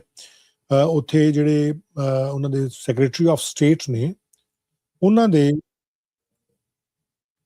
ਦੀ ਇੱਕ ਗਵਾਹੀ ਜਿਹੜੀ ਚੱਲ ਰਹੀ ਹੈ ਯੂਐਸ ਹਾਊਸ ਦੇ ਵਿੱਚ, ਕਾਂਗਰਸ ਦੇ ਵਿੱਚ, ਜਿਹਦੇ 'ਚ ਕਾਫੀ ਗ੍ਰਿਲ ਉਹਨਾਂ ਨੂੰ ਕੀਤਾ ਜਾ ਰਿਹਾ ਔਰ ਉਹਨਾਂ ਵੱਲੋਂ ਵੀ ਕਾਫੀ ਗ੍ਰਿਲ ਕੀਤਾ ਜਾ ਰਿਹਾ। ਸੋ ਬਹੁਤ ਸਾਰੀਆਂ ਚੀਜ਼ਾਂ ਜਿਹੜੀਆਂ ਚੱਲ ਰਹੀਆਂ, ਲੇਕਿਨ ਕੈਨੇਡਾ ਦੇ ਲਿਹਾਜ਼ ਨਾਲ ਜੇ ਅਸੀਂ ਦੇਖੀਏ, ਕੈਨੇਡਾ ਦੇ ਵਿੱਚ ਹੁਣ ਕੁਐਸਚਨ ਪੀਰੀਅਡ ਜਿਹੜਾ ਸ਼ੁਰੂ ਹੋਣਾ, ਵੀ ਗੋਣਾ ਟਾਕ ਅਬਾਊਟ ਦੈਟ ਥੋੜਾ ਜਿਹਾ। ਕੁਐਸਚਨ ਪੀਰੀਅਡ ਦੇ ਵਿੱਚ ਕੀ ਕੁਝ ਹੋ ਰਿਹਾ, ਅਜੇ ਕੁਐਸਚਨ ਪੀਰੀਅਡ ਸ਼ੁਰੂ ਨਹੀਂ ਹੋਇਆ, ਮੈਂਬਰਸ ਦੀਆਂ ਸਟੇਟਮੈਂਟ ਚੱਲ ਰਹੀਆਂ, ਲੇਕਿਨ ਜਿੱਦਾਂ ਹੀ ਕੁਐਸਚਨ ਪੀਰੀਅਡ ਸ਼ੁਰੂ ਹੋਏਗਾ, ऑफिशियल डिबेट जो शुरू होंगी है, I will take you over there, but उन्नी देर तक जो ग्रीन पार्टी के लीडर ने एलिजाबैथ मे, उन्होंने वालों पार्लीमेंट हिल के उत्ते कुछ जानकारी जी दी गई है ग्रीन पार्टी के लीडर वालों। I can take you there, और नहीं इंटरस्टिंग, तो मैं एक इंटरस्टिंग होर जी जानकारी देना which is very important, very very important. Ukraine के प्रेजिडेंट व्लादिमीर ज़ेलेंस्की कीव ਦੇ ਵਿੱਚ, ਜਿਹੜਾ ਯੂਕਰੇਨ ਦੀ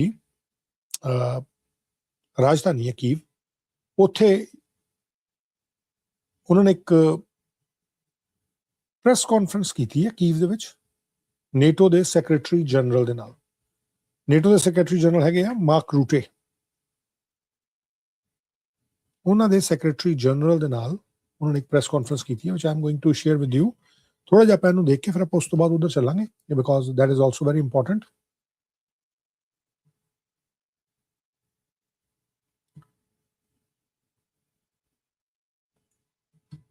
ਜਸਟ ਗਿਵ ਮੀ 1 ਮਿੰਟ। ਇਹਦੇ ਵਿੱਚ ਵੀ ਇੱਕ ਜਾਣਕਾਰੀ ਆਈ ਹੈ ਕਿ ਕੱਲ ਇਹਨਾਂ ਦੇ ਵੱਲੋਂ ਵੀ ਜਿਹੜੇ ਯੂਕਰੇਨੀਅਨ ਨੇ, ਇਹਨਾਂ ਦੇ ਵੱਲੋਂ ਵੀ ਕੱਲ ਹਮਲੇ ਕਾਫੀ ਕੀਤੇ ਗਏ ਆ। Just give me 1 minute so that I should post it।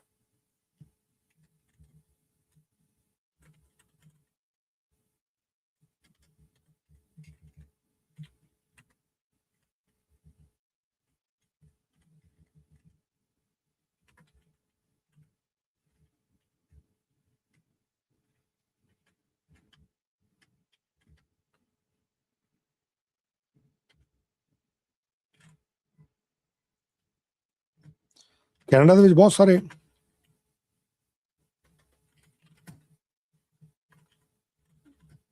ਜਿਹੜੇ ਯੂਕਰੇਨੀ ਮੂਲ ਦੇ ਲੋਕ ਰਹਿੰਦੇ ਆ, so we gonna discuss that just for few, ਥੋੜੇ ਸਮੇਂ ਵਾਸਤੇ ਆਪਾਂ ਇਹਨੂੰ ਡਿਸਕਸ ਕਰਾਂਗੇ। ਔਰ I think within few minutes ਆਪਾਂ ਨਿਕਲ ਜਾਣਾ ਜਿਹੜਾ ਹਾਊਸ ਆਫ ਕਾਮਨਸ ਦੀ ਬਹਿਸ ਚੱਲ ਰਹੀ ਹੈ ਉਸ ਪਾਸੇ। ਇਟਸ ਵੈਰੀ ਇੰਪੋਰਟੈਂਟ ਜਿਹੜੀ ਮੈਂ ਤੁਹਾਨੂੰ ਜਾਣਕਾਰੀ ਦੇਣ ਲੱਗਾ। ਨੇਟੋ ਦੇ ਸੈਕਟਰੀ ਜਨਰਲ ਨੇ ਮਾਰਕ ਰੂਟੇ, ਉਹਨਾਂ ਦੀ ਗੱਲਬਾਤ ਜਿਹੜੀ ਹੈ ਉਹ ਹੋਈ ਹੈ।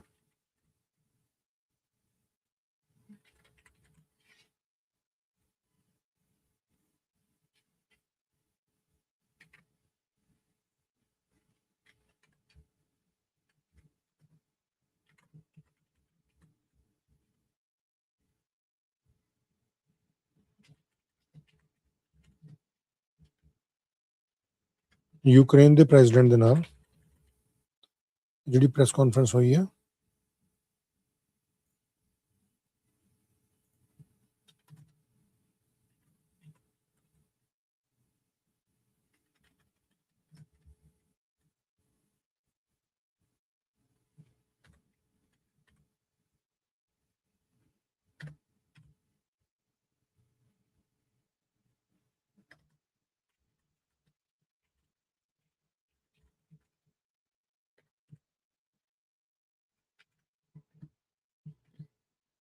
Let me post it for you.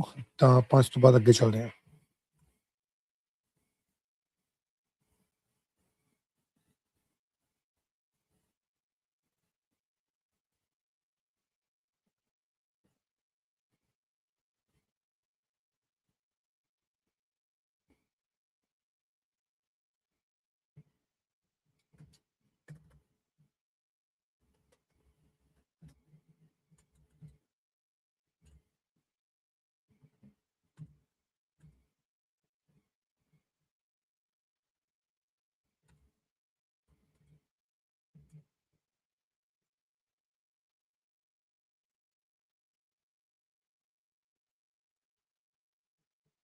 ਇਹਦੇ 'ਚ ਆਪਣੇ ਕੋਲ ਕੀ ਜਾਣਕਾਰੀ ਮਿਲ ਰਹੀ ਹੈ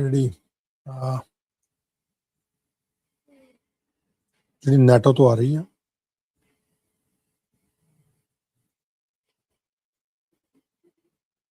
ਇਹ ਦੋਹੇ ਲੀਡਰ ਜਿਹੜੇ ਆ ਇਹਨਾਂ ਵੱਲੋਂ ਪ੍ਰੈਸ ਕਾਨਫਰੰਸ ਕੀਤੀ ਗਈ ਹੈ।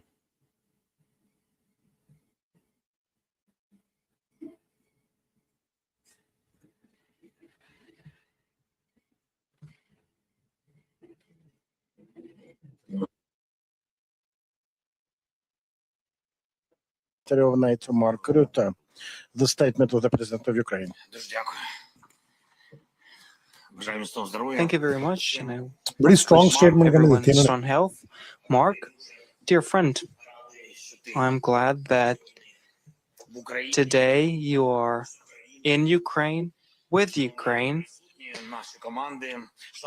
Dear teams, dear journalists, today we held a very important meeting for Ukraine, meeting of the NATO-Ukraine Council.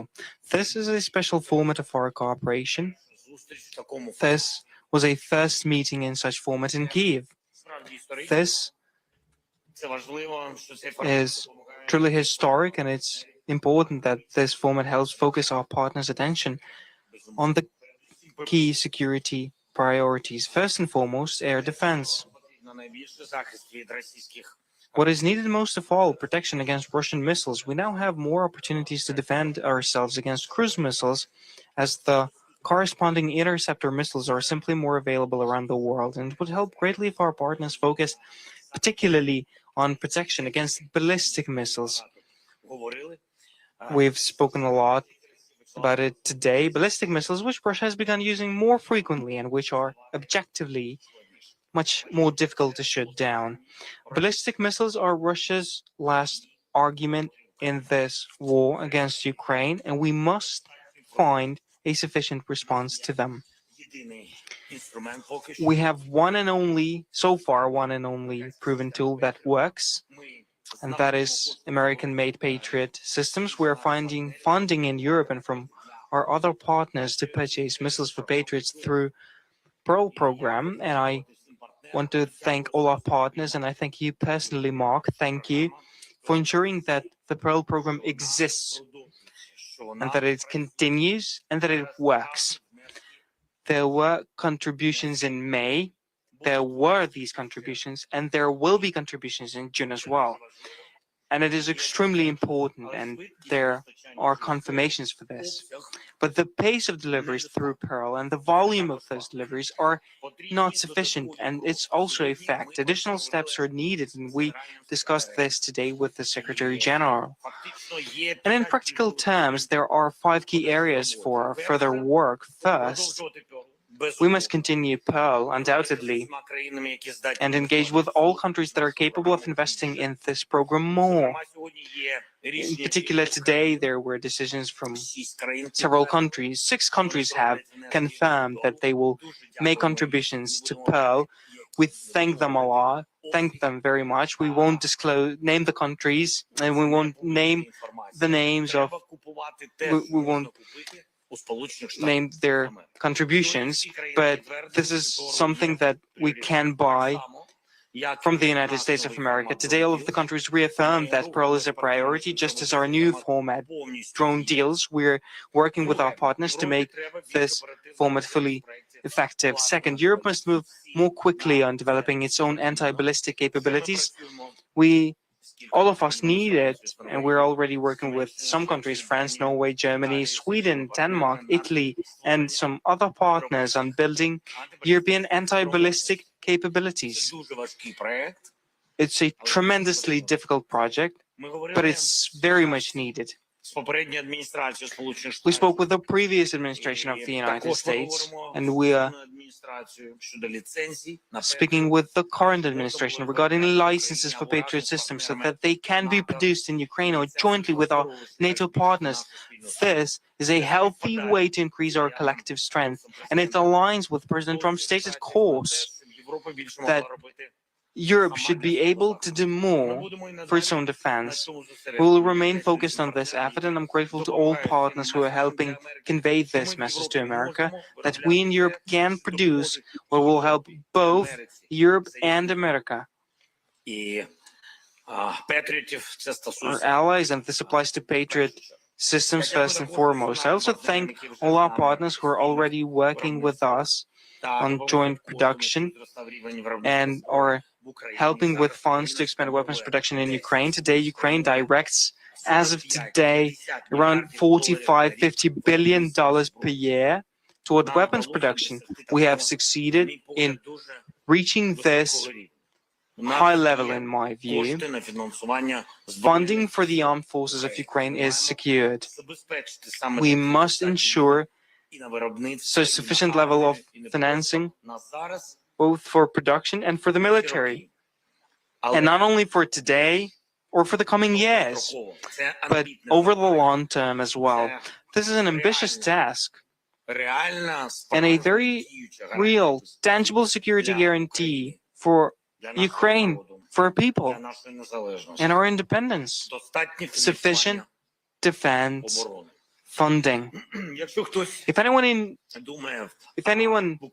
in Ukraine believes this comes easily or is some kind of gift from the sky, they should not be mistaken. 24/7, we're working to provide Ukraine with this unprecedented level of funding in our history. 45–50 billion a year for weapons production alone across all types of weapons, Ukrainian-made weapons. This is a lot of money. Negotiating, persuading, finding the right volume of financing. This is what we do, and our partners are helping us. And I once again thank Secretary General for this. Many things come to fruition thanks to personal context and mutual understanding, of course. And I'm grateful to everyone who speaks with one voice with us and helps communicate our needs to our partners, and I'm grateful to all partners who are helping us. Mark and I also discussed several ideas that could provide Ukraine with stronger long-term financial security guarantees. We will be working both at the G7 summit and at the NATO summit in Ankara, which is a very important summit, and I'm grateful to Mark for the invitation to this summit. We will be present at this summit for sure, and we will keep working to ensure that our financial guarantees have real substance behind them. Now is not yet the time to fully disclose our ideas, but ensuring Ukraine's long-term resilience, financial resilience guarantees is an obvious task. We know with which countries we must engage to deliver results. And I would like to reiterate my thanks to the representatives of NATO countries to say thank you to everybody who was present here for your presence in Ukraine today. This format and this level of representation, especially after Russia's demand that all ambassadors leave Ukraine because of some corresponding threats of attacks. We've had so many ambassadors here today. All countries represented, and this is a clear signal that Europe, the United States of America, Canada, and all our partners are united in supporting Ukraine and in compelling Russia to end its asinine aggression. Pressure must work. Sanctions against Russia, our long-range capabilities, financial support for Ukraine, our political cooperation, and the determination of our partners. ਆਪਾਂ ਇਹਦੇ ਵੱਲ ਦੁਬਾਰਾ ਆਉਂਦੇ ਆ ਇਸ press conference ਨੂੰ ਆਪਾਂ ਦੁਬਾਰਾ ਆ ਕੇ ਕਿਉਂਕਿ ਪ੍ਰੈਸ ਕਾਨਫਰੰਸ ਹੈ ਸੋ ਇਹਨੂੰ ਮੈਂ ਇੱਥੇ ਪੌਜ਼ ਕਰਕੇ ਤੁਹਾਨੂੰ ਪਹਿਲਾਂ ਲੈ ਕੇ ਚੱਲਦਾ ਜਿੱਥੇ ਇਸ ਵੇਲੇ house of Commons the session ਜਿਹੜਾ ਉਹ ਸ਼ੁਰੂ ਹੋ ਗਿਆ ਕੈਨੇਡਾ ਦੇ ਹਾਊਸ ਆਫ ਕਾਮਨਸ ਵਿੱਚ ਕੁਐਸਚਨ ਪੀਰੀਅਡ ਦਾ ਸੈਸ਼ਨ ਸ਼ੁਰੂ ਹੋ ਗਿਆ I'm going to take you there.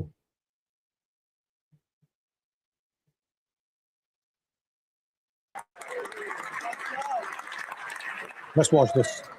The group of 20 nations are all faced with the same tariffs, wars, and energy prices. Yet 19 of the G20 countries are not in recession. One country is in recession. Will the leader of the only G20 country in recession please stand up?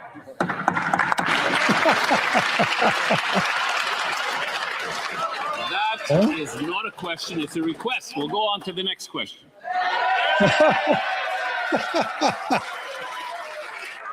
Oh, wow.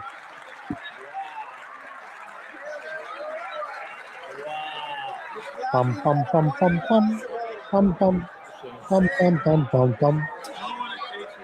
Mr. Speaker. Please stand up. Please stand up. Canada has had 2 consecutive quarters of shrinking GDP, the only country in the G20 that can say that. We've lost 112,000 jobs in the first 3 months of this year. And that has left our country with a quarter of its people in food insecurity. Will the Prime Minister tell us whether we are in a recession or a technical recession? The Right Honourable Prime Minister. Mr. Speaker, first may I wish the Leader of the Opposition a very happy birthday. Secondly, Happy birthday, Pierre Poilievre. I'll even give him his question back, Mr. Speaker. Petit cadeau à vous. A little gift for you. What this government is doing is putting in place the foundations of an economy that will be stronger, more resilient, more independent. We are seeing, in the face of U.S. tariffs, in the face of global uncertainty, in the face of higher energy prices, we are seeing business investment accelerating. We are seeing wages growing twice the rate in the United States. We are seeing this country put in place the conditions for sustained prosperity. The Honourable Leader of the Opposition. Mr. Speaker, I appreciate his birthday wishes. I am 47, but that's 50 with inflation. But what I really want as a Christmas gift from a birthday gift from this Prime Minister is someone who will actually answer the question. And Canadians deserve answer, not misinformation. We've had 2 consecutive declining quarters of GDP growth. We are the only country in the G7 that can say that, the only country in the G7 that has seen the economy shrink in 3 of the last 4 quarters, the only country whose GDP is smaller than it was a year ago when the Prime Minister took office. So, will he tell us, are we in a recession or a technical recession? Which is it? The Right Honourable Prime Minister. Mr. Speaker, it's very painful on someone's birthday when you give them a present and they give it back to you. Mr. Speaker, I'll do a little research for the Leader of the Opposition. If you'd like to ask the C.D. Howe Institute, they know the answer to that question. If they'd like to ask the OECD, which today predicts that Canada will have the 2nd strongest economy in the G7 this year and next. That is the answer, Mr. Speaker. The Honourable Leader of the Opposition. It's the only promise that he made during the elections. And it's the same thing he said a few days ago. But after he said that, we saw that Canada is the only country in the G20 that is in recession. So that means that Canadians are skipping meals. There are 112,000 Canadians who've lost their jobs. We have the 2nd worst unemployment rate in the G7. Can the Prime Minister stand up and answer a very simple question? Are we in a recession or just a technical recession? The Right Honourable Prime Minister. Mr. Speaker, once again, we have to correct the official record of Parliament. I made a number of promises during the election campaign. The first was to save Canadians from the terrible policies of the Leader of the Opposition. Second, the policies that this government has put in place are allowing us to create a more resilient, more prosperous, stronger, a more sustainable economy and a more independent economy. That's what we're doing. The Honourable Leader of the Opposition. Delivered was a recession. He promised he'd have the fastest growing economy in the G7. He's delivered the only recession in the G7. And while Canadians line up around the street to try and collect from the food bank, this Prime Minister spends $200,000 on in-flight meals for just 3 flights, including $4,200 on creme brulee, $593 on luxury Normandy buttercups. No wonder he's so out of touch with the people whose jobs he's killed. So can he tell us, will he ground his plane and stand up and tell us, are we in a recession? The Right Honourable Prime Minister. Mr. Speaker, what I will tell this House is what I hear from international investors and businesses when we travel. What I heard in New York is that Canada is the most attractive destination for foreign infrastructure investment. What I hear from major global investors who want to invest more than $100 billion in this country, what we are already seeing, which is foreign investment that's running in this country at twice the rate of any other G7. Leader of the opposition. Mr. Speaker, obviously the multinational corporations that he is profiting are very pleased with the way things are going. As for the Canadian people who are living under his recession, it's another story. They don't have $200,000 meals on 3 private flights, Mr. Speaker. They don't have tax havens so that they can shelter from the high tax burden he imposes on everyone else. He can't even bring himself to utter the word recession, even though the textbook definition tells us that he's the only prime minister, the only leader in the G20 who's created one. So will he stand in the House and answer the question, are we in a recession or a technical recession? The Right Honourable Prime Minister. Mr. Speaker, we are in an economy that is fundamentally being transformed by a government that has a plan, to create a stronger, more independent, more resilient economy, a sustainable economy, an economy that moves from reliance to resilience. And Mr. Speaker, we are already seeing business investment, Canadian business investment up 10% in machinery and equipment. We are seeing our non-U.S. exports up on course to double. We are seeing the strongest inbound investment in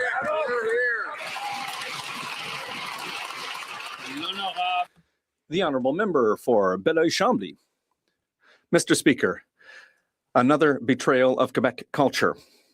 On day 2 of CUSMA negotiations, the government is already asking the CRTC to abandon the 15% increase in royalties required of major online streaming platforms like Netflix, Disney+, and Prime.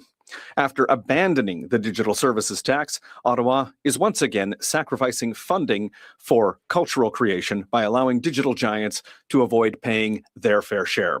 We're talking about $3.4 billion. Does the Prime Minister know that he's supposed to defend our culture and not barter it away? The Right Honourable Prime Minister.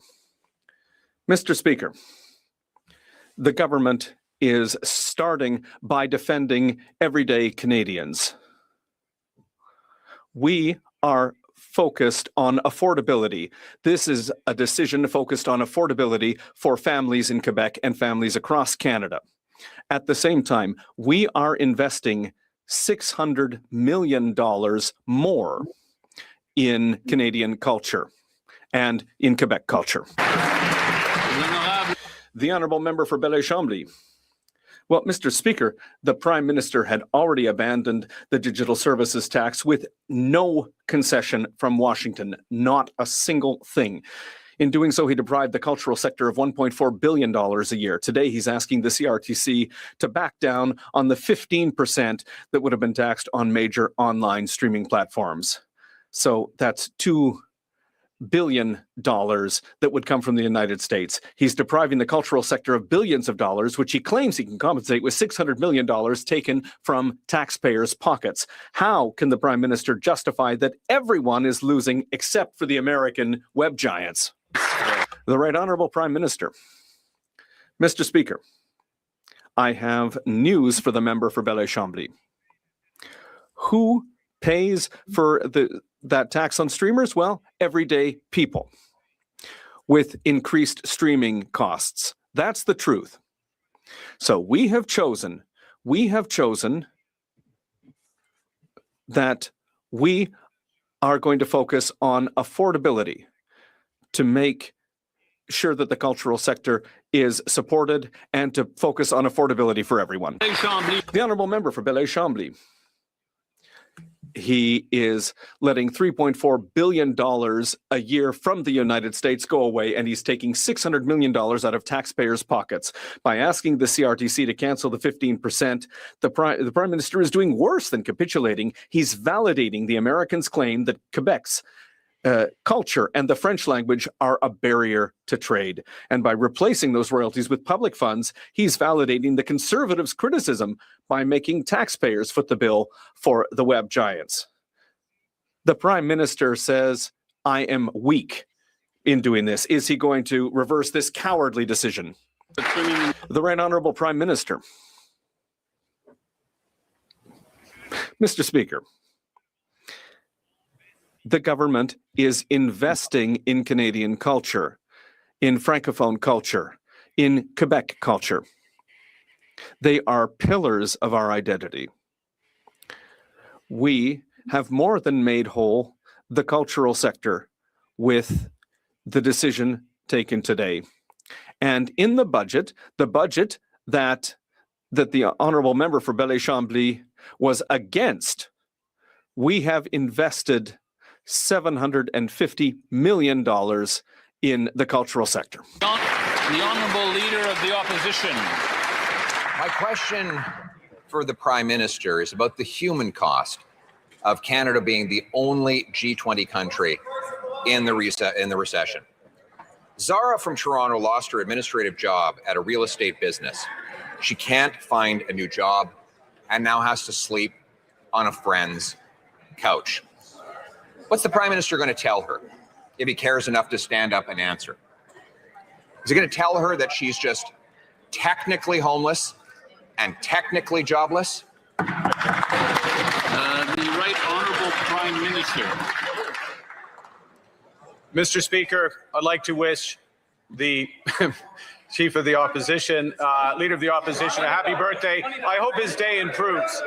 The government is focused on building a stronger economy. We recognize the scale of the challenges that this country is facing from abroad. We are focused on that, Administrator. We are focused on farmers in Battle River Crowfoot. We are focused on a future that is stronger, durable, more independent, more resilient, more sustainable. The Honourable Leader of the Opposition. This is not a joke. This is a woman's life. This Prime Minister gave us the only recession in the G20, and he stands up and starts joking about her state of affairs. She's sleeping on someone's couch, Mr. Speaker. Will the Prime Minister stop being so flippant about the suffering that he's caused in the lives of Canadians and tell Zara, is her homelessness and joblessness just a technicality?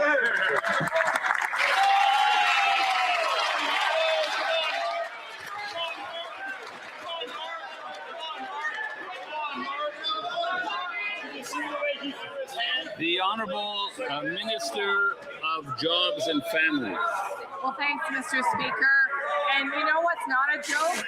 When you lose your job and there's nothing there to catch you. And yet if these Conservative members had their way, that's exactly what would have been facing Zara. In fact, they voted against the very measures that we put into place to protect people like Zara. We really can't hear now. So not from the top, but the minister may continue, but let's have a little more quiet so we can hear what the minister has to say. Thank you, Mr. Speaker. What I find a joke is that when this government steps up, not only to lay the foundation of prosperity for the future, but to protect people like Zara by putting into place things like modernized employment insurance, which they routinely laugh about, they vote against those measures, Mr. Speaker, time and The Honourable Leader of the Opposition. Speaker, the question is for the Prime Minister about the real human cost of Canada being the only country in the G7 and in the G20 that is in a recession. Brad from Ontario wrote me to say that his family hung on during the Trudeau years, but since this Liberal Prime Minister has taken over, he's now at risk of losing everything. He sold the home and had to get rid of all of the savings he accumulated for his retirement. Will the Prime Minister have the decency to stand up, look Brad in the eye, and tell Brad, are we in a technical recession or a real recession? The Honourable Government House Leader. Mr. Speaker, I speak to a lot of people like Brad in my own riding of Gatineau, and what they ask me is why such apparent glee on the part of the Leader of the Opposition and his troops when they march in here. Canada faces some economic headwinds from an unprovoked trade war. Blame Canada. Canada faces economic headwinds from a war in the Middle East. Blame Canada. People cannot help but notice the leader of the opposition and his entire bench walk in here with glee when Canada faces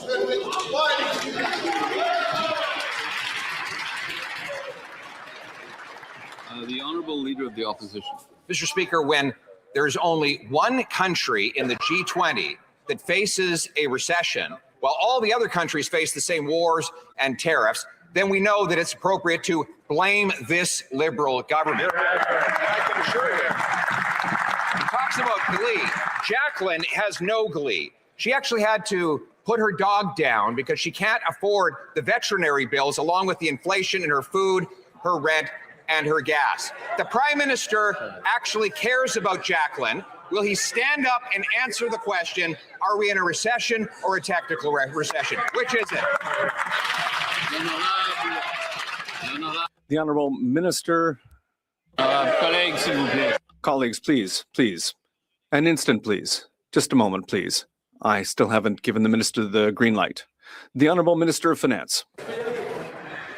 Mr. Speaker, what Canadians don't need at this time is these slogans, is these clips, is this empty rhetoric on this side of the House, Mr. Speaker.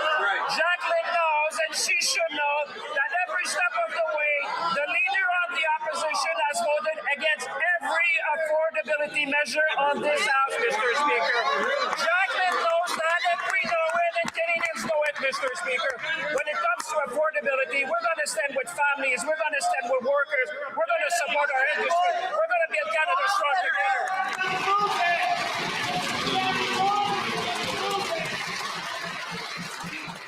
Colleagues, it's too loud on the it's too loud in the House. I won't point any fingers, but it's too loud. There you go.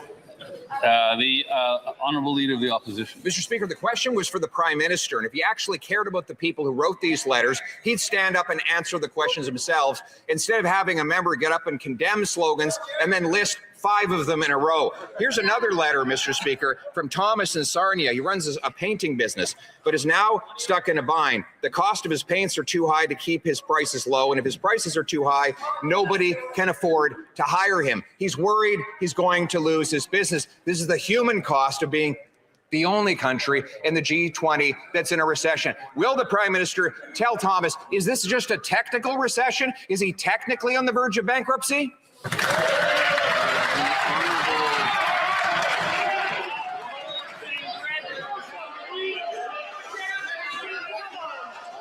Colleagues, James, Larry, come on, guys, come on. The honourable Minister of Housing, the honourable Minister of Housing and Infrastructure. Thank you, Mr. Speaker. It's important that we recognize the critical investments that we are making in the economy of Canada right now to help these same people that the opposition mentions. We yesterday announced investments in Quebec in infrastructure, $2.5 billion in community centers, infrastructure to build more housing, to scale up our affordable housing across the country. $1 billion that's invested to upgrade our hospitals and emergency rooms. Over $6 billion to invest in public transit, help people get around affordably, and to create the jobs that make this country prosperous. Thank you. The honourable leader of the opposition. This is the same pattern with this Prime Minister every time. He gets a fancy title, he turns it into an absolute disaster. A tiny group of insiders get fabulously rich, making everyone else poor. And when comes time to be accountable, he goes into hiding, not even able to respond to Canadians who wrote letters about their economic desperation, with Canada being the only G20 country in recession. Nathan from Ontario lost his job and isn't sure how he's going to cover expenses for his type 1 diabetes, as severance money is now running out. Will the Prime Minister have the decency and the courage to look Nathan in the eye and tell him... The honourable member, the honourable Minister of Women and Gender Equality, Tourism and Small Business. Thank you, Mr. Speaker. Canadians are facing impacts of change, global uncertainty, and driven by U.S. tariffs, Mr. Speaker. And that is why our government has a clear plan. We're diversifying trade, creating good jobs in this country, building faster, investing in workers while making life more affordable. And that plan is working, Mr. Speaker. Canada is projected to have the fastest growing economy in the G7. We're going to take care of Canadians. And in fact, when it comes to affordability, an average family of 4 will save up to $20,000 this year, and that will help them with the average cost that they're experiencing each and every day. We're going to protect Canadians while building Canada strong. The Honourable Leader of the Opposition. Mr. Speaker, we're now almost a week after Stats Canada reported that Canada had the only recession in the G20. The Prime Minister has been in hiding ever since. He has the worst attendance record in question period. While Canadians are losing their jobs, he won't even show up to do his job. I ask questions on behalf of Zara, Jacqueline, Brad, Kevin, Nathan, and countless others who don't know how they're going to pay their bills. Will you stand up for once, own up for once, and tell us, are we in a technical recession or a real recession? Which is it? The Honourable Secretary of State for Financial Institutions. Mr. Speaker, Canadians don't take that leader. Just a second. We're going to start over. The member's going to start over. Okay, let's give it another shot. Okay. Mr. Speaker, Canadians don't take that party serious at all. You got the former failed leader doing bizarre social media videos, screaming at fences. You got the current failed leader doing empty parking lot press conferences with no substance, gimmicks, props, and slogans. On this side of the House, we are investing in major projects, housing, and trade diversification. Mr. Speaker, they're not serious about the economy. Canadians see it. Canadians know it. Canadians made a choice to stand behind a world-class statesman, a world-class business and economic leader who's going to build our country. The Honourable Member for Joliette-Manawan. Mr. Speaker, Amnesty International has denounced the inhumane housing crisis faced in particular by the Atikamekw Nation of Manawan. In Manawan, up to 23 people might be found living crammed into housing that's often unsanitary. These conditions contribute to the development of respiratory diseases. They hinder children's development, their academic success, and even prevent them from meeting their basic needs. It exacerbates domestic violence. These are unacceptable living conditions that would never be tolerated anywhere else. Why does the government still tolerate the underfunding of Indigenous housing that plunges communities into these conditions? The Honourable Minister for l'Honourable Minister. The Honourable Minister for Indigenous Services. Thank you, Mr. Speaker. I'm happy to hear for the first time a question on a very, very important file. We know that housing is something that's very, very important in Indigenous communities. That's why I am proud to work with my colleague, and we're going to launch the program to build Canada strong, to build homes, and to build homes in Indigenous communities with them to meet their specific needs. I'm proud to do that work with them, and we will continue to work forward in that way. The Honourable Member for Côte-Nord, Kawa-Wachigamak-Nitassinan. Mr. Speaker, the Indigenous housing crisis has been denounced for decades by every community. It's not just a housing issue, it's a question of human rights, education, health, and safety, and dignity. For 5 years now, the federal government has taken on the obligation under international law to resolve this crisis. The Assembly of First Nations of Quebec and Labrador has already calculated that there's a shortage of 10,000 housing units in Quebec alone, not to mention the 8,000 that need to be renovated and the 4,000 that need to be decontaminated. The federal government had promised that this would be fixed by 2030. When will they work with communities to develop a predictable and achievable plan? The Honourable Minister. Thank you, Mr. Speaker.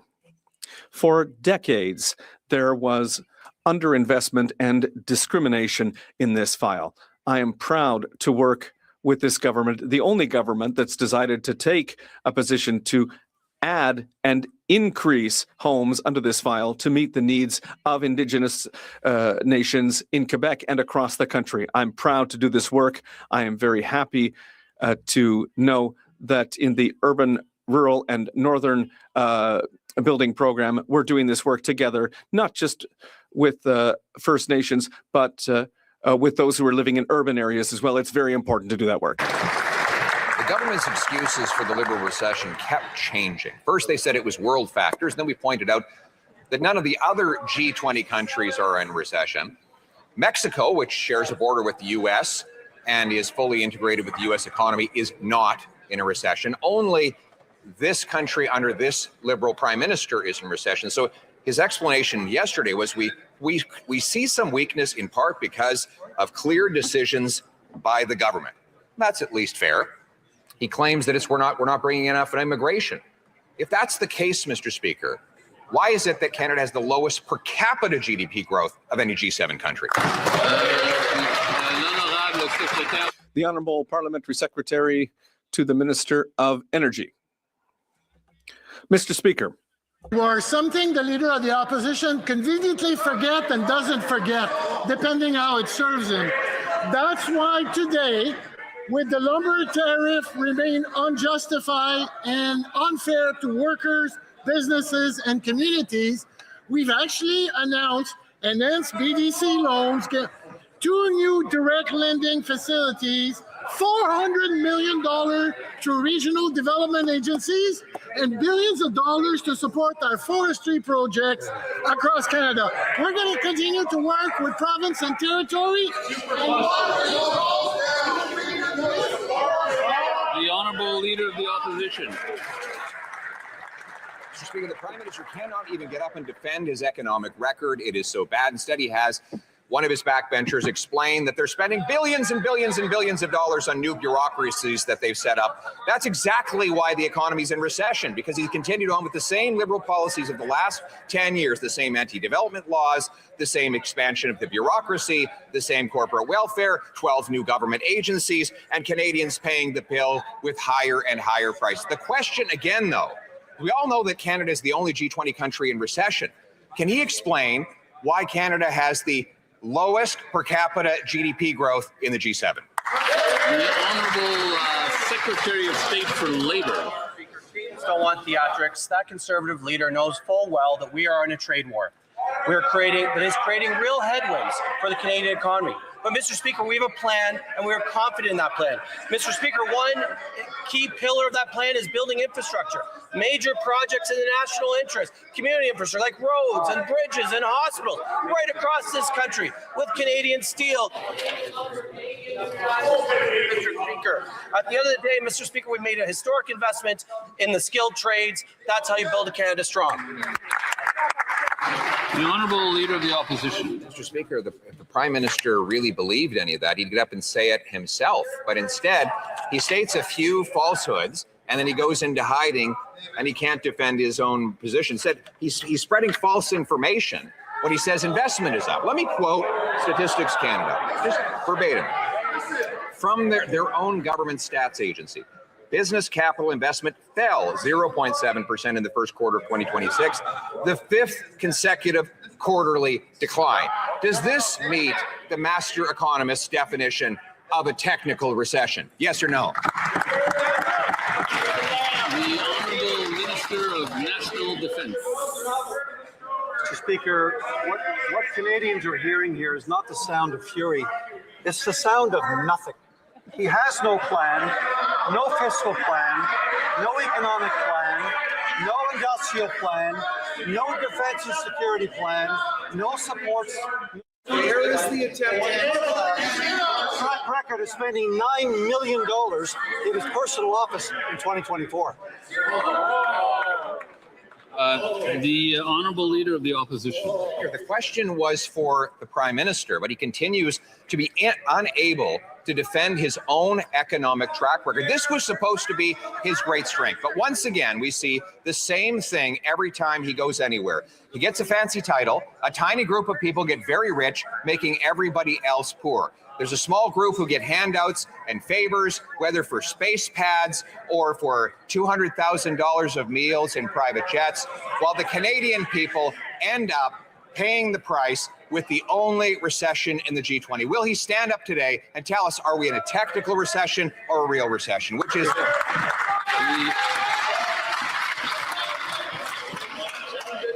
The honourable member for Kamloops, Thompson Nicolau. The honourable Minister of Agriculture and Agri-Food. Thank you, Mr. Speaker. You know, Mr. Speaker, in the House today, there's a lot of rhetoric, Mr. Speaker, coming from the other side. And let me say, Mr. Speaker, you know what? I've been traveling across the country talking to farmers. Nobody over there has been talking to farmers, Mr. Speaker. Nobody over there has been talking to farmers.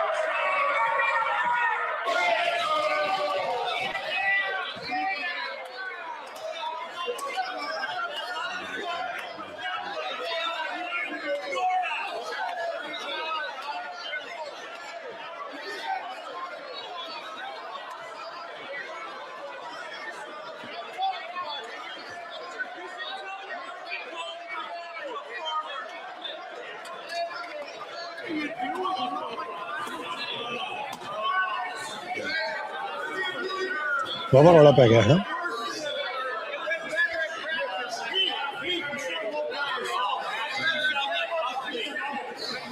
Prime minister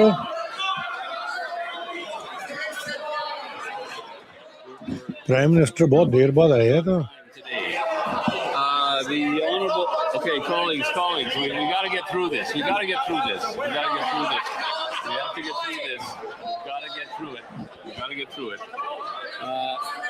got to get through it. No, not from the top. Not from the top. Though I'm tempted. The Honourable Minister of Agriculture and Agri-Food. Mr. Speaker, you know, every time I get my feet in this house and talk about farmers, it's a good day, Mr. Speaker. It's a good day. And if that's what it takes to get a reaction over there about how important farming is in this country, then that's what we need to do, Mr. Speaker. And I'll do it every time, Mr. Speaker. Thank you.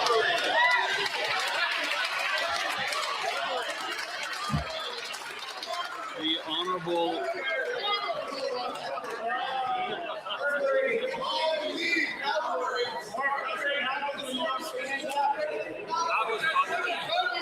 Honourable Member for York Centre.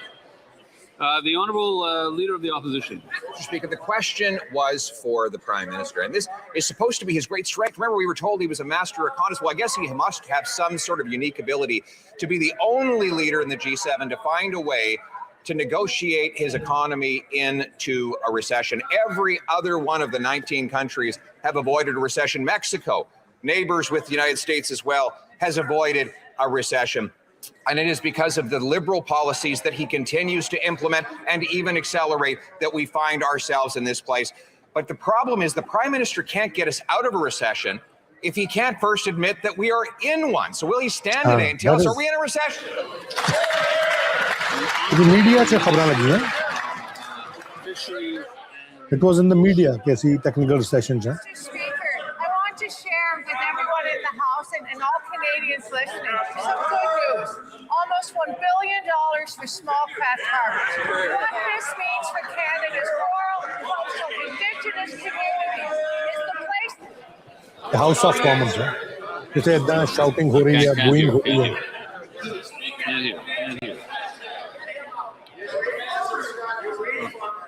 Okay, colleagues. Let's hear the answer. The Honourable Minister of the Honourable Minister of Fisheries and Oceans may continue for now. Who knows? We may have to stop again. Thank you, Mr. Speaker. So these small craft harbors are the core of our rural, coastal, Indigenous communities. That support is generational. I also am working with my colleagues across the country to ensure that the fish funds, another critical source of support for harvesters in this country, that funding is out shortly. The Honourable Member for Pierrefonds-Dollard. Mr. Speaker. Third day, which we also mark during National Disability Week. Cette semaine, nous soulignons. This week, we highlight the contributions of people with disabilities and the need to promote an obstacle-free Canada. We want to build a strong Canada that is accessible. Disability benefit and the Disability Inclusion Action Plan are building a more accessible and inclusive society for all.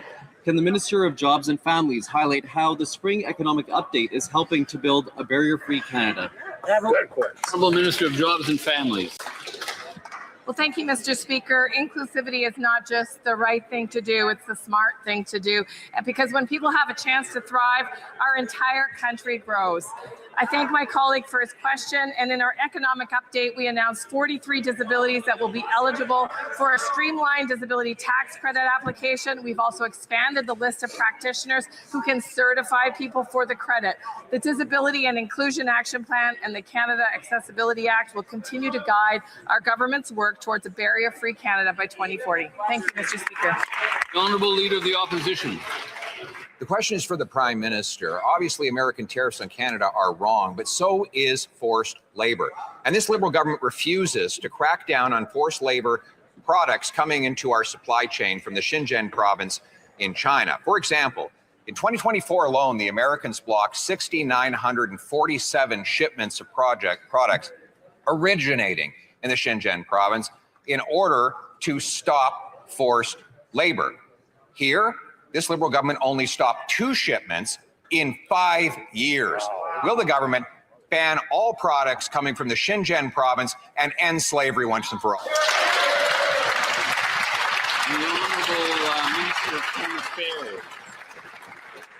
Mr. Speaker, Canada has some of the most rigorous forced labor laws in the world, and we condemn forced labor everywhere it exists, including in my meeting last Friday with the Minister of Foreign Affairs of China.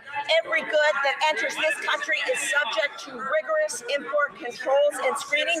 We allocated $600 million in last year's budget to address forced labor, Mr. Speaker, and we prioritize the inclusion of comprehensive labor provisions in free trade agreements to promote international labor standards. We stand with workers everywhere. The Honourable Leader of the Opposition. $600 million? They announced $600 million to stop 2 shipments, and they stand with workers everywhere in the world. Are you kidding, Mr. Speaker? They're undermining Canadian wages by having multinationals take away Canadian jobs and give them to regimes that use forced labor and slavery. And now Canadian workers are facing potential tariff threats, which will compound the cost to Canada. This Prime Minister has never condemned the genocide and slavery in the Xinjiang province because of his corporate interests. Will he stand up today and say that he's condemning that kind of forced labor in Xinjiang?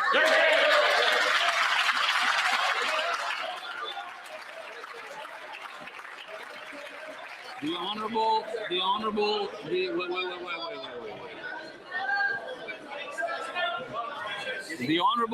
Minister of Foreign Affairs on a very important question. Mr. Speaker, I want to underline that Canada will always protect the rights of workers within and outside this country. The $600 million allocated in last year's budget is on top of a number of measures that we have taken in our negotiations, in our free trade agreements with other countries around the world, a point I emphasized last Friday when I spoke with China's Minister of Foreign Affairs. And I want to say, Mr. Speaker, that our economy at the same time has grown by more than 17% in terms of our exports. The Honourable Leader of the Opposition. Mr. Speaker, the question was for the Prime Minister. I asked if he would stand in this House and condemn the forced labor practices by the regime in Beijing carried out on people in the Xinjiang province. And I know that this is a tough issue for him because his company is seeking to expand its business. His company in China, and his company took a $200 million loan from a Chinese state-backed bank. So he does not want to compromise those interests. Will he put put people before profits and stand up today and condemn forced labor in the Xinjiang province? Yes or no?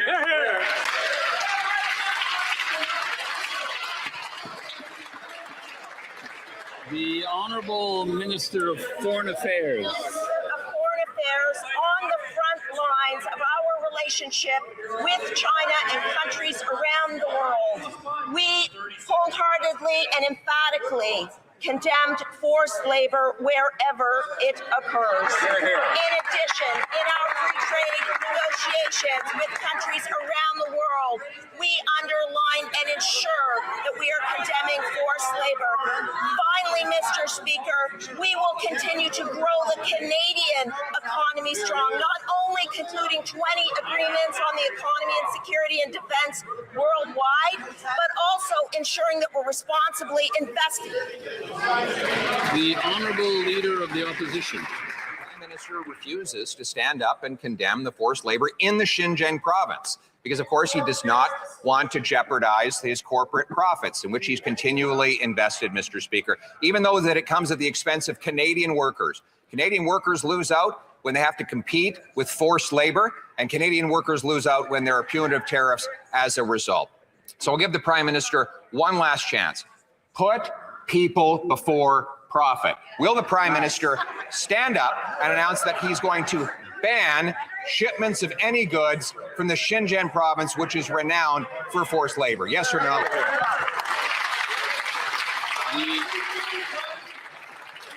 The Honourable Parliamentary Secretary to the Minister of International Trade.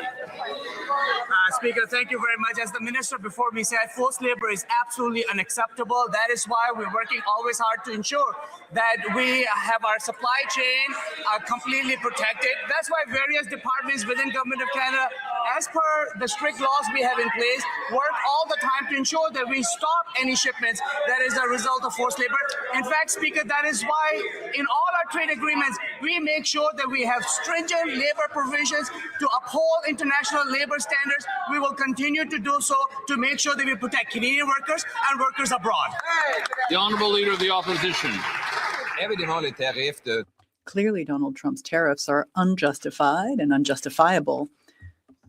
But forced labor is also unjustified and unjustifiable. But this Liberal government has done nothing to protect Canadians against products built with this slavery. Under Joe Biden, they stopped 6,947 shipments of products from the Xinjiang province. This Liberal government stopped 2 of them. When will this Liberal government ban products from Xinjiang? The Honourable Parliamentary Secretary. Mr. Speaker, forced labor is unacceptable. We need to ensure that our supply chains on the global level are free of these abusive practices. We work closely with the ministers to ensure that there is no one resorting to forced labor in the supply chain.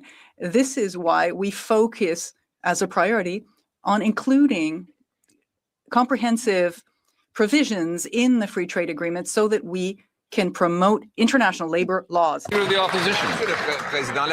Mr. Speaker, the question was for the Prime Minister. We learned, in fact, we know that Canadian workers lose out whenever we import work that is made with forced labor because it reduces wages and takes away jobs from Canadians. And now Canadians could lose even more because of these tariffs from the US that are linked to goods that are bought from those regions where they use forced labor. When will the Prime Minister finally take action to ban all products coming from Xinjiang? The Honourable Parliamentary Secretary. Mr. Speaker, all goods entering the country are subject to import controls and to rigorous verification.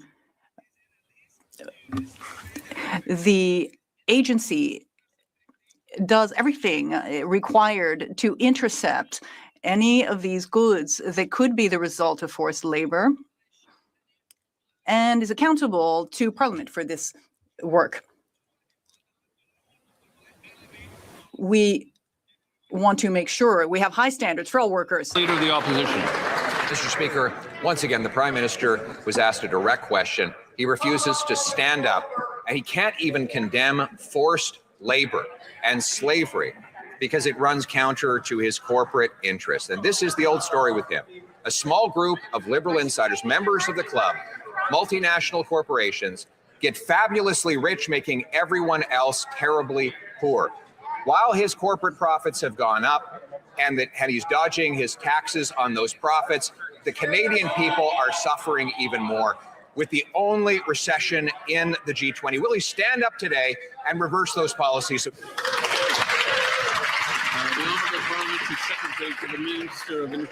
Because it's worth repeating that forced labor is completely unacceptable. We take all steps necessary to ensure that we keep our supply chain free from forced labor. We, in fact, put a lot of work and rigor into ensuring that in all our trade agreements, we have stringent labor standards and provisions according to international labor standards. We will continue to do that work. We will continue to enforce our laws. We will continue to make sure that our supply chain is free of forced labor so that we can protect Canadian workers and workers abroad. The Honourable Leader of the Opposition. Mr. Speaker, while Canadians suffer, this Prime Minister is silent. He sits back while 112,000 jobs have been lost in the first 3 months of this year alone. The second highest unemployment in the G7, the only recession in the G20, an economy that has lost investment in 5 consecutive quarters. $20 billion of net investment that has fled the country, a 32% increase in mortgage delinquencies, people who can't make their monthly payments and risk losing their homes. Will he stand up in the House of Commons and at least acknowledge that he created this recession so that he can tell us how he's going to reverse the policies so we can get out of it? Hear, hear. The Honourable Minister of Finance. Minister of Finance. Mr. Speaker, on this side of the House, we've been busy to build the strongest economy in the G7. Mr. Speaker, we started with Budget 2025 with generational investment in infrastructure, in housing, in productivity, in our defense, Mr. Speaker. And you know what? The numbers that just came out prove it. In a sense, we've seen record level of investment in this country, Mr. Speaker. We have seen that investment in machinery and equipment is up, Mr. Speaker. We have seen that investment in intellectual property is up, Mr. Speaker. And we have seen that government spending is down, Mr. Speaker. We're going to build the strongest economy in the G7, Mr. Speaker. The Honourable Leader of the Opposition. Instead of standing and answering the question, this Liberal Prime Minister has his Finance Minister not just state slogan after slogan after slogan, but slogans that are exactly false. He says one of their slogans is the fastest growing economy in the G7. He has the only recession in the G7. The other slogan is more investment when Statistics Canada says business capital investment fell 0.7% in the first quarter of 2026, the 5th consecutive quarterly decline. Then he says government spending is down. He's doubled the deficit. Why is it whenever they say something is up, it's down? The Honourable Minister. Finance. I'm quite happy to talk about numbers with the Leader of the Opposition. In fact, the OECD came out this morning to say Canada would have the second fastest growing economy for 26 and 27, Mr. Speaker. But more importantly, Mr. Speaker, on this side of the House, we're focused on affordability. And the good news is on the 5th of June, Mr. Speaker, 12 million Canadians will receive support, Mr. Speaker. On this side of the House, we know how to build a strong economy.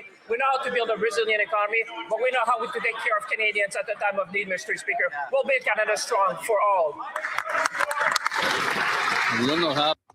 The Honourable Member for Argenteuil, La Petite Nation.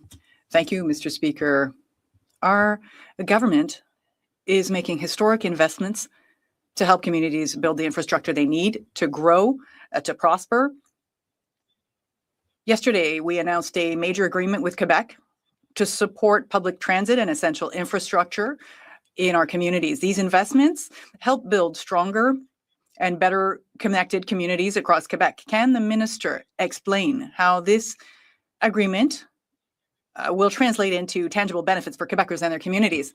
The Honourable Minister for Housing and Infrastructure. Thank you, Mr. Speaker.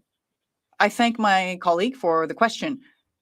Yesterday, in fact, with the government of Quebec, we announced over $10 billion for infrastructure and public transit, one of the largest investments in the history of Quebec. These investments support the infrastructure needed for housing construction, healthcare infrastructure, as well as public transit. Mr. Speaker, the time has come to build. Riding mountain. Mr. Speaker, documents now reveal that the Liberals' $300 million prescribed IT failure processed less than 5% of prescriptions at its peak.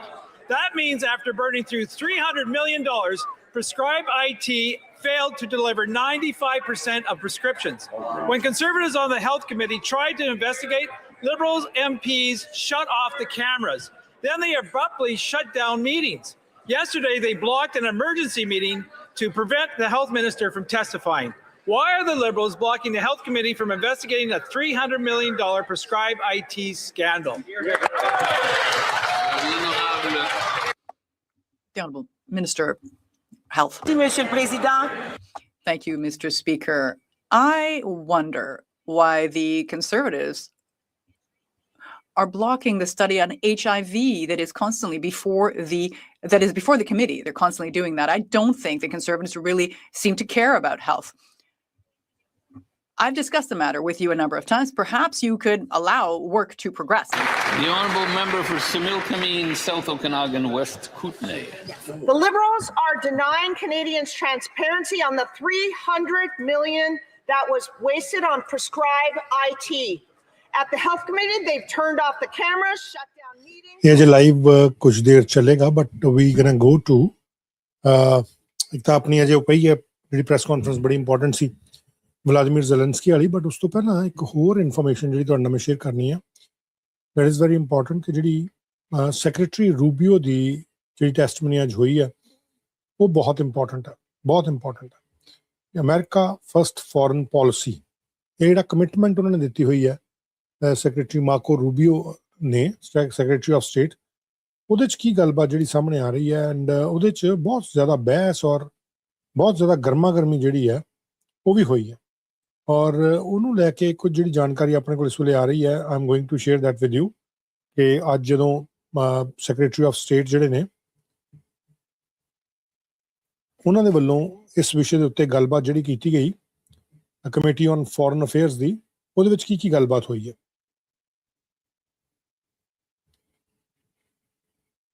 ਬਹੁਤ ਜ਼ਿਆਦਾ ਤਿੱਖੇ ਸਵਾਲ ਜਵਾਬ ਹੋਏ ਆ, ਖਾਸ ਤੌਰ ਤੇ ਈਰਾਨ ਦੀ ਵਾਰ ਨੂੰ ਲੈ ਕੇ ਔਰ ਥੋੜਾ ਜਿਹਾ ਆਪਾਂ ਉਸ ਬਾਰੇ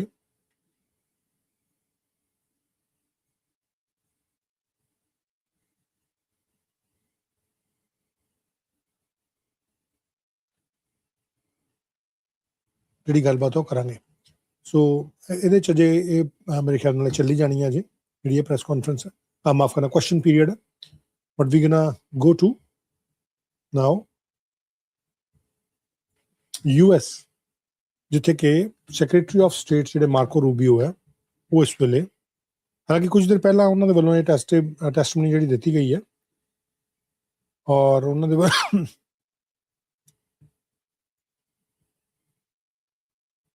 ਹਾਊਸ ਫੋਰਨ ਅਫੇਅਰਸ ਕਮੇਟੀ ਸੀ ਜਿਹੜੀ ਰਿਸਪੌਂਸਿਬਲ ਹੁੰਦੀ ਹੈ ਲੈਜਿਸਲੇਸ਼ਨ ਦੇਖਣ ਵਾਸਤੇ, foreign assistance, national security development, ਔਰ ਇਹ 'ਚ secretary of state US department of state ਦੇ ਮਿਸਟਰ ਮਾਰਕੋ ਰੂਬੀਓ ਜਿਹੜੇ ਆਏ ਹੋਏ ਸੀ.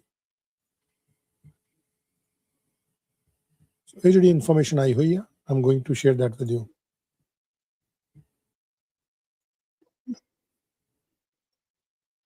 They have the opportunity to benefit while the Cuban people are suffering. So what we're seeing here now, the one person that's benefited from this war by his purchase of stocks, him and his friends, they have made billions of dollars while the American people are suffering. You've accused, and I agree, with reference to some folks, what they're doing in Cuba and how they're making money while people suffer. That's what's taking place in the United States of America. The Trump administration and his friends are making billions of dollars while the American people suffer. And they continue to suffer. Breaks my heart, but ranking member's time has expired. Representative McCall is recognized. Thank you, Mr. Chairman. Let me thank you for your service. Secretary, I know you're wearing a lot of hats, a lot of responsibilities. I think you're doing an outstanding job. Let me just say, since 1979, a dark veil of terror descended upon the Middle East. And we've had it ever since. And every president since that time has said that a nuclear Iran is not acceptable. And every Congress has said that. In fact, last Congress, when I was chairman of this committee, I passed a resolution that said that a nuclear Iran was unacceptable and that the U.S. must use any means necessary to prevent them from obtaining a nuclear weapon. The vast majority of Democrats voted for this.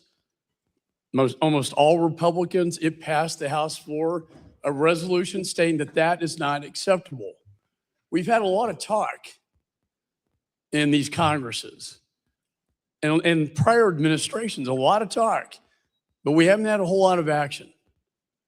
Your administration, you, sir, and the president have taken action on this very dire, dangerous situation we find ourselves in with Iran obtaining a nuclear weapon. I also want to applaud you for your efforts in this Western Hemisphere. A free Venezuela, a free people, possibly one day a free Cuba. And people don't realize Iran is in this hemisphere, and Russia is in this hemisphere, and China is in this hemisphere. This is all kind of tied together in a coherent foreign policy strategy that I see. So I want to give you the time, sir, to respond to that, because again, all talk and no action. But you, sir, have put this into action. Thank you. Well, let me just, before I address that, the ranking member made accusations against the president, which I've never heard before, but number one, are completely false. Not once, just to be clear, not a single time, not even for a millisecond, has the president ever discussed his personal economics in relations to war or any public policy that he's made for that matter. And I've been in every one of his foreign policy meetings for the most part. As to your point, what we need to understand is exactly what you just said. It's not just that we say they can't have a nuclear weapon. Everyone says they can't have a nuclear weapon. The Chinese say they can't have a nuclear weapon. The Russians agree they couldn't have a nuclear weapon. But at a point, you have to do something about it. What Iran was trying to do was build a conventional shield of drones and missiles and a navy and capabilities. At some point, they would say to the world, now we're going to get a nuclear weapon, and you can't do anything about it because we have so many weapons and so many drones and so many naval vessels that the price we will inflict on you for trying to do something about it makes us untouchable, makes us immune. And the president was not going to allow them to build a conventional shield behind which they can develop their nuclear program. Today, the Iranian Navy sits at the bottom of the sea. They do not have a Navy. It no longer exists. They have no Air Force either. Their missile launchers have been significantly degraded. Their defense industrial base has suffered upwards of 80 to 90% of attrition. It will take years for them to rebuild it. Those are facts. That is the reality. That was the purpose of Epic Fury. It achieved its purpose in degrading that conventional shield. And it has brought them to the negotiation table that hopefully will lead to the point where Iran will give up its enrichment ambitions, will turn over the highly enriched uranium, will stop sponsoring terrorism around the world. You know, and I think the goal should be the fulfillment of the Abraham Accords. We know why October 7th happened, because Israel and Saudi were getting very, very close, and in Iran's perspective, dangerously close to a normalization agreement. And what did Iran do? They lit up their proxies. They lit up their proxies to stop that from happening. I do foresee a free Iran. I do foresee a free Venezuela and a free Cuba, but you have to start somewhere. And I think we're taking the steps so that future generations will thank us for these actions. Look, and on the point of, we would love to see a change in Iran and that they be governed by people, but that was not the goal of our mission. The goal of our mission was to take away their ability to threaten the region with an overwhelming number of missiles and drones that would basically make them immune to any sort of external pressure. And then they could break out to a nuclear weapon. That was the goal. It achieved that from a military perspective. The reality of it remains that it's not just us. The entire world says they can't have a nuclear weapon, but no one wanted to do anything about it. And I can tell you this, they are not going to have a nuclear weapons program, at least as long as President Trump is in the White House. That's been made clear to everyone in the administration from the very top down. It was the motivation behind these actions, and it's the reason why we engaged the way we did. I want to thank you again in the last 10 seconds for your service. I would hope we could unify as a nation behind this. I would hope our allies would unify behind us on this, because they've all said it as we have said it in the past, and yet it was all talk and no action. Representative's time has expired. Representative Keating is recognized. Chairman, for the record, I ask unanimous consent to submit the President's financial disclosure form, which will detail those dealings that were referred to by the ranking member. Not objection. Secretary, thank you for being here. In conjunction with your job, you're also the National Security Advisor with access to the most sensitive intelligence secrets our countries and other countries have in the world. But before this, you had these two positions. You had a distinguished career as a member and a chair for 5 years of the Senate Intelligence Committee up to last year. And you and Senator Warner are some of the most respected and knowledgeable people at that time and voices in the entire intelligence community, earning the trust of Democrats and Republicans alike, Senator and House members, and other countries. So with all your Intelligence Committee experience, and now as Secretary of State and National Security Advisor, and all those years of experience, have you ever, specifically in the context of the intelligence community, heard the name Bill Pulte? In the context of intelligence? That's what I said. No. No, I have Never heard his name. Okay, thank you for answering that. Well, Never even heard his name. Given all your years of experience and your position now, never heard the name. For the record, Bill Pulte is the person Donald Trump has chosen for the acting director of national intelligence with no experience in the intelligence field, whose misuse, widely reported, of confidential information led to the prosecution of the president's political enemies, is now the person in charge of the nation's most closely guarded intelligence when he couldn't even conduct himself appropriately as the federal housing finance director. Now, Secretary, have you ever heard of the name Ira Zahari? Who's that? You've never heard the name Ira Zahari? I mean, it doesn't ring a bell off the top. In the context of security? Well, let me tell you. Mr. Zahari pleaded guilty for breaking into the Capitol on January 6th through a broken window, wielding a metal rod as a weapon. And Donald Trump appointed him to a team at the Pentagon focused on irregular warfare and, of all things, counterterrorism. That's ironic, given that he participated in one of the most significant incidents of domestic terror in our country's history. I think it's shameful, the people that are being appointed, and I think it's also shameful, some of the people that have been fired. Now, I want to move to Iran because given your nuclear and intelligence background, which is extensive and appreciated and respected, I'm sure you're aware that Ukraine, the country at the time with the third largest nuclear arsenal, peacefully turned over their nuclear weapons in conjunction with the Budapest Memorandum and in exchange for the U.S. commitment to defend Ukraine if it ever came under threat. The U.S. gave their word to Ukraine they would defend them. And I found this amazing. In your opening remarks, that you took us all over the world and you mentioned 15 different incidents where you have interceded. 15, the top 15. Not once did you mention Ukraine when you were prioritizing the achievement that's there. Now let me go on. Try to stay under Let me 5 go minutes. on. Oh, you tried to stay. Yeah, please. Well, I It's can not answer funny. that. It's not funny, Secretary. Now, What's not in funny is Iran that- now. Well, you don't. In this Iran you now, can't even I answer reclaim questions my here. time. I reclaim my time, Mr. Chairman. You He's guys make interrupting these me. statements and no He one is can respond. interrupting me. I'm doing it. I'm asking you to reclaim those seconds back. No. Now in Iran, what goes around comes around, Mr. Chairman. Now in Iran, the Trump administration issues a general license to Russia, providing billions in oil profits every month, several billion every month, fueling Putin's war machine. You didn't mention that in your opening remarks. And then this is a war of aggression of Russia attacking Ukraine, which we gave our agreement. And this is to a country that's assisting us in Iran, Ukraine, and helping a country with a war machine that are aiding Iran against us and putting our service members in jeopardy.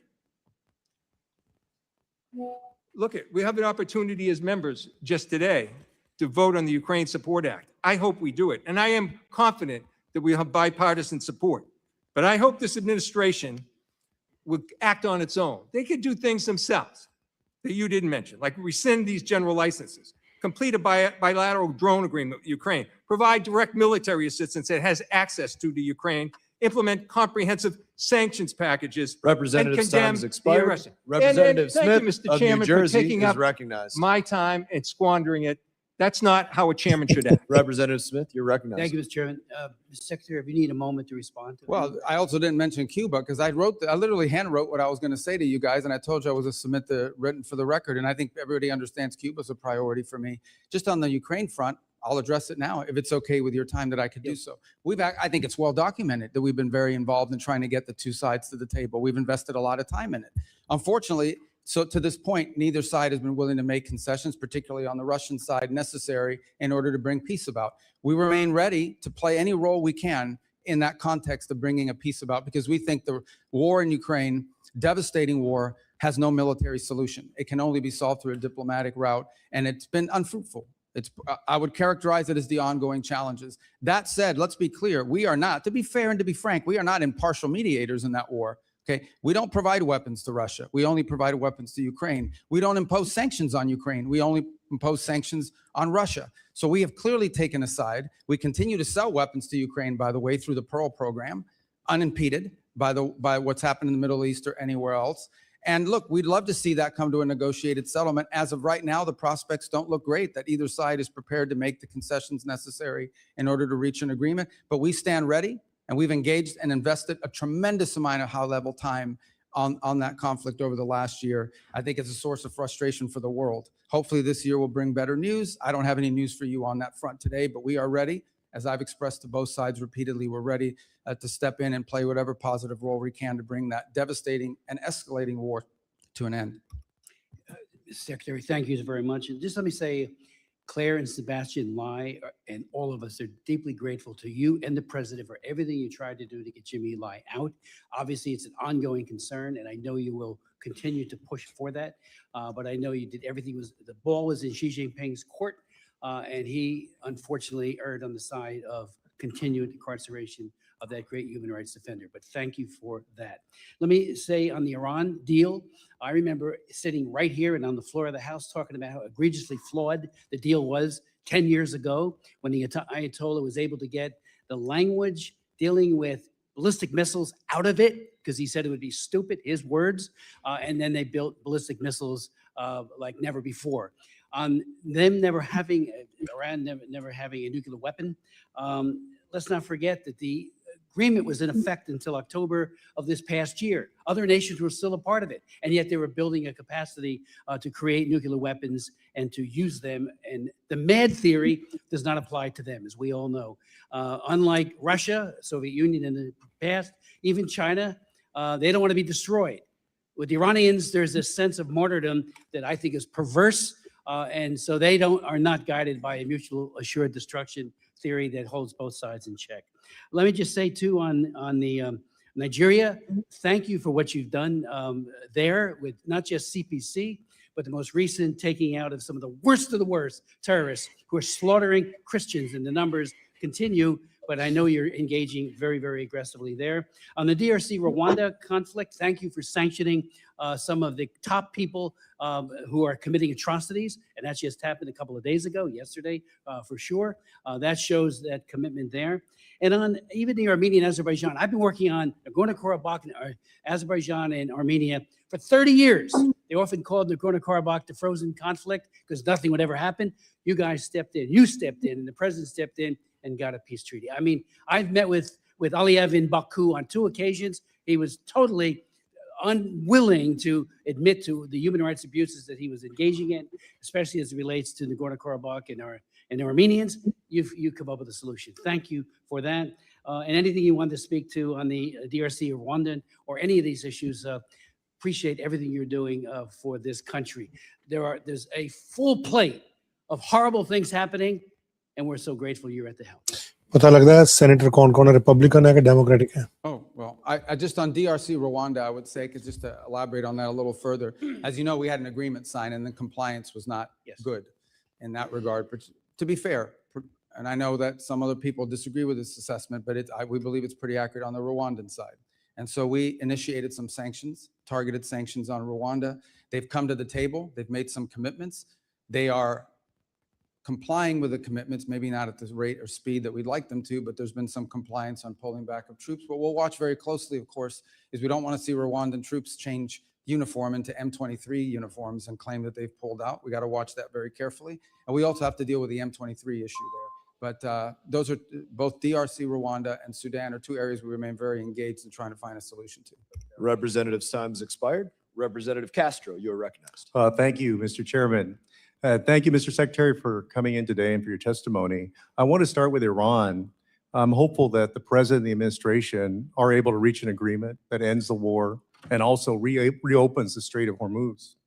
If there's a deal subject to congressional review under INARA, I'll approach it with a fair mind, and I hope that all of us will as well. I just ask that you keep the committee briefed on the details of that agreement, and I believe that it's in America's interest that this war end, and I sincerely mean that.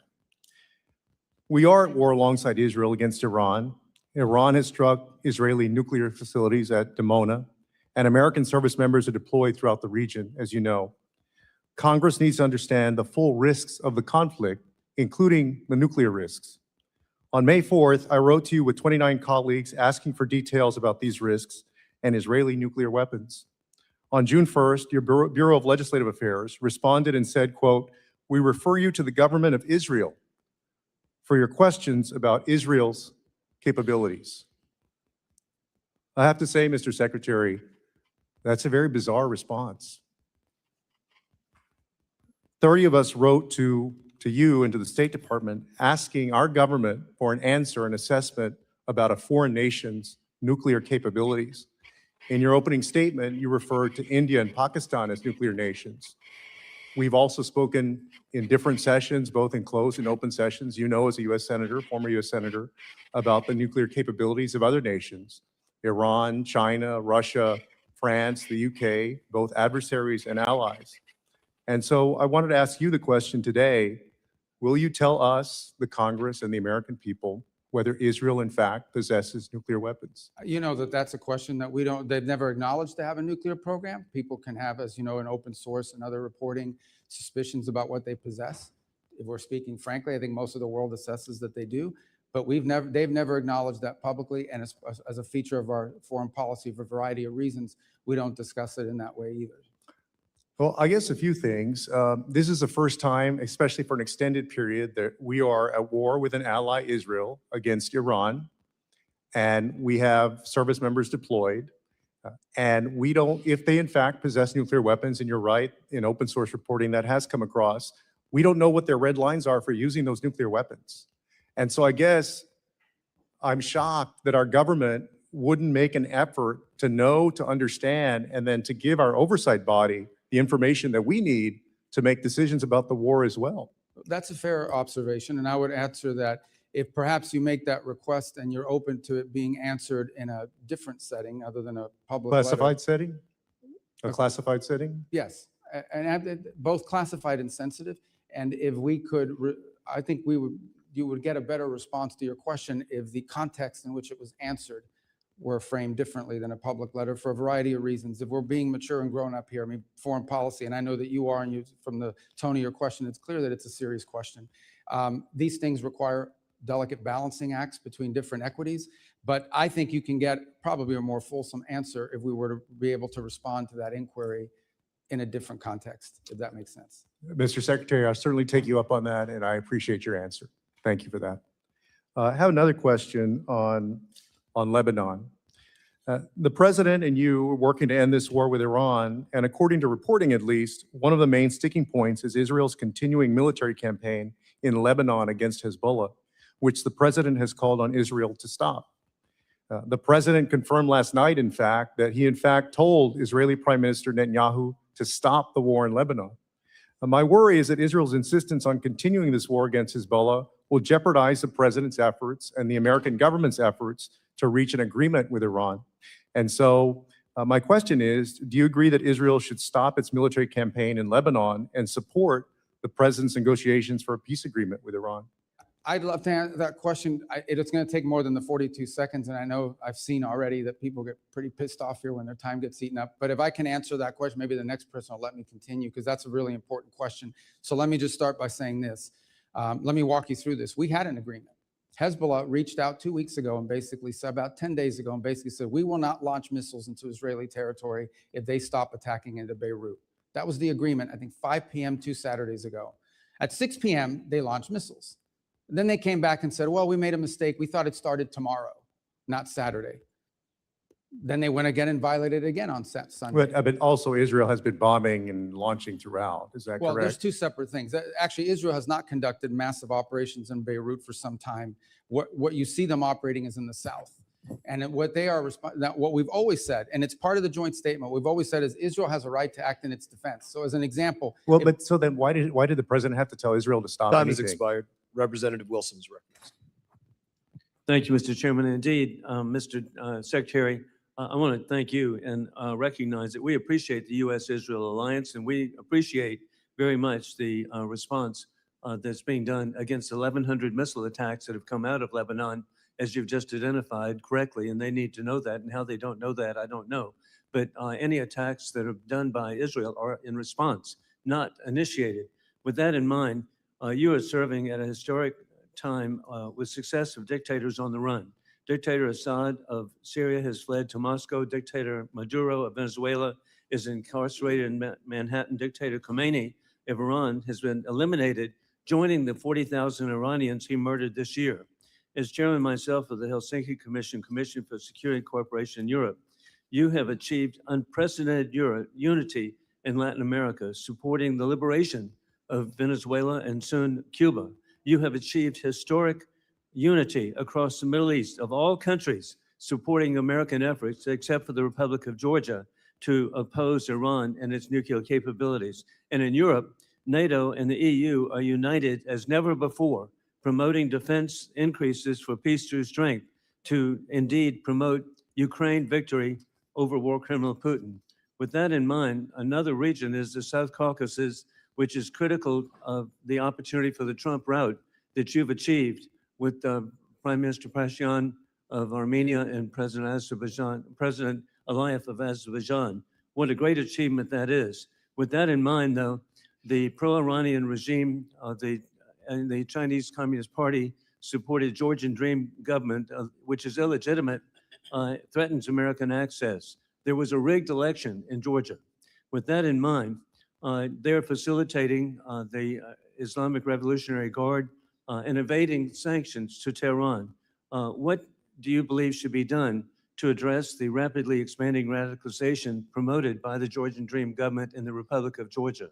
Let me, if I may, I want to answer the Georgia question. You Can I all the steal above. 30 seconds of your time to finish the answer to all the Representative above. Castro? So on Georgia, you're right. Everything you've just outlined is our pre-existing concerns. Since that time, they have made some steps indicating to us that they want to improve their relations with the United States. We've outlined to them what that would take and what that would require. We've received some positive responses. And so our hope is that we can see a change of trajectory in the case of Georgia from where it is today. We obviously understand all the things you've just laid out as being pre-existing problems for us. They've asked us, what will it take to have a better relationship with the United States? We've responded, and hopefully we can build on that basis and perhaps change the trajectory, not just of our relationship with Georgia, but of their behavior. Is it okay if I just take 30 seconds of your time? I apologize. So on the strikes that you're referring to, here's what happens in the South. I'm just going to speak colloquially as best I can. The Israelis see Hezbollah moving around, maybe even launching a missile from the south, and they action it in defense. They go after it in the southern portion. And that's what we're seeing in many cases is these defensive strikes. What they're increasingly doing is taking more territory in the south to deny them launching space. Because understand, these rockets are being launched into northern villages and cities in Israel, and populations can't even return to their homes as a result of it. In the case of what happened the other day, the following was happening. We had indications, multiple indications, that Israel may be considering conducting anti-Hezbollah strikes inside of Beirut. And at that moment, we had reach out from the Lebanese authorities saying that Hezbollah had contacted them and said, if Israel doesn't strike Beirut, that they would stop launching missiles into Israeli territory. That's the message we got, and that's what the president pursued and said, okay, I had this outreach. If you won't do these strikes in Beirut, they'll stop launching against you in northern Israel. Unfortunately, within an hour or two of that conversation, they launched 2 waves of rockets from Hezbollah against Israel and Israeli territory. So it's an ongoing challenge. I think one of the reasons why we're engaged in these talks between Lebanon and Israel is understanding that Hezbollah is not just an enemy of Israel. Hezbollah is an enemy of Lebanon. They are an enemy of the Lebanese government. They have called for the overthrow of the Lebanese government. When Lebanon expelled the Iranian ambassador, he refused to leave. He said, I'm not leaving. You can't expel me. Hezbollah is protecting me.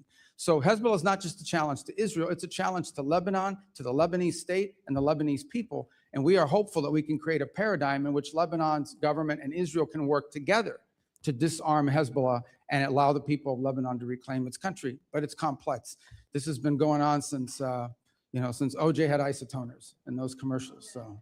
And Mr. Secretary, you're correct. I was with President Aoun in Beirut last year, and that what you're doing is should address it.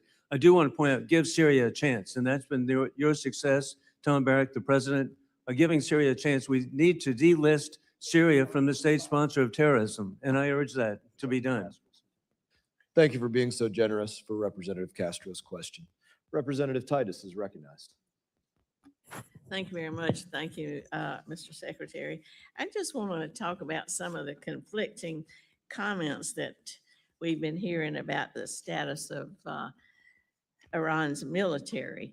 The president just made some comments on Fox News where he said Iran's military, we sort of left it alone because we think that their military is somewhat moderate. We've taken different forms of leadership out, but we've actually left their military alone. People would be surprised to hear that. Well, I'm very surprised to hear it because we've had Secretary Hegseth say repeatedly that epic fury decimated Iran's military and rendered it combat ineffective for years to come. You've said the Iranian Navy is at the bottom of the sea and they have no air force either. Well, which is it? You're the Secretary of State and the National Security Advisor.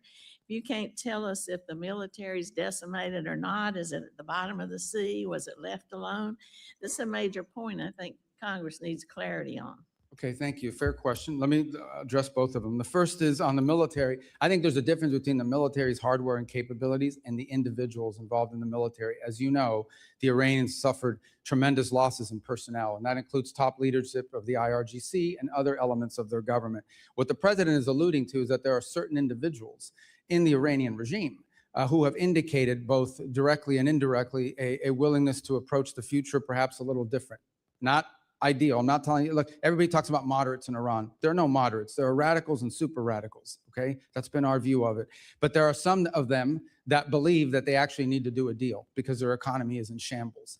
And so I think what the president is alluding to is that there are some individuals involved in the negotiations and in elements of their government, including some in elements of their military that are more open to a deal than other. As far as the Navy is concerned, yeah, they have no Navy. What they have remaining is a bunch of small crafts, I would call them Boston whalers with machine guns.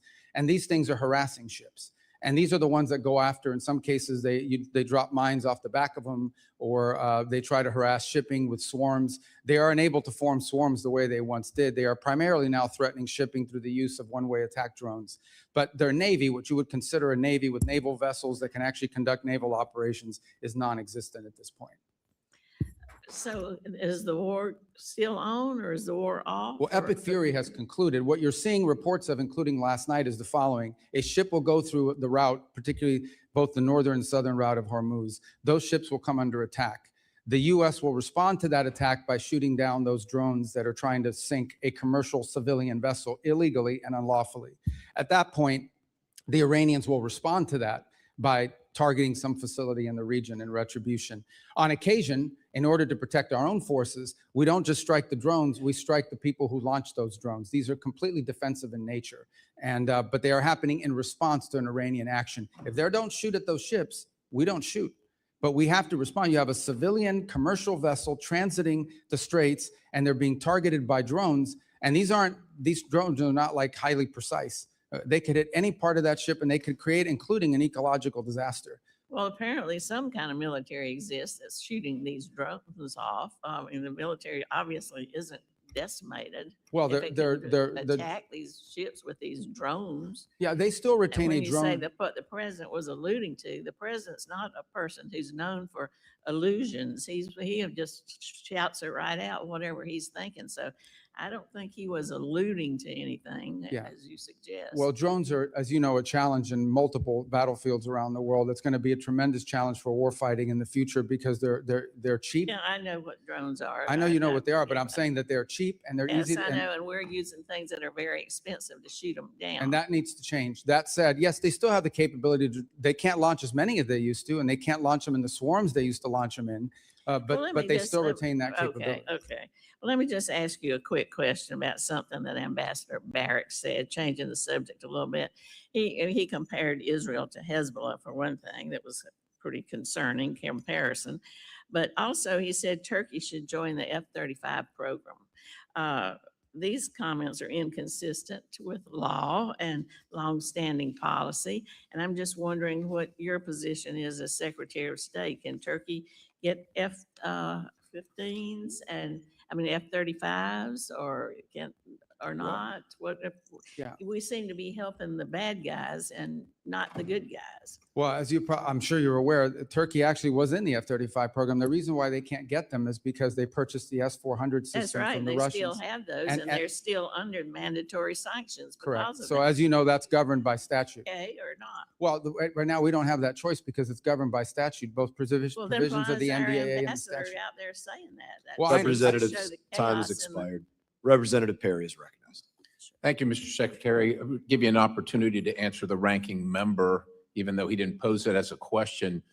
But I, as a individual like many on the dais who have served in uniform, thank you for your actions regarding Iran and this administration's action.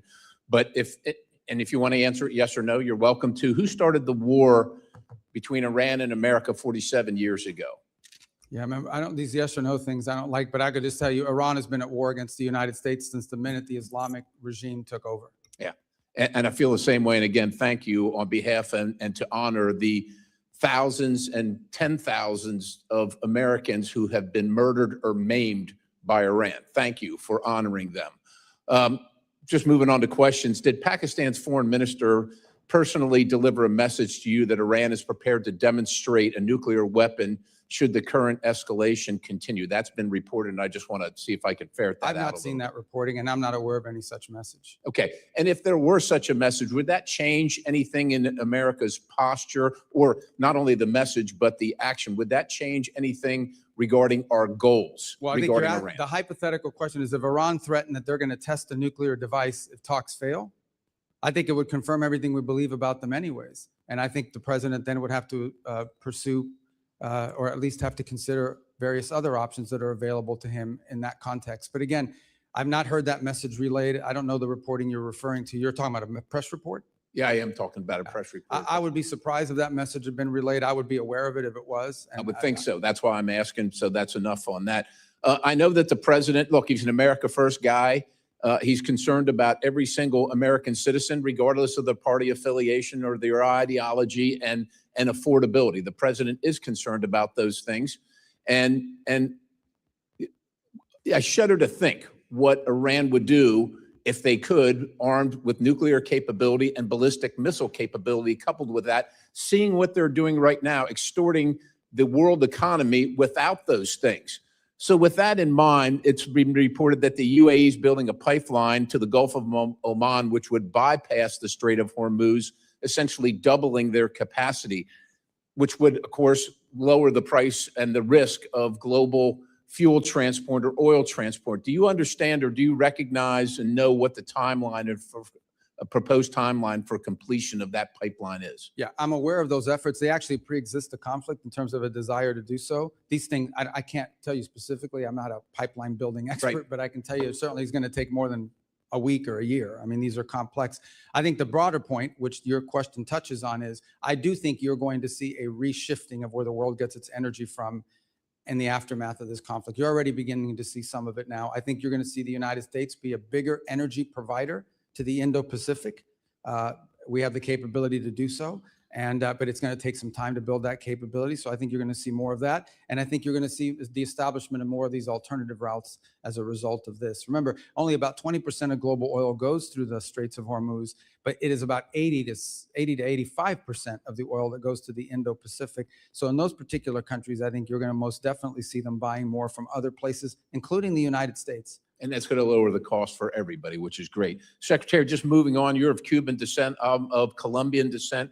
Can you describe, and Cuba has been a sore. Are you really Colombian? I didn't know that. Yes, oh, wow. Indeed. But Cuba has been sowing the seeds of discord in our hemisphere, inviting China, Russia, North Korea, all manner of communist, oligarch, bad actors into the hemisphere. If you can describe, generally speaking, what the policy where we're headed with Cuba as the United States of America? Where are we headed, and what do you envision being success, and how do we measure that? In 56 seconds, I will tell you what we want for the people of Cuba is to be able to live in a normal country. You're here. I want them to live in a country that looks like the Dominican Republic, like Jamaica, like the Bahamas, like any of these other places where people can own their own business, people can vote for their own leaders. By the way, that's not my desire. That's the policy of the United States. That's enshrined in statute. Here's the problem. And we're willing to do this through a diplomatic means. The problem we have is that country is not controlled by a government. That country is controlled by a military conglomerate that basically controls 70% of the nation's GDP, and none of the profits of that conglomerate goes into the public treasury. None of that money goes to build bridges and roads or to reinvest into their energy infrastructure. All of it goes to build more hotels for tourists that aren't coming and to line the pockets of the people that are involved. So that has to change. My question, I think we all can envision what we want Cuba to look like, and it doesn't have to happen from overnight. Okay, we understand they're not going to go from being what they are now to turning into Belgium or Switzerland in one day to the next. It takes time in these processes. I just don't believe, frankly, at this point, given everything we've seen, that the people in charge of that conglomerate and of that government are capable of making these reforms, at least not yet. Their mindset isn't there. Their incentives aren't there. They have spent, 60-something years waiting us out and holding on. And I think they can still get away with it, and they can't, and they won't be able to. Time has expired. Representative Louise is recognized. Thank you, Secretary Rubio, for being here today. You have been at multiple meetings with President Trump. In a moment, I'm going to show you a video of one of these meetings. It is from last December. It's a cabinet meeting. I'm going to ask you to focus on President Trump, and you will see that he is sleeping while you are talking. Oh my God. Please show the video. Products they make and what American farmers grow and produce has a fair shot to be sold around the world. On issue after issue, that's been the case. You talk about foreign aid reforms. This is not our money. This is taxpayer money. Secretary Rubio, have you been at more than one meeting where President Trump has fallen asleep? That's false. That's false. I've never seen him fall asleep. On the contrary, the guy doesn't sleep, which is a big problem because he calls me at 2 a.m. He calls me at 5 a.m. And, I like to sleep Trump sutta piya video 12 hours or but at least 6. So he works. The other day he was at the Oval Office until Secretary Rubio? 12:30 p.m. 12:30 a.m. I don't know what you're talking about. Secretary Rubio, I'm going to show you in a moment a video that shows you just lied to Congress. Oh, okay. So this is a video of a cabinet meeting literally from last month where Donald Trump is sleeping while you are talking. Please show this video. Coalition of countries that line up behind the peace deal, behind the border peace, and it's still every day is a challenge, but it's been driven personally by the president. It's the reason why we're involved in this whole Ukraine-Russia conflict. That's not our war. It's not the president's war. This war started. It never would have happened if you've been president. But this war is going on, and the president is trying to end it. You are literally talking about issues of war and peace, and Donald Trump is sleeping right next to you. No, he's not. If Donald Trump cannot stay awake at these important meetings where the cameras are rolling, imagine what he's like when the cameras are not there. So I'm going to ask you, have you been at classified meetings where Donald Trump has fallen asleep or had trouble staying awake? I've never been at any meeting where, and the things you're showing me now, he was not falling asleep. And So- I think so it's you're outrageous lying that I'm before again. the Foreign You're Affairs lying Committee of the United States consistently House of Representatives to asking questions about Congress. sleep. You're This is a lying to joke. Congress, Secretary Rubio. So I'm going to show you another video in a moment. The Show me all president's the videos you inability, want. the president's inability to stay awake on the job has caused other countries to perceive him differently. They mock him. They see he is weak and he is feeble. This is a video of a French news channel talking about Donald Trump falling asleep at a Memorial Day ceremony. Please show this video. Oh, third video. Well, Mark, a video that appears to show Donald Trump falling asleep at a Memorial Day ceremony this Monday has been circulating heavily online. And internet users have a lot to say about it. It's also reignited rumors about the state of the US president's health. Now, in the video, social media users say that Trump is fighting sleep whilst he listens to the speech given by Defense Secretary Pete Hegseth, and that his eyes appear to be closed for a large portion of the ceremony. Now, we need to remember here that this is a ceremony to honor and remember those US military personnel who have died while serving in the armed forces. And the idea that Trump was asleep at a somber ceremony like this, well, that has triggered outrage online. Donald Trump's inability to stay awake on the job shows that there's something very wrong with his health or cognitive abilities. And in fact, on a number of occasions, Donald Trump will contradict himself in literally the same meeting or interview. In this video I'm about to show, it shows that Donald Trump says the Iranian military is both destroyed and not destroyed at the same time, something that Dina Titus alluded to. Please show this video. Fourth video. Of leadership out, we've actually left their military alone. People would be surprised to hear that, because mistakes have been made in wars where you wipe out everybody and then you have a country that's, for 40 years can never rebuild. You look at what happened with Iraq. We did so. Iran is in a very bad position. They have no military. All they have is good talk, and they have a fake press. So Secretary Rubio, instead of holding North Korean-style cabinet meetings where everyone goes around the room kissing Donald Trump's ass, I'm going to ask you to come clean with the American people and the White House as well. There's something wrong with Donald Trump's health or cognitive abilities. There's a reason he keeps going to the hospital and they keep giving him cognitive tests. We have not seen the president in 8 days. The American people deserve the truth. I yield back. I don't even know how to respond to that, other than to tell you that it's absurd and ridiculous. And I can't believe we're in a Foreign Affairs Committee meeting in front of the House, an important time in American foreign policy. Just keep lying, Secretary Rubio. Just keep lying. Supposedly someone who thinks he's a medical expert when he's not. The truth of the matter is we had a cognitively impaired president in office a few years ago. That's a cognitively impaired president, but I don't like to talk about that because it weakens America. This president we have, this is a guy that literally doesn't sleep. He works day and night, long hours, every single day. I don't know if you haven't seen him in 8 days. I saw him yesterday. I didn't see him today, but yesterday because I was in Congress the day before. I talked to him at all hours of the day and night. He works inhumane hours. Okay, I've been on foreign trips with the president that he doesn't sleep in the whole flight.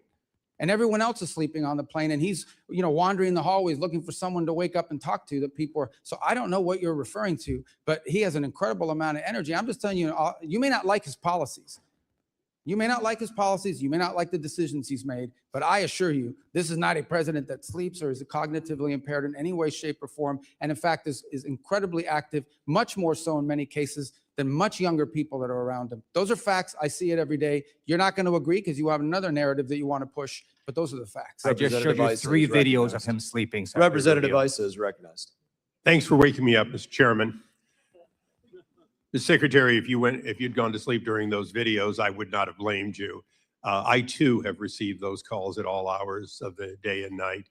I'm, like you, aware that the president works harder than any other person here in Washington.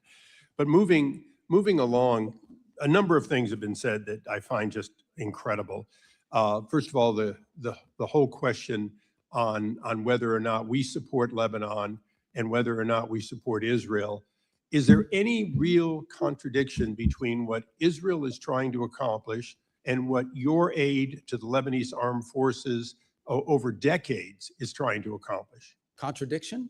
Is there any light between those two efforts? They're aligned. What we would like to see is a Lebanese armed forces with the strength and the capability to disarm Hezbollah and reclaim the entirety of the country on behalf. The country should only have one armed forces. It shouldn't have an armed political party, which is what Hezbollah is, and then the Lebanese armed forces. So and the Lebanese want that too. And that's what we work very closely with them on, and that's what our engagement with the Lebanese is about. And Mr. Secretary, just for the record, in one of the last times I was in Israel, I asked Prime Minister Netanyahu if we should cut off aid, as some have said, to Lebanon. He said to Lebanese armed forces, he said, no, give them more. Give them what they need to take ਅੱਛਾ back ਇੱਧਰ their ਆ ਚੱਲ ਰਹੀ country. ਹੈ So I ਜਿਹੜੀ do believe that ਆਹ ਵਾਲੀ ਗੱਲਬਾਤ ਉਧਰੋਂ ਪ੍ਰੈਜ਼ੀਡੈਂਟ ਜਿਹੜੇ ਨੇ ਡੋਨਲਡ ਟਰੰਪ ਉਹਨਾਂ ਦੇ ਵੱਲੋਂ ਇੱਕ ਵੀਡੀਓ ਮਤਲਬ ਇੱਕ ਜਗ੍ਹਾ ਦੇ ਉੱਤੇ ਲਾਈਵ ਹੋ ਰਹੇ ਆ ਮੈਂ ਉਹ ਵੀ ਲਗਾਣਾ ਥੋੜਾ So ਸੁਣ we ਲਈਏ have been, we've been facing this from Iran for 47 years in a variety of ways, some more open than others. Thank you. And Mr. Chairman, I ask unanimous consent that the Wall Street Journal article entitled "South Korea Takes a Hard Left Turn Against America" be placed in the record. So ordered. Thank you. I yield back. Without objection. Representative Jacobs is recognized. Thank you, Mr. Chairman. Mr. Secretary, good to see you. I'd like to talk about the war in Iran. Yesterday, in your Senate testimony, you told Senator Booker that the war in Iran is over. This is news to me. It's also news to my 2,500 constituents, Marines, San Diego Marines in the Middle East off the coast of Iran, the other of my constituents who are deployed there, and the thousands more of my constituents who have 48-hour deployment notices whose families are still very concerned. But okay, I will take you at your word. If the war is over, I have a simple question. Who won? First of all, epic fury is over, which is what you would consider the war. That operation is So you agree it's a concluded. war then? No, those are hostilities. They called it a war. I'm Okay. just responding to the Senator Mr. Booker's Secretary, question. you can change the name of the operation. It doesn't change the fact that the strait is still closed and my service Yeah, but members that's and not- all of our service members are still in No, but harm's that's way. not The what you war asked me. is not over. But I'm agreeing with you. Okay, fine. We're taking you at your word. The war is over. Who won? Well, first of all, you're not taking me at my word. It's a fact. We're no longer conducting sustained strikes inside of Iran to degrade their military because epic fury is over. The second point is on the question of who won, I can tell you this.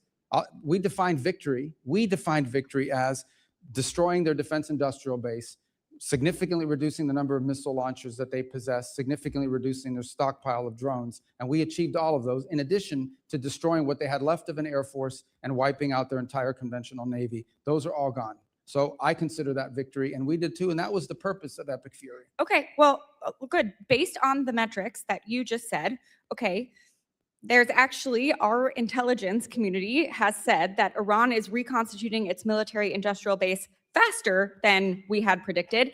And analysts assess it still holds roughly 70% of its missile stockpile and 70% of its mobile launchers. The Strait of Hormuz was open before the war. It is now closed. We have lost 14 brave American service members. Over 400 are injured.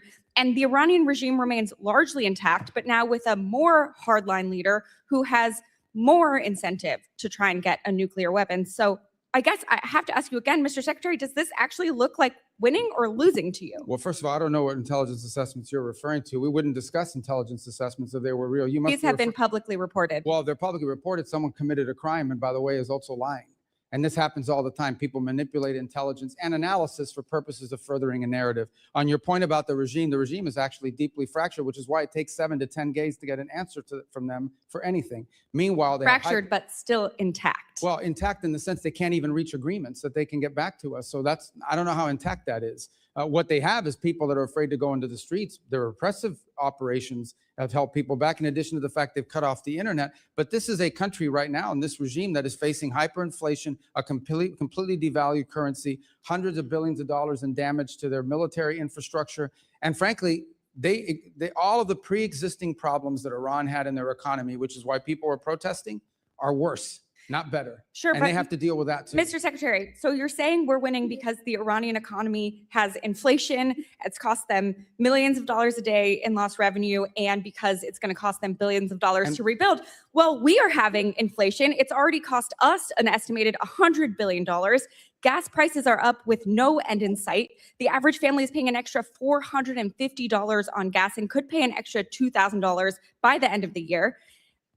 The American people are not stupid, Mr. Secretary. We all know that this war is not over. Just last night, the U.S. and Iran exchanged fire again, this time over Karg Island. We still have not reached a deal, despite the president's promise that a deal is right around the corner. The president even said today the blockade could last until Labor Day. It's now day 97 of the war that the president said he wanted to end quickly. So I have one last question for you. Mr. Secretary, who won the 2020 presidential election? I'm not here to answer a question. We're talking about 2020. This is a foreign affairs committee. Okay, great. You Opine on can't answer the political matters. question, No, I even don't though we answer the- all no, know that I don't President answer the Biden won. question because the Secretary of State, I do not participate in domestic This is not political about issues. domestic political issues. certainly This is is. about our democracy. You're asking me to opine, just like I don't do campaign It rallies. seems like I don't do you- because as it's- Secretary of State, we're not supposed to. That's been the long tradition of the department. And you should know that if you've been on this committee for any period of time. And Mr. you're- Secretary, it seems like you have an issue admitting facts. You can't say that the president lost the 2020 election, just like you won't admit President Trump is losing this reckless war of choice, and just like you couldn't admit that the shoes the president bought you were too big. You clearly don't know what winning means, and not because the facts are unclear to you, it's because telling the truth would cost you your job, and the American people are entitled to a Secretary of State who tells them the truth even when the president doesn't want to hear it, and my constituents, our service members, deserve better. Mr. Chairman, I yield back. I don't know what shoes she's talking about. What is she talking about? Representative Burchett, you're recognized. Thank you, Mr. Chairman. If you'd like to answer any of that. Yeah, I don't know about the I'll shoes. give I mean, you a he gave me minute. some Florsheim shoes. They're actually pretty good. They fit fine. I don't know what she's talking about. And maybe that's what she's referring to. Your shoes look very nice today, Mr. Secretary. How can you see them? They're way down here. We're talking about shoes. Are you guys kidding me? I mean, is this the Foreign Affairs Committee or is this like a circus? What is this? I think it's a Let's go. circus, but I appreciate you being here, Mr. Secretary. United States Oh, is my God. NATO's largest financial contributor. Why does NATO consistently ignore our call to share more of the defense burden in Europe? And is अच्छा our आज national का चल रहा है interest ना to let me continue just participating in NATO? I have to take you to Well, I can give you the why. एक senator ने एक रैप ने किया ਸੀਗਾ ਕਿ ਡੋਨਲਡ ਟਰੰਪ ਪਿਛਲੇ 8 ਦਿਨ ਤੋਂ ਨਹੀਂ ਦਿਖੇ let me take you to Donald Trump actually Donald Trump ਕੀ ਕਰ ਰਹੇ ਆ ਆਲ ਸੀ ਕਿ ਜੇ ਚਲਦੀ ਹੋਈ ਇਹ ਵਾਲੀ ਇਹਨਾਂ ਦੀ ਟੈਸਟਿਮਨੀ ਟੂ ਵਿਲ ਕਮ ਬੈਕ ਲੇਕਿਨ ਇਹਨਾਂ ਨੇ ਸਾਫ਼ ਕਿਹਾ ਕਿ ਕੀ ਇਹ ਕੋਈ ਸਰਕਸ ਚੱਲ ਰਹੀ ਹੈ is this like a circus or what ਲੇਕਿਨ ਜਿਹੜੇ ਡੋਨਲਡ ਟਰੰਪ ਦੇ ਵੱਲੋਂ ਐਗਜ਼ੀਕਿਊਟਿਵ ਸਾਈਨ ਆਰਡਰ ਸਾਈਨ ਕੀਤੇ ਜਾ ਰਹੇ ਆ ਥੋੜੀ ਜਿਹੀ ਆਪਾਂ ਗੱਲ ਉਹਦੇ ਬਾਰੇ ਕਰਦੇ ਹਾਂ ਔਰ ਪ੍ਰੋਗਰਾਮ ਨੂੰ ਥੋੜਾ ਜਿਹਾ ਅੱਗੇ ਵਧਾਉਂਦੇ ਹਾਂ because that is very important as well to understand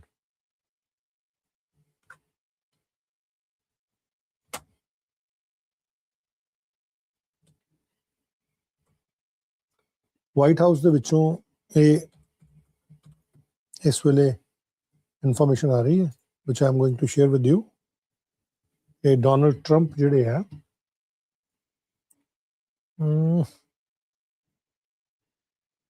executive order sign ਕਰ ਰਹੇ ਆ ਔਰ ਹੋਰ ਵੀ ਕੁਝ ਜਾਣਕਾਰੀਆਂ ਜਿਹੜੀਆਂ ਦਿੱਤੀਆਂ ਜਾ ਰਹੀਆਂ ਉਹਨਾਂ ਵੱਲੋਂ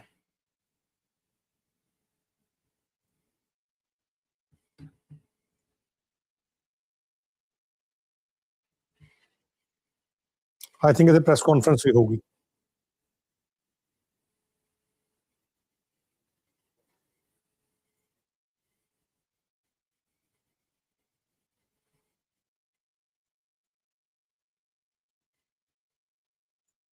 Just 1 second.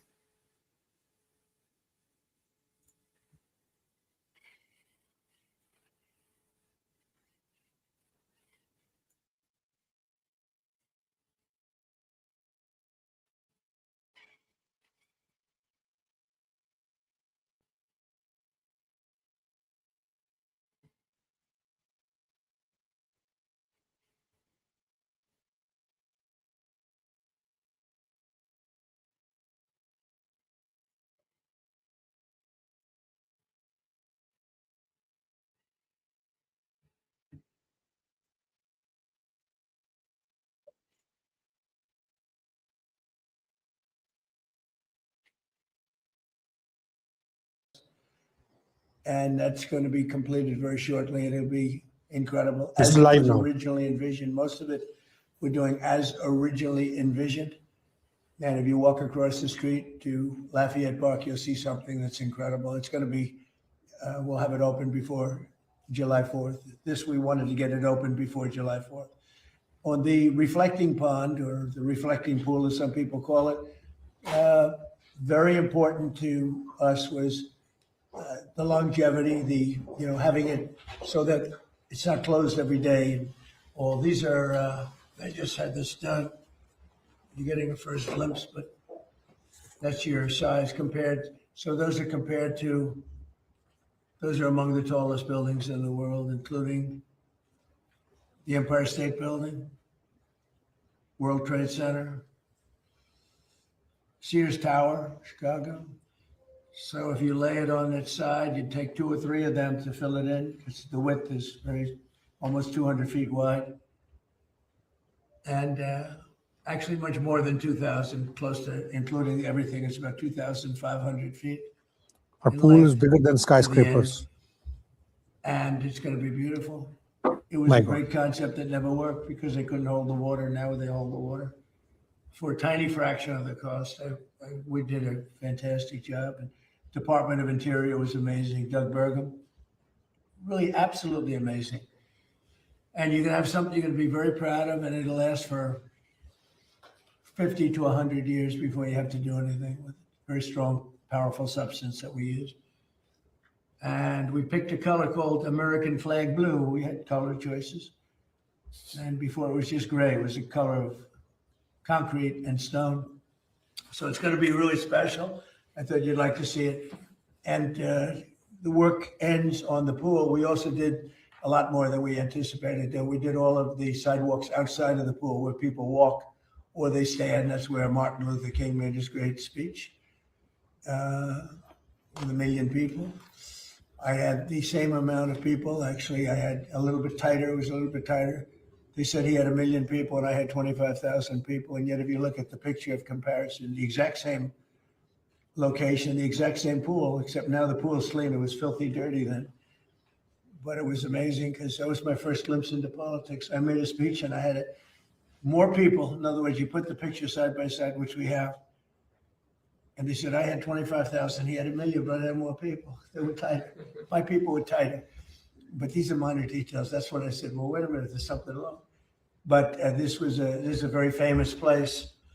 And it should be treated properly. A person came to my office, a very substantial person from a foreign country, another country, and said, the Washington Monument, the Lincoln, you take a look at the Washington Monument, beautiful, Lincoln Memorial. He said, but the walking in between was disgusting. The thing was loaded up. We took 11 or 12 dumpsters, trucks full of garbage out of there that they were shoveling. And it was there for years under the Biden administration. Again, Biden and Obama, if you combine the money they spent, it was over $142 million. And they got nothing as usual. So I'm very proud of it. Maybe I shouldn't say that before it opens. Maybe I'll open it. It'll look like a sieve, but it's not going to be. I'm very good at building things and constructing things. So I hope you're going to go take a look at it. The sidewalks are being sandblasted. The granite's on the outside, that granite. And that lasts on a strong stone. And that's being sandblasted. It's going to look like really something beautiful. It's going to be brand new. It's got a lot of life. So just enjoy it. Rodney Scott is here along with Peter Navarro. Peter's been with me for a long time, knows more about China than any human being on earth, except for, I would say, President Xi knows a lot more. But other than President Xi, Peter's probably in second place, and certainly having to do with trade. And but they're here to talk about something else. And Rodney, if you would, please. Sure. So we're talking about rolling out a customs EO. Why is that important? Basically, it's America first in the trade environment, like we've been doing on the border. People are used to the illegal immigration, the narcotics. We've locked that down. This is literally taking the same principles and applying them to trade to protect American industry. Different countries and different people are undercutting our import-export rules, the tariffs, to literally undermine American businesses. And we're going to put a stop to it in the same way. We are going to increase the amount of data we have so that we can actually make conscious decisions about who and what comes into this country.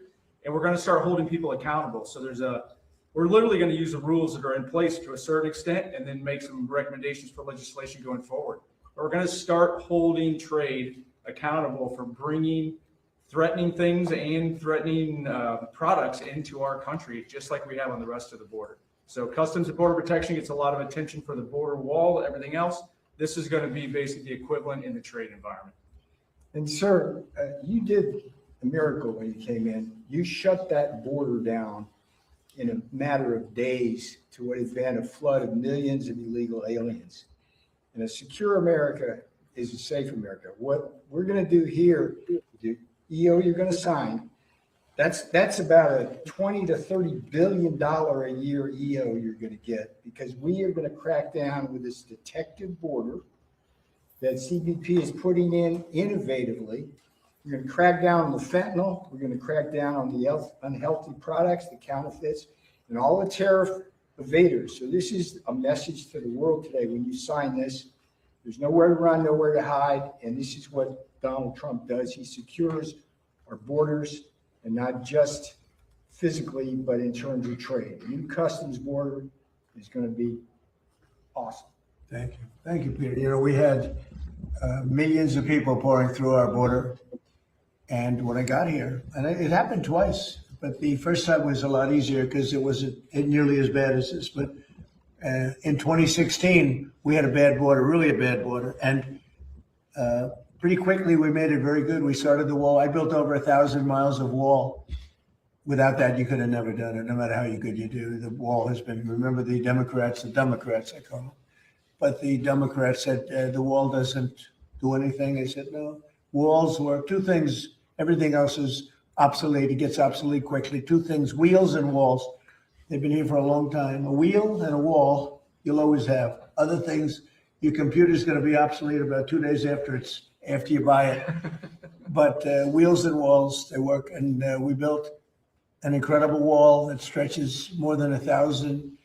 Think of it, 1,000 miles. And without that, we would not be as successful. We're building now additional areas because we need some additional wall in certain areas.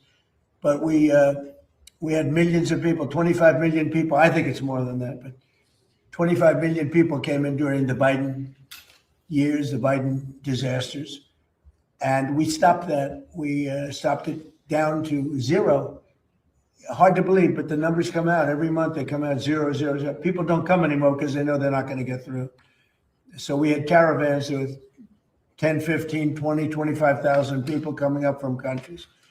And remember, I know these people. I know the leaders of the countries. They're smart and they're cunning and they're streetwise. And they would put their people that were from prisons in there. They would put their murderers in there. And they'd put a lot of bad people. And they'd also put people that just didn't work.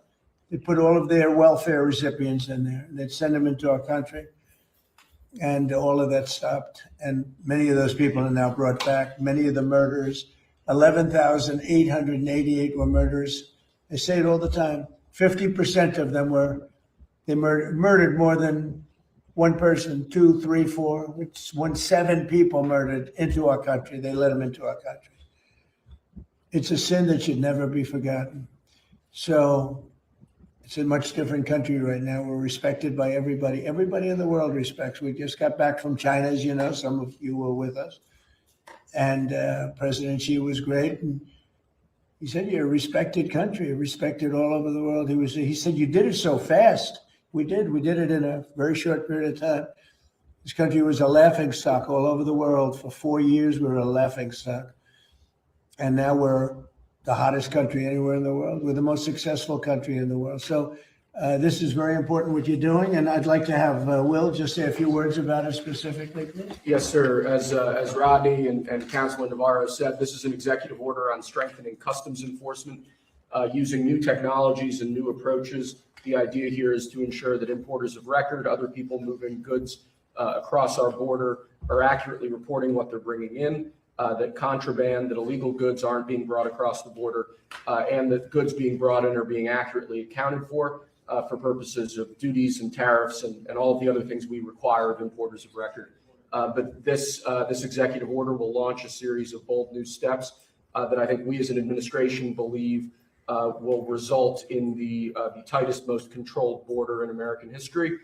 Following on, obviously, your success in closing the southern border and stopping the scourge of illegal immigration into the country as well, sir.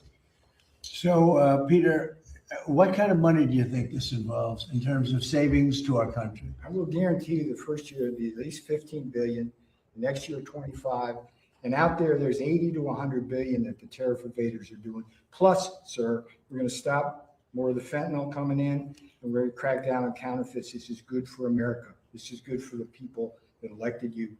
It's good for the country. And we have fentanyl coming in 59% less cut it by a number that nobody thought was even possible. We're going to get it a lot lower than that, but we have it. And we did this in a very short period of time. This is going to be a great one, sir. You didn't have This the is a same moneymaker for us, and CBP has been doing a really great job Yeah. innovating on this, sir.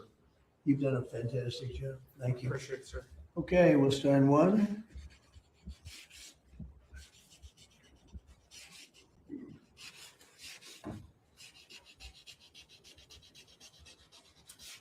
Oh, that's a good one.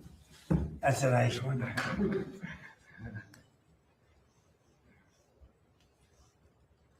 Okay, what else you have? This is another executive order on reforms to the federal workforce, sir.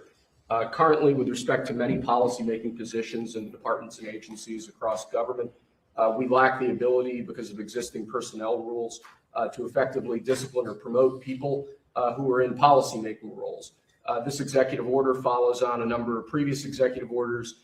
The end goal is making the federal workforce more accountable and ensuring that people, particularly in policymaking roles, aren't unaccountable to the wishes of the administration. And the reason for this was what? Whose idea was that?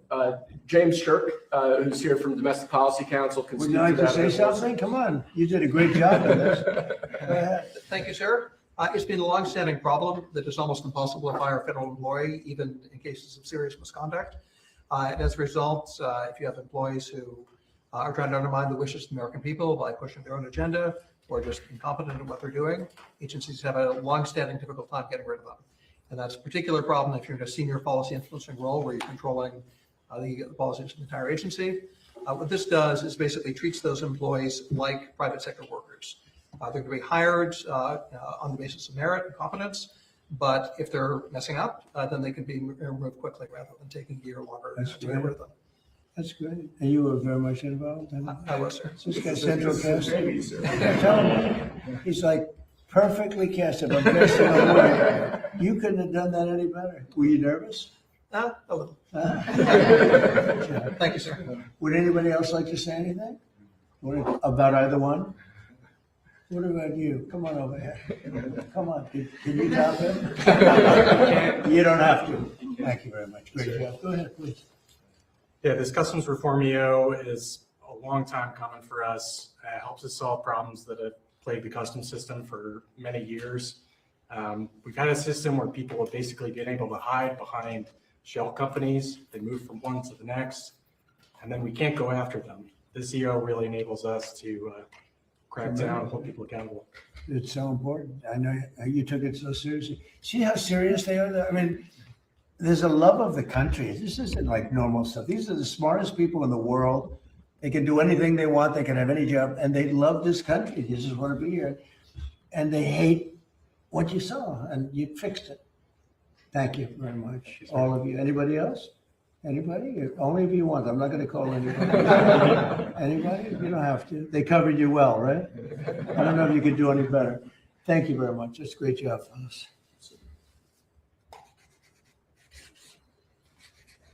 I think press conference now. That's going to be important. It's a big one. Iran war ਨੂੰ ਲੈ ਕੇ ਕੁਝ claims ਆਏ ਆ. I'll let you know in the next phase. Pulitzer Let's listen Prize to his winner press over there. conference.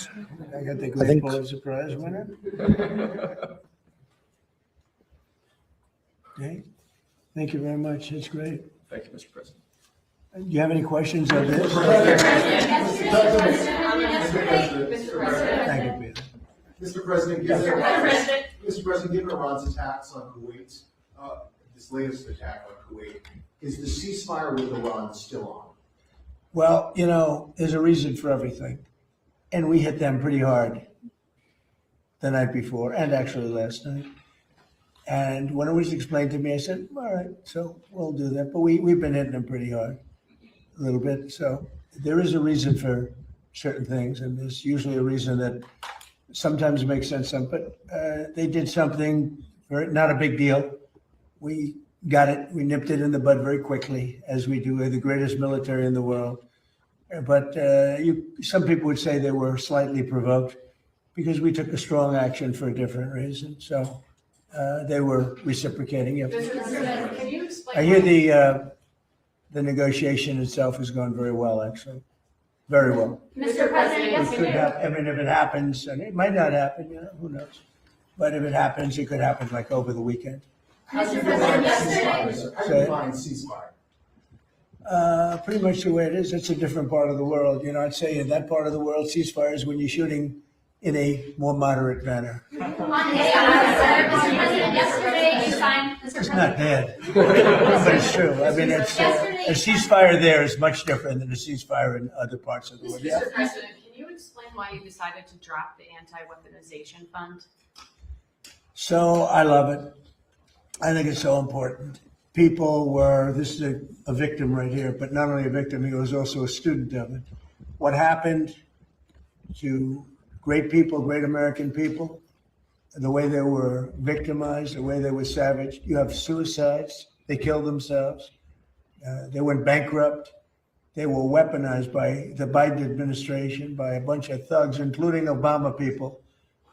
And like nobody's probably ever been. I mean, I can think of maybe 2 instances in this country where they've had it to somewhere that extent. I'm not even sure if it was so much.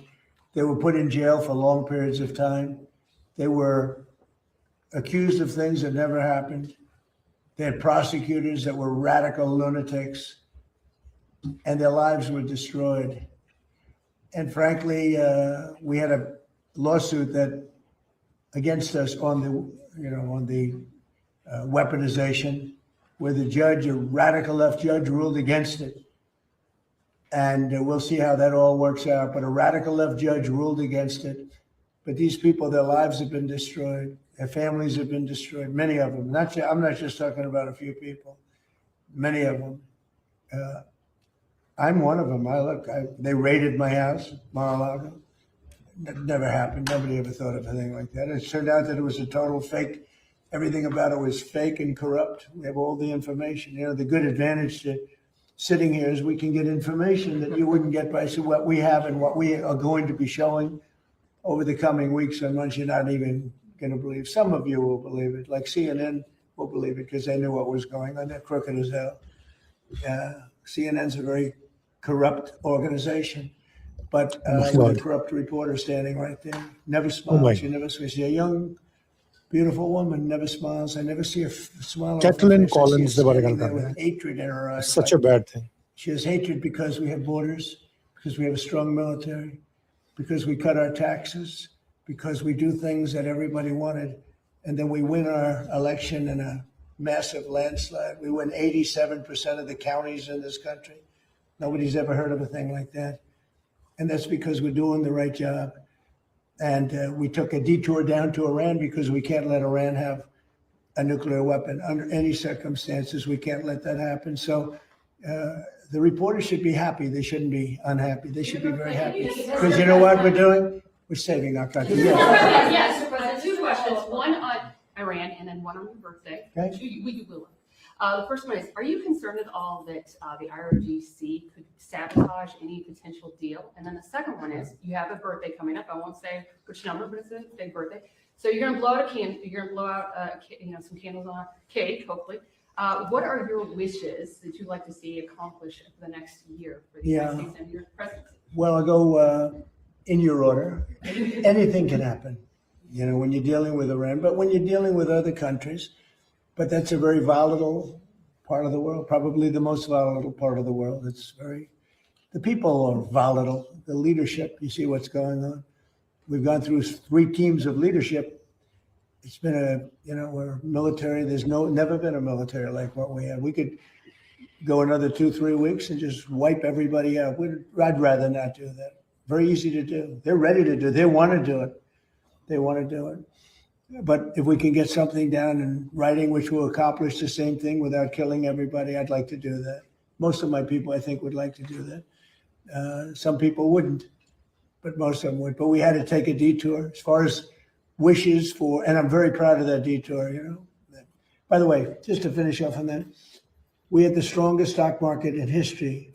And I said, we have no choice, we have to do it. I knew it would affect it, but I was very happily surprised when I saw that today we hit another stock market high. I mean, we have the highest stock market in history with a military conflict going on or a war. Some people call it war, some people call it a military. It's not a big thing for us.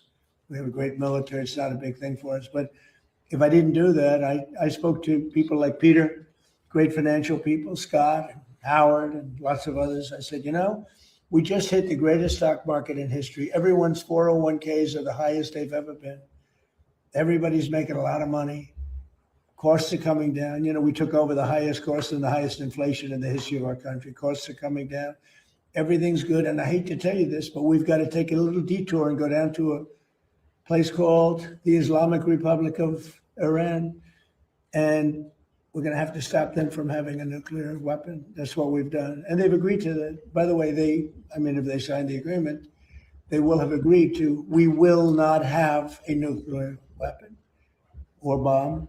We will not develop one. We will not buy one. Originally it was, we will not develop. I said, what about if they buy? That went into a 2-week negotiation. But in the end, we got that. Now, we got it if they sign the paper. In theory, they're pretty close to signing a paper. We've actually gotten along with them very well. And what you saw for the last few nights, it takes two to tango. You understand that. We hit them very hard on something else, unrelated. And so they were responding, but, and not very strongly. As far as birthday, as far as wishes, I want to just, we have a phrase, I think it goes down, I would think, in the history of our country, maybe the history of the world, is the greatest slogan or phrase ever. Make America great again. That's all I want. I want to make America great again. I think we've come a long way. I think we're the most respected country in the world right now, by far the most respected. President Xi told me, I was talking about, he's a friend of mine. He's a good man. I hate to say it because the press goes and they say, oh, we called him a good man. He is a good, he's for China. I'm for the USA. It's like one of those things. But we do very well now with China. When I came here, we're not doing well with China. My first term, when I inherited that, it was like what China was doing to us was incredible. I don't blame China. They took advantage of stupid people, really stupid people.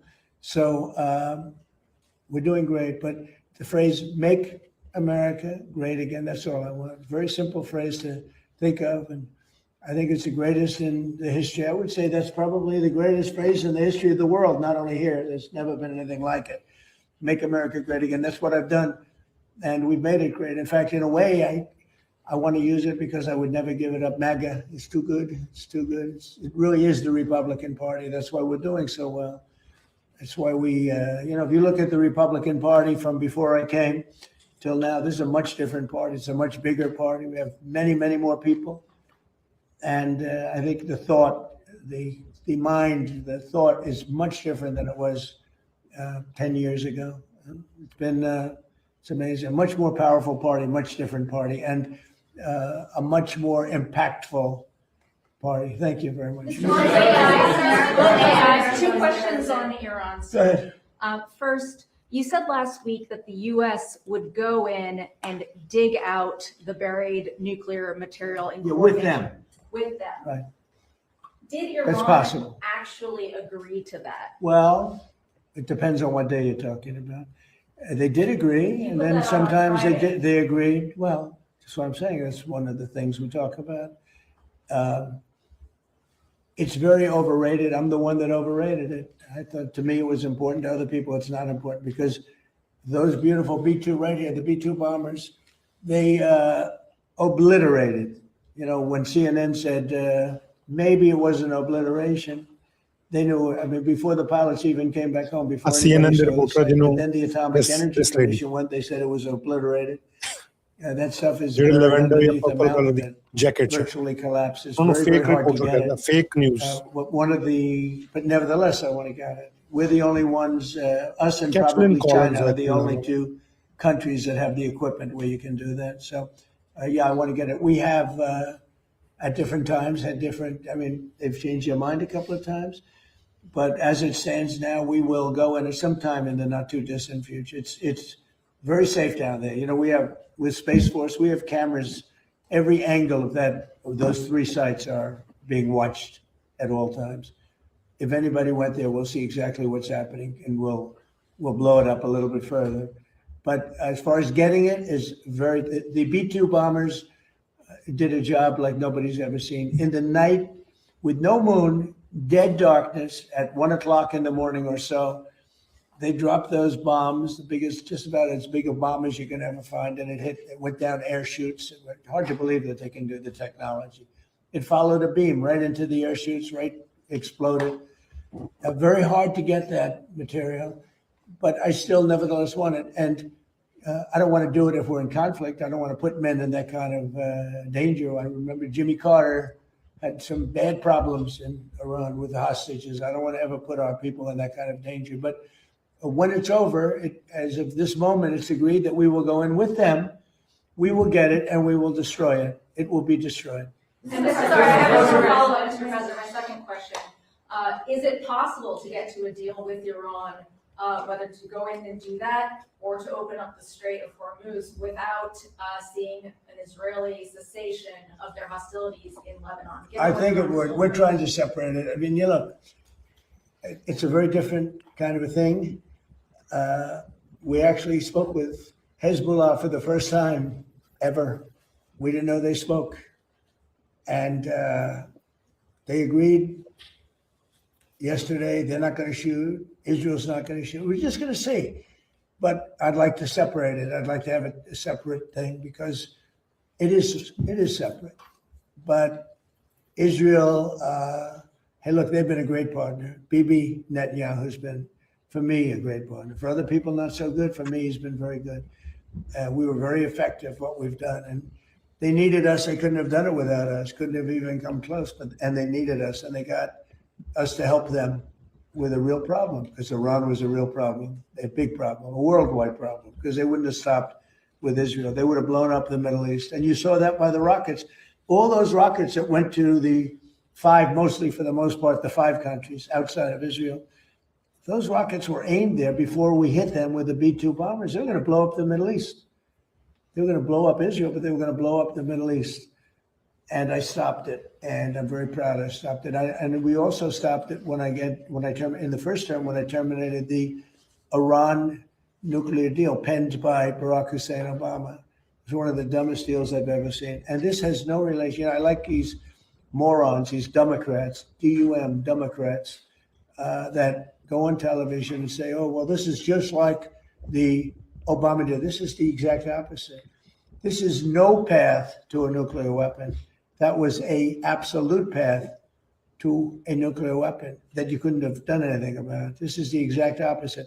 They gave billions and billions of dollars to Iran, including 1.7 billion put into a Boeing 757 with the seats taken out because there wasn't enough room if you left the seats, with 1.7 billion in cash taken from the banks in DC, Maryland, and Virginia, and flown to Iran, 1.7 in green cash, and then tens of billions of dollars given to Iran by our government.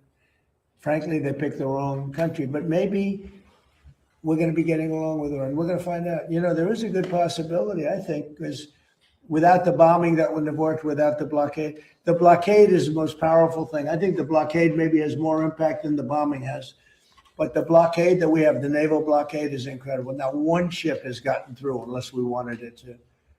And people respect it a lot. And we'll see. But, you know, there's a chance if this really worked out, they could rebuild. You know, it used to be a very, very good nation. You go back, I have friends that used to, old timers, they used to go there and they used to do well. They used to build in Iran. They built apartment houses and they built office buildings in Iran. Hard to believe, right? But there's a chance that maybe that comes back. But whether it comes back or not, I think we have a very powerful deal that we're negotiating. The exact opposite as the Obama deal. The Obama deal was a disgrace. It gave them a nuclear weapon. We do the exact thing. We, under our deal, they will never, ever have a nuclear weapon. One of the other things that happens, and this is important, but there's nothing more important than taking away the capability of a nuclear weapon from Iran. Mr. President, Wait, but one of the other things that's important and very important is that immediately upon signing the memorandum of understanding, the Hormuz Strait will open, and it'll open up quickly. And we've already had our minesweepers there. You know, we're sweeping, as you probably have heard. And these are underwater minesweepers. They're great, amazing technology. They're underwater because usually when you're looking for mines, that usually means you have some dangerous characters out there. That's why. So we're underwater, but we've swept mines and we've gotten most of them, we think. So, but the Hormuz Strait will open immediately upon signing. Now, that's subject to a couple of areas being cleaned out also of mines, which we don't think there are any. So it'll happen very quickly. And we'll take the southern route anyway. But immediately upon signing, we open up the Hormuz Strait. Just to clarify on what you said, excuse me, Mr. President, just to clarify on what you were asked earlier, is the $1.8 billion DOJ fund dead or is it on hold? It's, I'd have to ask the lawyers, I don't know. I know one thing, the weaponization, are you talking about the weaponization fund? Yeah, what's your The weaponization fund, as far as I'm concerned, was a beautiful thing. It was something I didn't make it, but I heard that, I thought that was the greatest thing because people like you have abused our people so badly. The fake news like CNN, like the New York Times and like others have abused our people. Wait a minute, be quiet. Have abused our people so badly, and you should be ashamed of yourself. You used to be a conservative. She was a conservative from Alabama, can you believe it? But CNN, in particular, CNN does such false reporting. But now they have new ownership, so maybe it'll straighten it out. I doubt it, but it's hard to straighten garbage out. But CNN has abused, and others have abused so badly people. These are people that are great people that were destroyed. Their families have been destroyed. Many suicides. They committed suicide. People that went there with love. They went there with love. You know, when I made that speech early in the day, tremendous crowd. I hate to say because they'll say, oh, I was wrong on the number, but I believe it's the largest crowd I've ever spoken to by twice. The biggest crowd, I think, bigger than the inaugurations, bigger than anything. And there was so much love and friendship. It was the most amazing thing. People were crying. They were like, wait a minute, let me finish. And those people have been abused by you and by others and by the politicians, by the Democrats. They're dumb people. They want to have open borders. They want to have transgender mutilization of your children. They want to have men playing in women's sports. They want to have high taxes. They turned down, you know, they fought us on the tax bill, and they fought us because they want people to pay high taxes because they're crazy. There's something wrong with them. There's something wrong with you. It's a shame. Yeah, go ahead, Mr. Liz. President, thank you so much. On communism, today has some stirring words on communism. I just wrote that. Did you like it? Did you think it was well written? Well, it's certainly very meaningful to Americans. Well, I'd read it. Do you want to read it? Do you have it? You could read it. It's on Truth. I just wrote it. I just felt I've seen what's going on with communism, and I see this country. Read it. I'd love to have you think it. You wrote that quote, communists always do well with the voters, or as they would say, the people in the early years. But in the end, the country, state, or city goes to hell. Great violence proceeds at levels never seen before, and the entity dissolves into poverty, squalor, and crime. Remember, breathtaking popularity first, and then guaranteed death and destruction. Well, you see it happening with New York. You see it happening with Los Angeles and parts of California. And it's so easy, you know, I'd be the greatest in the world. Nobody would be as good as me. I'd get away everything. I could be the greatest. I would sell them. You're going to get free rent. You're going to get free houses. You're going to get free food. You're going to get free everything. But eventually that ends. And it leads to death, destruction, and squalor 100% of the time.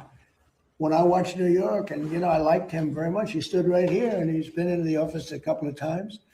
The mayor of New York, I think he's a very nice person, and I don't know, he's a smart guy. I don't understand why he thinks it's okay for all these companies that pay hundreds of millions of dollars in taxes a year to leave. Because you're not going to have any tax base, and you're going to end up in hunger and squalor and death and destruction. I would be better than him if I wanted to go that route. Ladies and gentlemen, you'll no longer pay rent. You'll no longer have to pay interest on your mortgage. In fact, I'll end your mortgage. I'm going to cut everything. You're no longer going to have to pay for food. I'm going to give you a grocery store, and I'm going to give you free food. You're no longer going to have, you're going to have the greatest life ever. follow me, you're going to have the greatest. And you know what?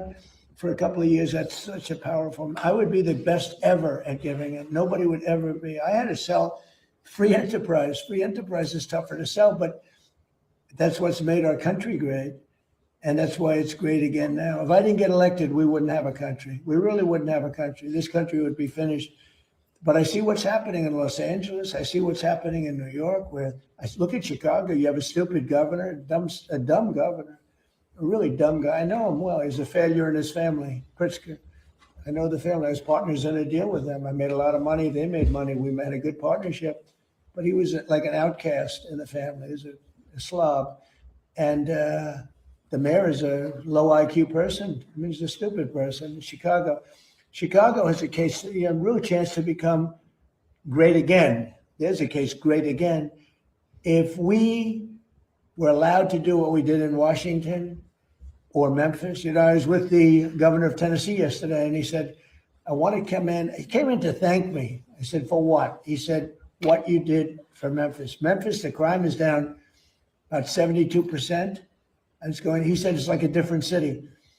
Washington is even more so. We started a little bit earlier. Washington, you walk down the streets and people feel safe here again. It's a safe city. If I were, oh, by the way, in Louisiana, what I've done there is unbelievable because the governor, Jeff Landry, called. He said, you got to help me with New Orleans. We have a tremendous crime problem. And I sent in our really talented people, including National Guardsmen, and they did an unbelievable. They had the safest, they said they had the safe, it just ended about 3 weeks ago. They had the safest Mardi Gras they've ever had. I could do that in Chicago, but you have to have the support of a governor. You can't have a slob that says, we don't want it. People get murdered, and he says it's fine. They lost 5 or 6 people last week, and they said, it's fine. They're not going to lose 5 or 6 people. And I would make Chicago so good and so safe. It's got potential. The longer it goes, the harder it is to fix. And San Francisco, we could do such a good job. My friend said, please let the mayor, he's a liberal guy, nice guy. I talked to him. He wants to make San Francisco good, and he's trying very hard. I said, look, I can do it much faster than you. Please let me have a time. I spoke to the mayor. And some very important people asked me to give him a chance because I'd like to see if he could do it. And he's doing okay, but I could do it much faster, much better.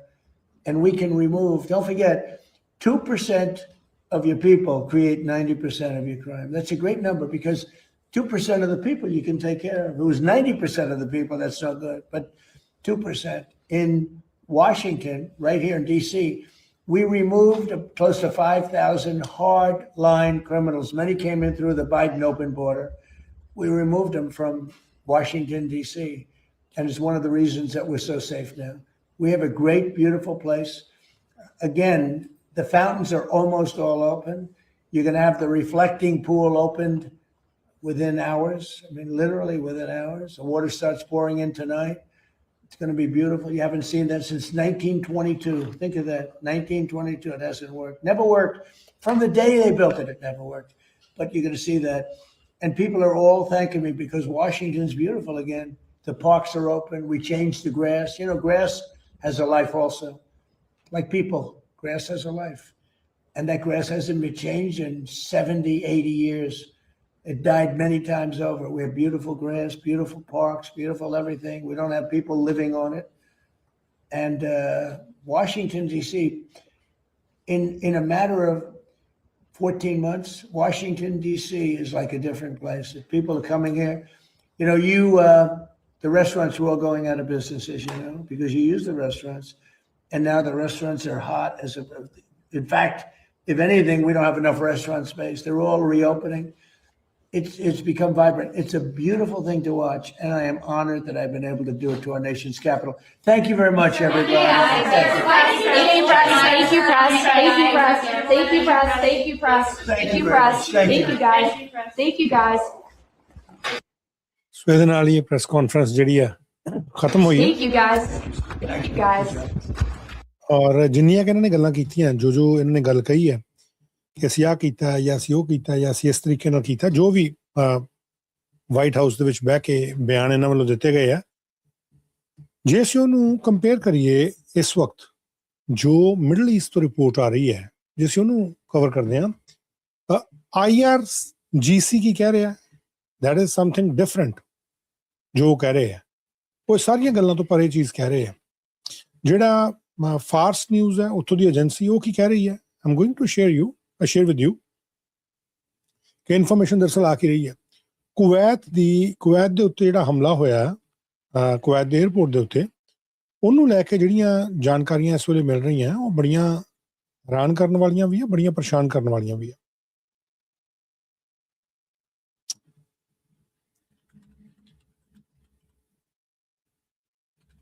Kuwait airport ਦਾ ਬਹੁਤ ਨੁਕਸਾਨ ਹੋਇਆ, ਬਹੁਤ ਜ਼ਿਆਦਾ ਨੁਕਸਾਨ ਹੋਇਆ। ਔਰ ਇਹ ਤਸਵੀਰਾਂ ਜਿਹੜੀਆਂ ਉੱਥੋਂ ਜਿਸ ਤਰੀਕੇ ਦੀਆਂ ਆਈਆਂ, ਜਿਸ ਤਰੀਕੇ ਦੀਆਂ ਜਾਰੀ ਕੀਤੀਆਂ ਗਈਆਂ, ਲੈਟ ਮੀ ਸ਼ੋ ਯੂ।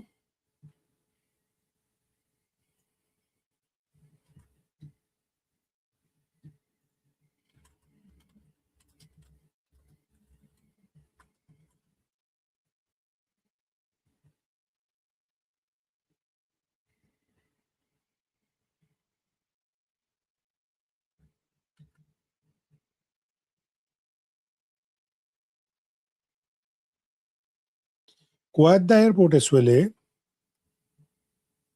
ਉਸ ਡੈਮੇਜ ਨੂੰ ਅਸੈਸ ਕਰਨ 'ਚ ਲੱਗਾ ਹੋਇਆ, ਜਿਹੜਾ ਕੁਵੈਤ ਦੇ ਇੰਟਰਨੈਸ਼ਨਲ 에ਅਰਪੋਰਟ ਤੇ ਹੋਇਆ। ਡੈਮੇਜ ਨੂੰ ਅਸੈਸ ਕਰਨ ਵਾਸਤੇ ਲੱਗਾ ਹੋਇਆ ਕਿ ਭਾਈ ਉਹ ਕਿਵੇਂ ਹੋਇਆ, ਕਿਸ ਤਰੀਕੇ ਨਾਲ ਹੋਇਆ, ਕੀ ਪੂਰੀ ਕਹਾਣੀ ਹੈ।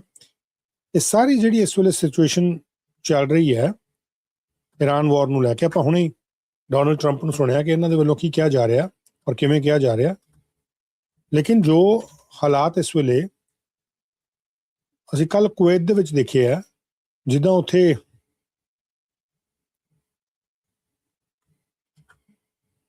ਇੱਕ ਵਿਅਕਤੀ ਉਸ ਹਮਲੇ ਦੇ ਵਿੱਚ ਮਰ ਗਿਆ, ਕਈ ਲੋਕ ਜ਼ਖਮੀ ਹੋ ਗਏ।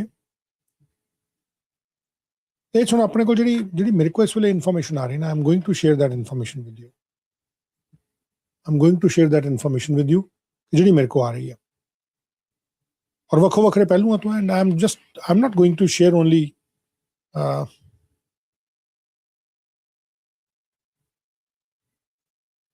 one side of the information ਜਿਹੜੀ ਇੱਕ ਸੋਰਸ ਤੋਂ ਆ ਰਹੀ ਹੈ, but multiple sources.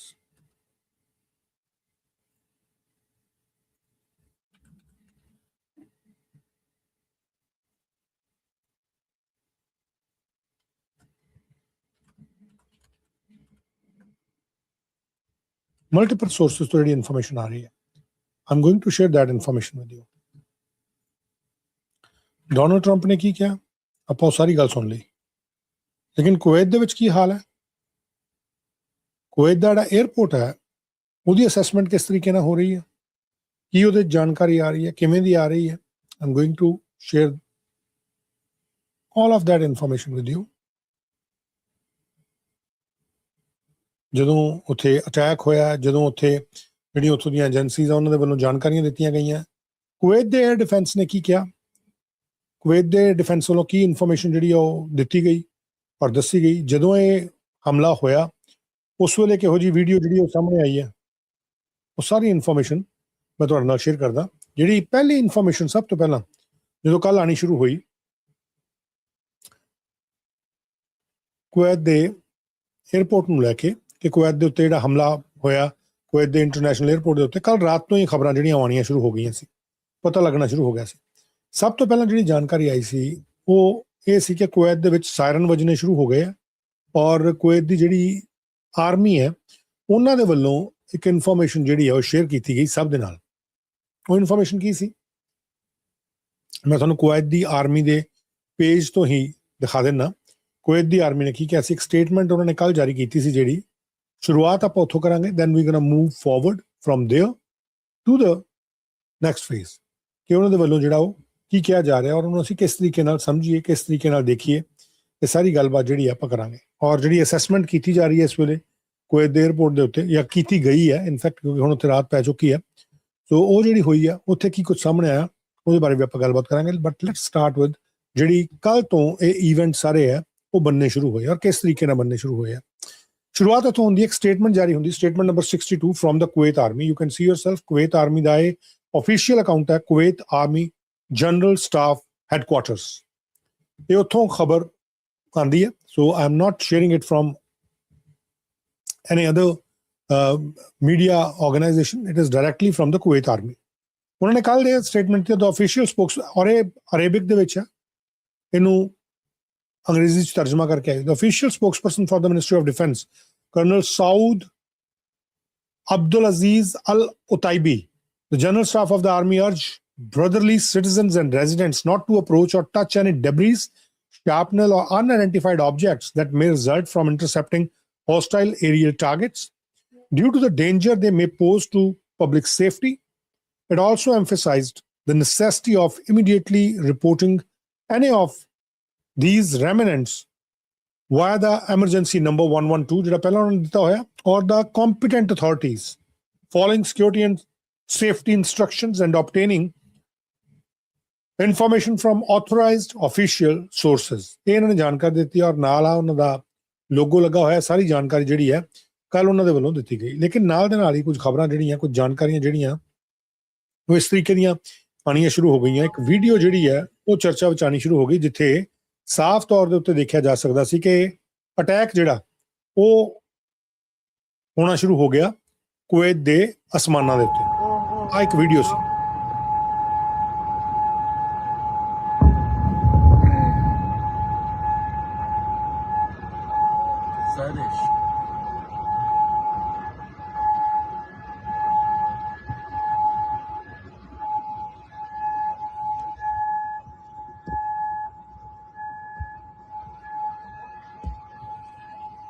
ਇਹ ਕੁਵੈਤ ਦੇ ਅਸਮਾਨ ਦੇ ਉੱਤੇ ਇਸ ਤਰੀਕੇ ਦੇ ਹਾਲਾਤ ਕੱਲ ਸ਼ਾਮ ਨੂੰ ਬਣ ਗਏ,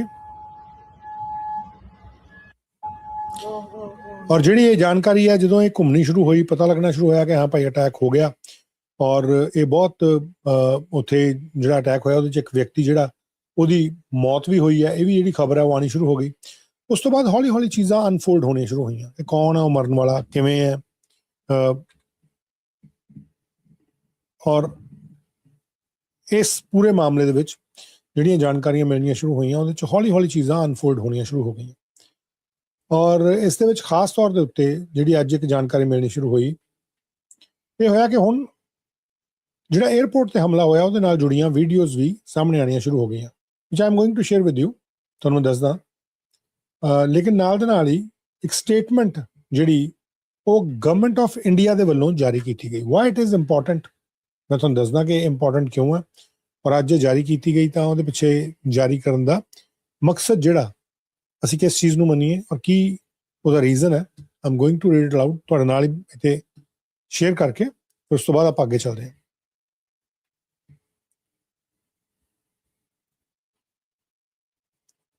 ਆਹ ਇਨਫੋਰਮੇਸ਼ਨ ਹੈ ਜਿਹੜੀ ਭਾਰਤ ਸਰਕਾਰ ਵੱਲੋਂ ਲਿਖੀ ਗਈ। We condemn the attack on the Kuwait International Airport today, in which an Indian national has died and several of our nationals are injured. Since the onset of the conflict is in West Asia, we have strongly urged that civilian population and civilian infrastructure must not be targeted. We again call upon parties to cease such attacks. We offer our deepest condolences to the bereaved family. Our embassy is extending all possible assistance to those injured. We remain in close contact with local authorities for the welfare of Indian nationals. Indian missions and posts across the region are on alert and continue to proactively support our community. ਅੱਜ ਦੀ date ਜਿਹੜੀ ਉਹ ਪਈ ਹੋਈ ਹੈ। ਸੋ ਇਹ ਜਿਹੜੀ ਹੈ statement ਇੱਕ government of India the ministry of external affair ਦੇ ਵੱਲੋਂ ਜਾਰੀ ਕਰ ਦਿੱਤੀ ਗਈ ਕਿ ਭਾਈ ਆਹ ਕੇਸ ਆ ਇਸ ਤਰੀਕੇ ਦੇ ਨਾਲ, ਔਰ ਆਹ ਮਾਹੌਲ ਜਿਹੜਾ ਉਹ ਬਣਿਆ ਹੋਇਆ। ਲੇਕਿਨ ਉਸ ਤੋਂ ਬਾਅਦ ਕੁਝ ਜਾਣਕਾਰੀਆਂ ਜਿਹੜੀਆਂ ਆਉਣੀਆਂ ਸ਼ੁਰੂ ਹੋਈਆਂ, ਜਿਹੜੇ 에ਅਰਪੋਰਟ ਦੇ ਉੱਤੇ ਜਿਹੜਾ ਹਮਲਾ ਹੋਇਆ ਸੀ, ਹੁਣ ਇਹ ਹਮਲੇ ਨੂੰ ਲੈ ਕੇ ਅੱਜ ਜਿਹੜੀ ਇਨਫੋਰਮੇਸ਼ਨ ਆ ਰਹੀ ਹੈ ਦੈਟ ਇਜ਼ ਟੋਟਲੀ ਡਿਫਰੈਂਟ। ਉਹ ਕਿਵੇਂ?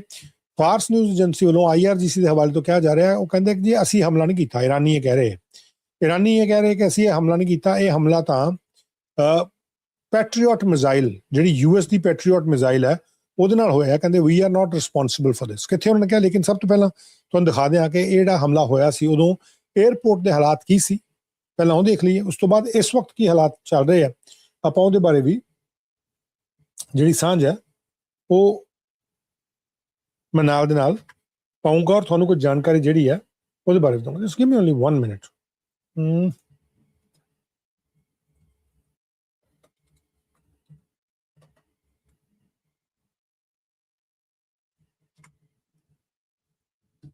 ਦੈਟਸ ਦ ਇਨਫੋਰਮੇਸ਼ਨ ਜਿਹੜੀ ਮੇਰੇ ਕੋਲ ਹੈ। ਆ 에ਅਰਪੋਰਟ ਦੇ ਉੱਤੇ ਕੱਲ ਜਦੋਂ ਹਮਲਾ ਹੋਇਆ,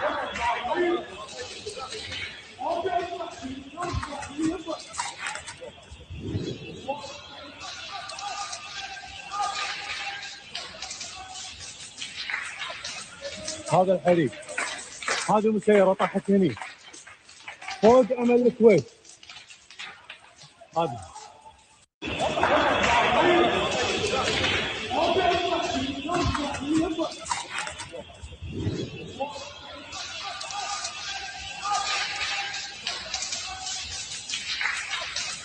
هذا الحريق، هذه مسيرة طاحت هني فوق أمل الكويت. هذه ਇਸ ਤਰੀਕੇ ਦੇ ਹਾਲਾਤ ਉੱਤੇ ਬਣੇ ਹੋਏ ਸੀ। ਇਹ ਇੰਟਰਨੈਸ਼ਨਲ 에ਅਰਪੋਰਟ ਹੈ ਜਿੱਥੇ ਇੱਕ ਭਾਰਤੀ ਨਾਗਰਿਕ ਦੀ ਮੌਤ ਹੋਈ ਹੈ ਔਰ ਬਹੁਤ ਸਾਰੇ ਹੋਰ ਭਾਰਤੀ ਨਾਗਰਿਕ ਔਰ ਹੋਰ ਵੀ ਕਈ ਨਾਗਰਿਕ ਜਿਹੜੇ ਇਹਨਾਂ ਵਿੱਚ ਜ਼ਖਮੀ ਹੋਏ ਆ। Again, I'm going to give you some information on that. طاحت هني فوق أمل الكويت. هذه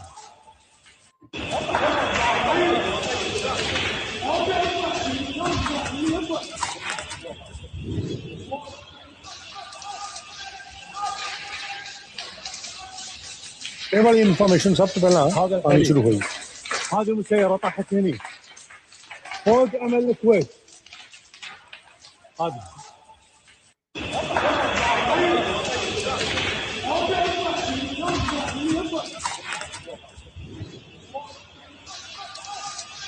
ਜਦੋਂ ਇਹ ਇਨਫੋਰਮੇਸ਼ਨ ਆਉਣੀ ਸ਼ੁਰੂ ਹੋਈ ਹੈ ਉਹਦੇ ਨਾਲ ਦੇ ਨਾਲ ਹੀ ਹੋਰ ਥਾਵਾਂ ਤੋਂ ਵੀ ਇਨਫੋਰਮੇਸ਼ਨ ਆਉਣੀ ਸ਼ੁਰੂ ਹੋ ਗਈ ਕਿ ਭਾਈ ਇਸ ਅਟੈਕ ਦੇ ਵਿੱਚ ਲੋਕ ਜਿਹੜੇ ਮਰੇ ਆ, ਹੌਲੀ ਹੌਲੀ ਚੀਜ਼ਾਂ ਜਿਹੜੀਆਂ ਉਹ ਦਿਖਣੀਆਂ ਸ਼ੁਰੂ ਹੋਈਆਂ ਕਿ ਭਾਈ ਆਖਰਕਾਰ ਕਿਸ ਤਰੀਕੇ ਦਾ ਇਹ ਅਟੈਕ ਹੋਇਆ ਔਰ ਕੀ ਐਕਚੁਅਲ ਚੀਜ਼ਾਂ ਜਿਹੜੀਆਂ ਸਾਹਮਣੇ ਆਈਆਂ। ਫਿਰ ਕੁਝ ਤਸਵੀਰਾਂ ਜਿਹੜੀਆਂ ਸਾਹਮਣੇ ਆਉਣੀਆਂ ਸ਼ੁਰੂ ਹੋ ਗਈਆਂ।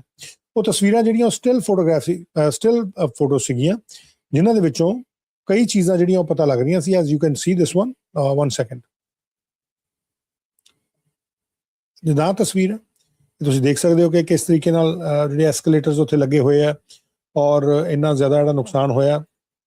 ਇਹ ਸਾਰੀ ਗੱਲਬਾਤ ਜਿਹੜੀ ਹੋਈ ਆ, ਇੱਦਾਂ ਹੀ ਕੁਝ ਹੋਰ ਜਿਹੜੀਆਂ ਵੀਡੀਓਜ਼ ਨੇ ਉਹ ਆਉਣੀਆਂ ਸ਼ੁਰੂ ਹੋ ਗਈਆਂ। ਲਗਭਗ ਜਿਹੜੀ ਉਹ ਪਹਿਲੇ ਵਾਲੀ ਵੀਡੀਓ ਸੀ ਉਹ ਘੁੰਮਣੀ ਸ਼ੁਰੂ ਹੋ ਗਈ ਔਰ ਉਹਦੇ ਵਿੱਚ ਹੀ ਕੁਝ ਹੋਰ ਵੀ ਇਨਫੋਰਮੇਸ਼ਨ ਜਿਹੜੀਆਂ ਉਹ ਮਿਲਣੀਆਂ ਸ਼ੁਰੂ ਹੋ ਗਈਆਂ ਕਿ ਭਾਈ ਇਸ ਤਰੀਕੇ ਨਾਲ ਅਟੈਕ ਹੋਇਆ ਔਰ ਐਡੇ ਵੱਡੇ ਲੈਵਲ ਦੇ ਉੱਤੇ ਜਿਹੜਾ ਅਟੈਕ ਹੋਇਆ। ਵਿਅਕਤੀ ਕੌਣ ਹੈ ਮਰਨ ਵਾਲਾ ਉਹਦੇ ਬਾਰੇ ਕੋਈ ਜਾਣਕਾਰੀ ਤਾਂ ਨਹੀਂ ਮਿਲੀ, ਲੇਕਿਨ ਜਿਹੜੀ ਇਨਫੋਰਮੇਸ਼ਨ ਮਿਲੀ ਹੈ ਉਹ ਮੈਂ ਤੁਹਾਡੇ ਨਾਲ ਸ਼ੇਅਰ ਕਰ ਦੇਣਾ। ਇਹਦੇ 'ਚ ਦਰਜਨਾਂ ਦੇ ਕਰੀਬ ਲੋਕ ਜਿਹੜੇ ਆ ਉਹ ਜ਼ਖਮੀ ਹੋਏ। Light me just post it once again the video ਜਿਹੜੀ ਸੀ ਉਹ ਵਾਲੀ, ਕੁਝ ਜਿਹੜੀਆਂ ਹੋਰ ਤਸਵੀਰਾਂ ਆਈ ਸ਼ੋ ਇਟ ਟੂ ਯੂ। ਔਰ ਉਸ ਤੋਂ ਬਾਅਦ ਜਿਹੜੀ ਅਥਾਰਟੀ ਹੈ ਇਹਨਾਂ ਦੀ ਕੁਵੈਤ ਵਾਲਿਆਂ ਦੀ, ਉਸ ਅਥਾਰਟੀ ਨੇ ਉਹਨਾਂ ਦੇ ਮਿਨਿਸਟਰਸ ਜਿਹੜੇ ਆ ਹੋਰ ਜਿਹੜੇ ਲੋਕ ਆ ਉਹਨਾਂ ਨੇ ਜਾ ਕੇ ਉੱਥੇ ਜਿਹੜੇ ਲੋਕ ਜ਼ਖਮੀ ਹੋਏ ਆ ਉਹਨਾਂ ਦਾ ਹਾਲ ਚਾਲ ਵੀ ਪੁੱਛਿਆ। That is also one thing. ਦੇਖੋ, that's the second picture of the damage. That's the third picture of the damage. This one. So you can see yourself. ਲੇਕਿਨ ਐਕਚੁਅਲ ਡੈਮੇਜ ਰਿਵੀਲ ਕਦੋਂ ਹੋਇਆ, ਕਦੋਂ ਪਤਾ ਲੱਗਾ ਕਿ ਭਾਈ ਇਹਦਾ ਨੁਕਸਾਨ ਇੰਨੇ ਵੱਡੇ ਲੈਵਲ ਦੇ ਉੱਤੇ ਹੋਇਆ ਔਰ ਇਸ ਤਰੀਕੇ ਦੇ ਨਾਲ ਹੋਇਆ। ਖਬਰ ਜਿਹੜੀ ਆ ਉਹ ਵਧਣੀ ਸ਼ੁਰੂ ਹੋਈ, ਹੌਲੀ ਹੌਲੀ ਚੀਜ਼ਾਂ ਜਿਹੜੀਆਂ ਉਹ ਕਲੀਅਰ ਹੋਣੀਆਂ ਸ਼ੁਰੂ ਹੋਈਆਂ, ਪਤਾ ਲੱਗਣਾ ਸ਼ੁਰੂ ਹੋਇਆ ਕਿ ਭਾਈ ਆਖਰਕਾਰ ਹੈ ਕੀ ਹੈ। ਕੁਵੈਤ ਦਾ ਜਿਹੜਾ ਮਿਨਿਸਟਰੀ ਆਫ ਇੰਟੀਰੀਅਰ ਹੈ ਸਟੇਟ ਆਫ ਕੁਵੈਤ ਦੀ, ਉਹਨਾਂ ਦੇ ਵੱਲੋਂ ਇੱਕ ਜਾਣਕਾਰੀ ਜਿਹੜੀ ਹੈ ਉਹ ਸਾਂਝੀ ਕੀਤੀ ਗਈ, which I am going to share with you. ਉਹਨਾਂ ਦੇ ਵੱਲੋਂ ਜਿਹੜੀ ਜਾਣਕਾਰੀ ਸ਼ੇਅਰ ਕੀਤੀ ਗਈ ਉਹ ਕੀ ਸੀ। ਕੁਵੈਤ ਦੀ ਮਿਨਿਸਟਰੀ ਆਫ ਜਿਹੜੀ ਇੰਟੀਰੀਅਰ ਹੈ, ਆਹ ਇਨਫੋਰਮੇਸ਼ਨ ਮਿਨਿਸਟਰੀ ਆਫ ਇੰਟੀਰੀਅਰ ਜਿਹੜੀ ਕੁਵੈਤ ਦੀ ਹੈ ਉਹਨਾਂ ਦੇ ਵੱਲੋਂ ਸ਼ੇਅਰ ਕੀਤੀ ਗਈ। You can see yourself the official account of Ministry of Interior. ਇਹਨਾਂ ਨੇ ਕਿਹਾ, ਕਹਿੰਦੇ ਕਿ His Excellency the first Deputy Prime Minister and Minister of Interior inspects the passenger building T1, Terminal 1 at Kuwait International Airport following its exposure to a heinous, let me just go on this side, heinous Iranian aggression. ਔਰ ਇਹ ਕੌਣ ਲਿਖ ਰਿਹਾ? ਇਹ Kuwait ਦੀ ਜਿਹੜੀ Ministry of Internal Affairs ਹੈ ਉਹ ਲਿਖ ਰਹੀ ਹੈ। ਇਹ ਉਹ ਲਿਖ ਰਹੇ ਆ। Let me just move it on to this side and just to show you full ਤੁਹਾਨੂੰ ਪਤਾ ਲੱਗ ਜਾਏ ਕਿ ਕੌਣ ਆ ਜਿਹੜੇ ਲਿਖ ਰਹੇ ਆ। ਦੇਖੋ the official account of ministry of interior state of Kuwait, ਅਧਿਕਾਰਕ ਉਹਨਾਂ ਦਾ ਇਹ ਅਕਾਊਂਟ ਹੈ। ਸੋ ਕਹਿੰਦੇ ਕਿ ਇਰਾਨੀਅਨ ਜਿਹੜਾ exposure to a heinous Iranian aggression, ਇਹ ਕੁਵੈਤ ਦੇ ਵੱਲੋਂ ਵੀ ਗੱਲ ਕਹੀ ਗਈ। As part of the ongoing field follow-up, His Excellency the First Deputy Prime Minister and Minister of Interior, Sheikh Fahad Yusuf Saud Al Sabah, conducted an inspection tour of the passenger building Terminal 1 at Kuwait International Airport to assess the damage. ਇੱਥੇ damage reveal ਕੀਤਾ ਗਿਆ, assess ਕੀਤਾ ਗਿਆ। ਆਮ ਲੋਕਾਂ ਵਾਸਤੇ ਵੀ ਇੱਕ video ਜਿਹੜੀ ਬਣਾਈ ਗਈ which I am going to share with you as well. Damages resulting from the heinous, once again, Iranian aggression that the building was subjected to, and to examine its effect and evaluate their extent on the facilities and the infrastructure. During the tour, His Excellency reviewed the damages inflicted on the building and listened to explanations from the competent officials regarding the incident and the measures taken to address it and contain its repercussions. His Excellency emphasized the importance of completing the technical inspection. In a related context, the Under Secretary of the Ministry of Interior, Major General Abdul Wahab Ahmed Al Wahab, conducted an inspection tour of the same site to examine the effects of the incident and evaluate the extent of the damage inflicted on the facilities and infrastructure. So, ਇਹ ਸਾਰੇ ਅਧਿਕਾਰੀਆਂ ਦੇ ਵੱਲੋਂ ਇਹਦਾ damage ਜਿਹੜਾ ਉਹਨੂੰ assess ਕੀਤਾ ਗਿਆ।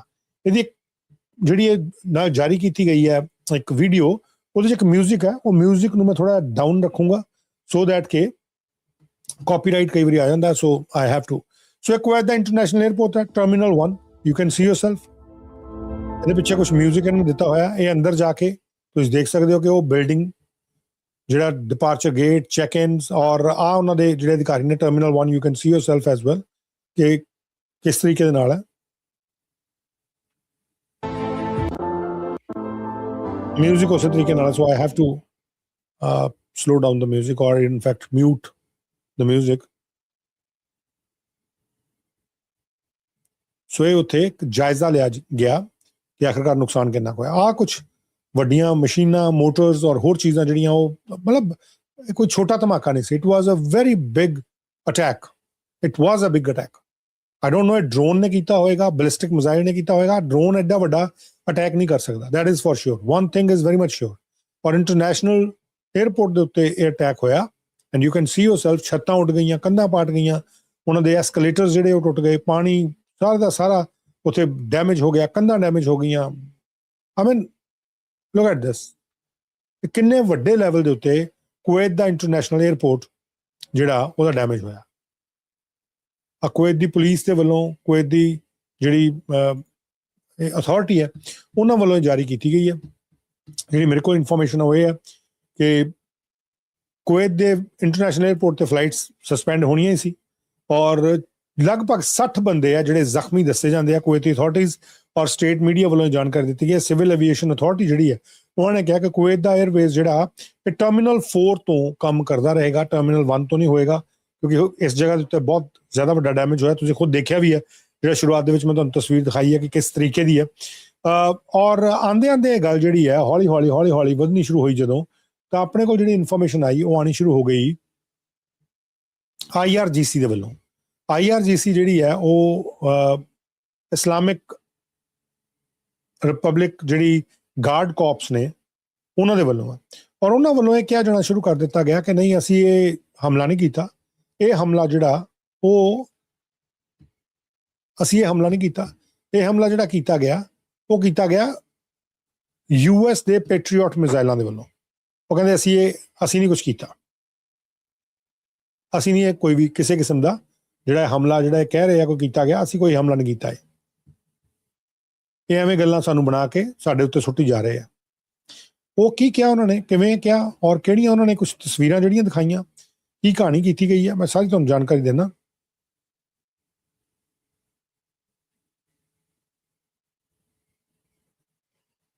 IRGC ਦੇ ਵੱਲੋਂ ਇਹ ਜਾਣਕਾਰੀ ਜਿਹੜੀ ਦਿੱਤੀ ਗਈ ਸੀ, ਉਹ ਕਹਿੰਦੇ ਅਸੀਂ ਕੋਈ ਹਮਲਾ ਨਹੀਂ ਕੀਤਾ। ਲੇਕਿਨ ਪਿਛਲੇ 2 ਘੰਟਿਆਂ ਦੇ ਵਿੱਚ ਬਹੁਤ ਸਾਰੀਆਂ ਇਨਫੋਰਮੇਸ਼ਨਸ ਜਿਹੜੀਆਂ ਆਉਣੀਆਂ ਸ਼ੁਰੂ ਹੋ ਗਈਆਂ, ਬਹੁਤ ਸਾਰੀਆਂ ਇਨਫੋਰਮੇਸ਼ਨਸ। ਫਾਰਸ ਨਿਊਜ਼ ਏਜੰਸੀ ਦੇ ਵਿੱਚ ਇੱਕ ਖਬਰ ਲੱਗਦੀ ਹੈ ਫਾਰਸ ਨਿਊਜ਼ ਏਜੰਸੀ ਦੇ ਵਿੱਚ ਇੱਕ ਖਬਰ ਲੱਗਦੀ ਹੈ ਜਿਹੜੀ ਮੈਂ ਤੁਹਾਡੇ ਨਾਲ ਇੱਥੇ ਸ਼ੇਅਰ ਕਰੂੰਗਾ ਔਰ ਇਹ ਜਿਹੜੀ ਵੀਡੀਓ ਜਾਰੀ ਕੀਤੀ ਗਈ ਹੈ ਕੁਵੈਤੀ ਏਜੰਸੀਜ਼ ਦੇ ਵੱਲੋਂ ਇਹ ਵੀ ਆਪਾਂ ਨਾਲ ਦੇ ਨਾਲ ਚਲਾਈ ਰੱਖਾਂਗੇ ਲੇਕਿਨ ਉਸ ਤੋਂ ਪਹਿਲਾਂ ਤੁਹਾਨੂੰ ਮੈਂ ਕਹਾਂ look at this IRGC ਦੇ ਸਪੋਕਸਪਰਸਨ ਵੱਲੋਂ ਫਾਰਸ ਨਿਊਜ਼ ਏਜੰਸੀ ਦੇ ਹਵਾਲੇ ਫਾਰਸ ਨਿਊਜ਼ ਏਜੰਸੀ ਨੇ IRGC ਦੇ ਸਪੋਕਸਪਰਸਨ ਦੇ ਹਵਾਲੇ ਤੋਂ ਖਬਰ ਲਗਾਤੀ ਇਹ ਕਹਿੰਦੇ ਕਿ the destruction of Kuwait International Airport's passenger terminal was caused by an error in the American Patriot system.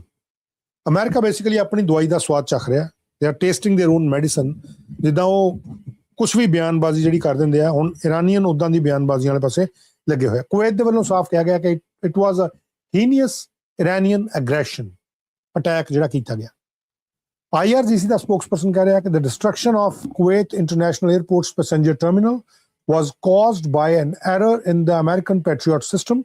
The aerospace force did not fire any projectile at this target. American Patriot systems, after failing to intercept the missiles, landed on this terminal. ਇਹ ਇਹਨਾਂ ਦੇ ਵੱਲੋਂ ਕਿਹਾ ਗਿਆ ਇਹ ਨਾਲ ਇਹਨਾਂ ਦੀ photo ਲੱਗੀ ਹੋਈ ਹੈ ਜਿਹੜੇ ਇਹਨਾਂ ਦੇ ਅਧਿਕਾਰੀ ਆ ਤੁਸੀਂ ਉਹ ਦੇਖ ਸਕਦੇ ਹੋ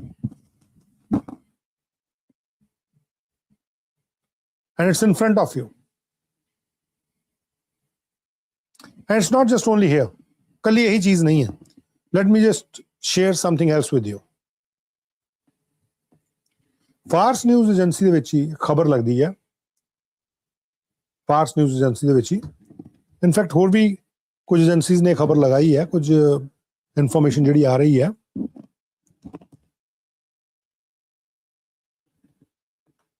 ਇੱਕ ਤਾਂ ਜਿਹੜਾ ਤੁਹਾਨੂੰ ਮੈਂ ਦੱਸਿਆ ਸੀਗਾ ਕਿ ਉਹ ਜਿਹੜੇ ਜਾ ਕੇ ਲੋਕਾਂ ਨੂੰ ਮਿਲੇ ਆ ਔਰ ਸਾਰੀ ਇਨਫੋਰਮੇਸ਼ਨ ਜਿਹੜੀ ਇਕੱਠੀ ਕੀਤੀ ਹੈ ਉਹਦੇ ਬਾਰੇ ਵੀ ਮੈਂ ਤੁਹਾਨੂੰ ਇਨਫੋਰਮੇਸ਼ਨ ਦੇਣਾ ਪਰ ਸਭ ਤੋਂ ਪਹਿਲਾਂ ਜਿਹੜੀ ਮੈਂ ਚੀਜ਼ ਤੁਹਾਨੂੰ ਦਿਖਾਣੀ ਚਾਹਨਾ ਉਹ ਇਹ ਕਿ ਇਹ ਕਹਿੰਦੇ ਕਿ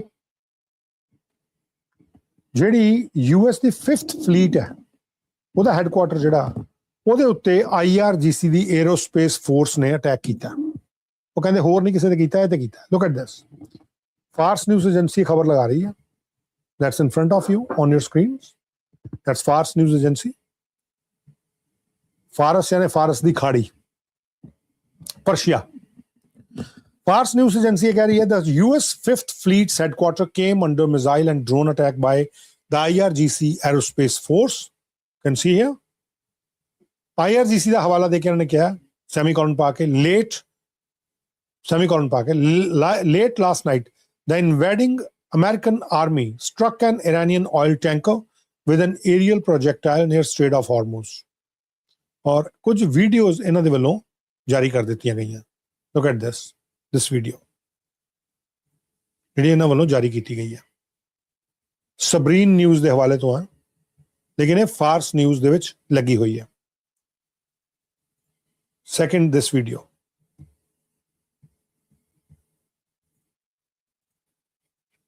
you can see yourself third video ਆ ਦੋ projectiles ਜਾ ਰਹੇ हैं you can see yourself ਉਹ ਕਹਿੰਦੇ ਅਸੀਂ ਨਹੀਂ ਕੋਈ ਬੰਬ ਮਾਰੇ ਭਾਈ ਆ ਉੱਤੇ ਇੰਟਰਸੈਪਟ ਹੋ ਰਹੇ ਆ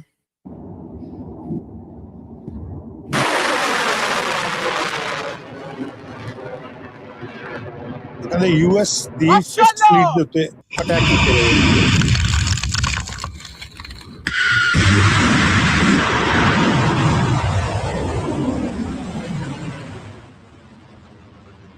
ਹੁਣ ਕਿਹਦੀ ਗੱਲ ਮੰਨੀਏ ਕਿਹਦੀ ਨਾ ਮੰਨੀਏ we can't say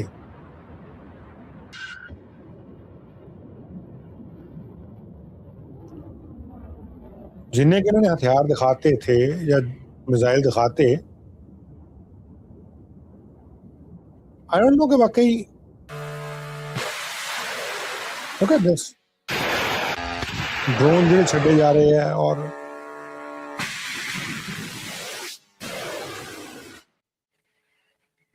see yourself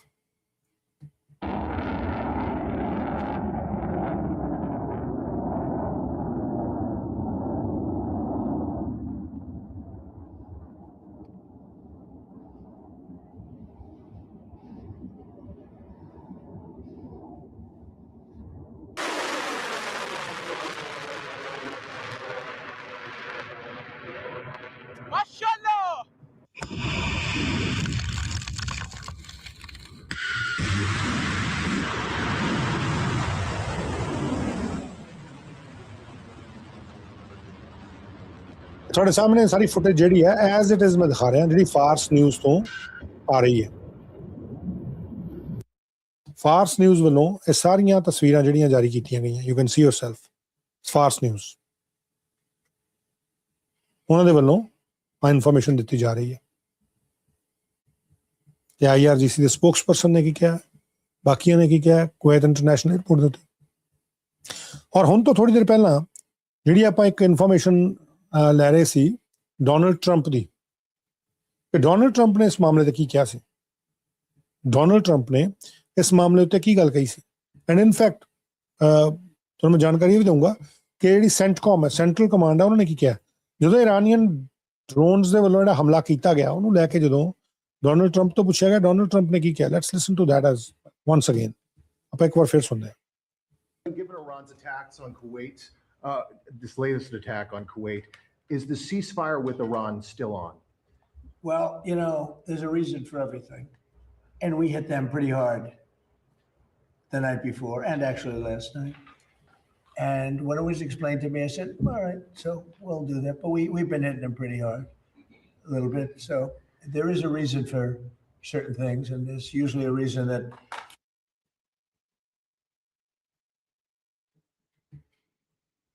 I think audio quality is ਜੋ ਕੱਟਦੀ ਹੈ, ਬਟ ਆਈ ਸੀ ਕਿ ਜੇ ਦੁਬਾਰਾ ਮੈਨੂੰ ਕਿਤੋਂ ਇਨਫੋਰਮੇਸ਼ਨ ਆਉਂਦੀ ਹੈ।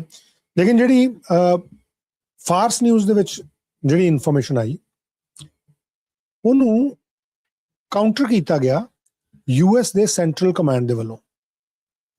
US ਦੇ ਸੈਂਟਰਲ ਕਮਾਂਡ ਨੇ ਇਹਦੇ ਉੱਤੇ ਆਪਣਾ ਇੱਕ ਵਰਜ਼ਨ ਜਿਹੜਾ ਉਹ ਦਿੱਤਾ। ਉਹਨਾਂ ਵੱਲੋਂ ਕੀ ਕਿਹਾ ਗਿਆ, light me just share that with you.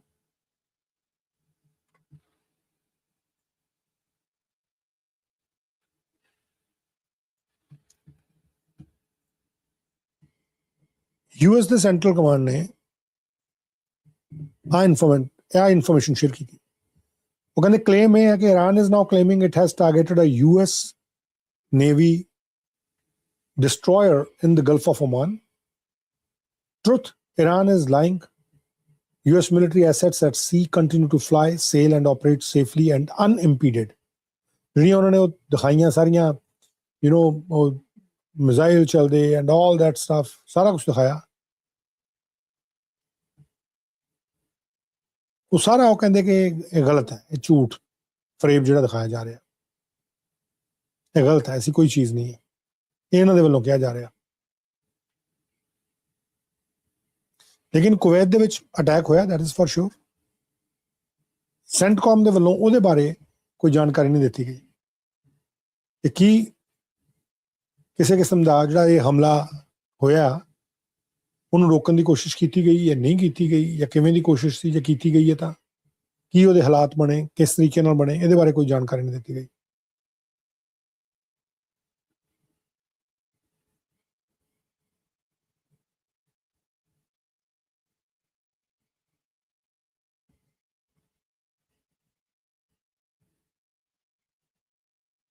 ਹੁਣ ਇਹਨਾਂ ਨੇ ਇਹ ਵੀ ਕਿਹਾ ਕਿ ਅਸੀਂ ਹਿਜ਼ਬੁੱਲਾ ਦੇ ਨਾਲ ਗੱਲ ਕੀਤੀ ਹੈ। ਹਿਜ਼ਬੁੱਲਾ ਨਾਲ ਗੱਲ ਕੀਤੀ, ਲੇਕਿਨ ਉਹ ਗੱਲਬਾਤ ਕਿਵੇਂ ਹੋਏਗੀ,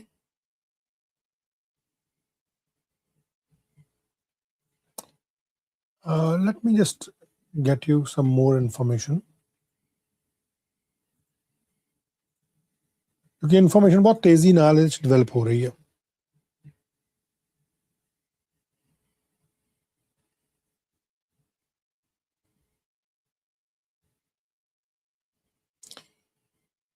ਡੋਨਲਡ ਟਰੰਪ ਨੇ ਇੱਕ ਜਾਣਕਾਰੀ ਹੋਰ ਦਿੱਤੀ ਹੈ ਜਿਹੜੀ ਉਹਨਾਂ ਨੇ ਆਪਣੇ ਸੋਸ਼ਲ ਮੀਡੀਆ ਤੇ ਵੀ ਪਾਈ ਹੈ। ਉਹ ਕਹਿੰਦੇ ਮੈਂ ਫਰਾਂਸ ਜਾ ਰਿਹਾ G7 ਦੀ ਮੀਟਿੰਗ ਦੇ ਵਿੱਚ।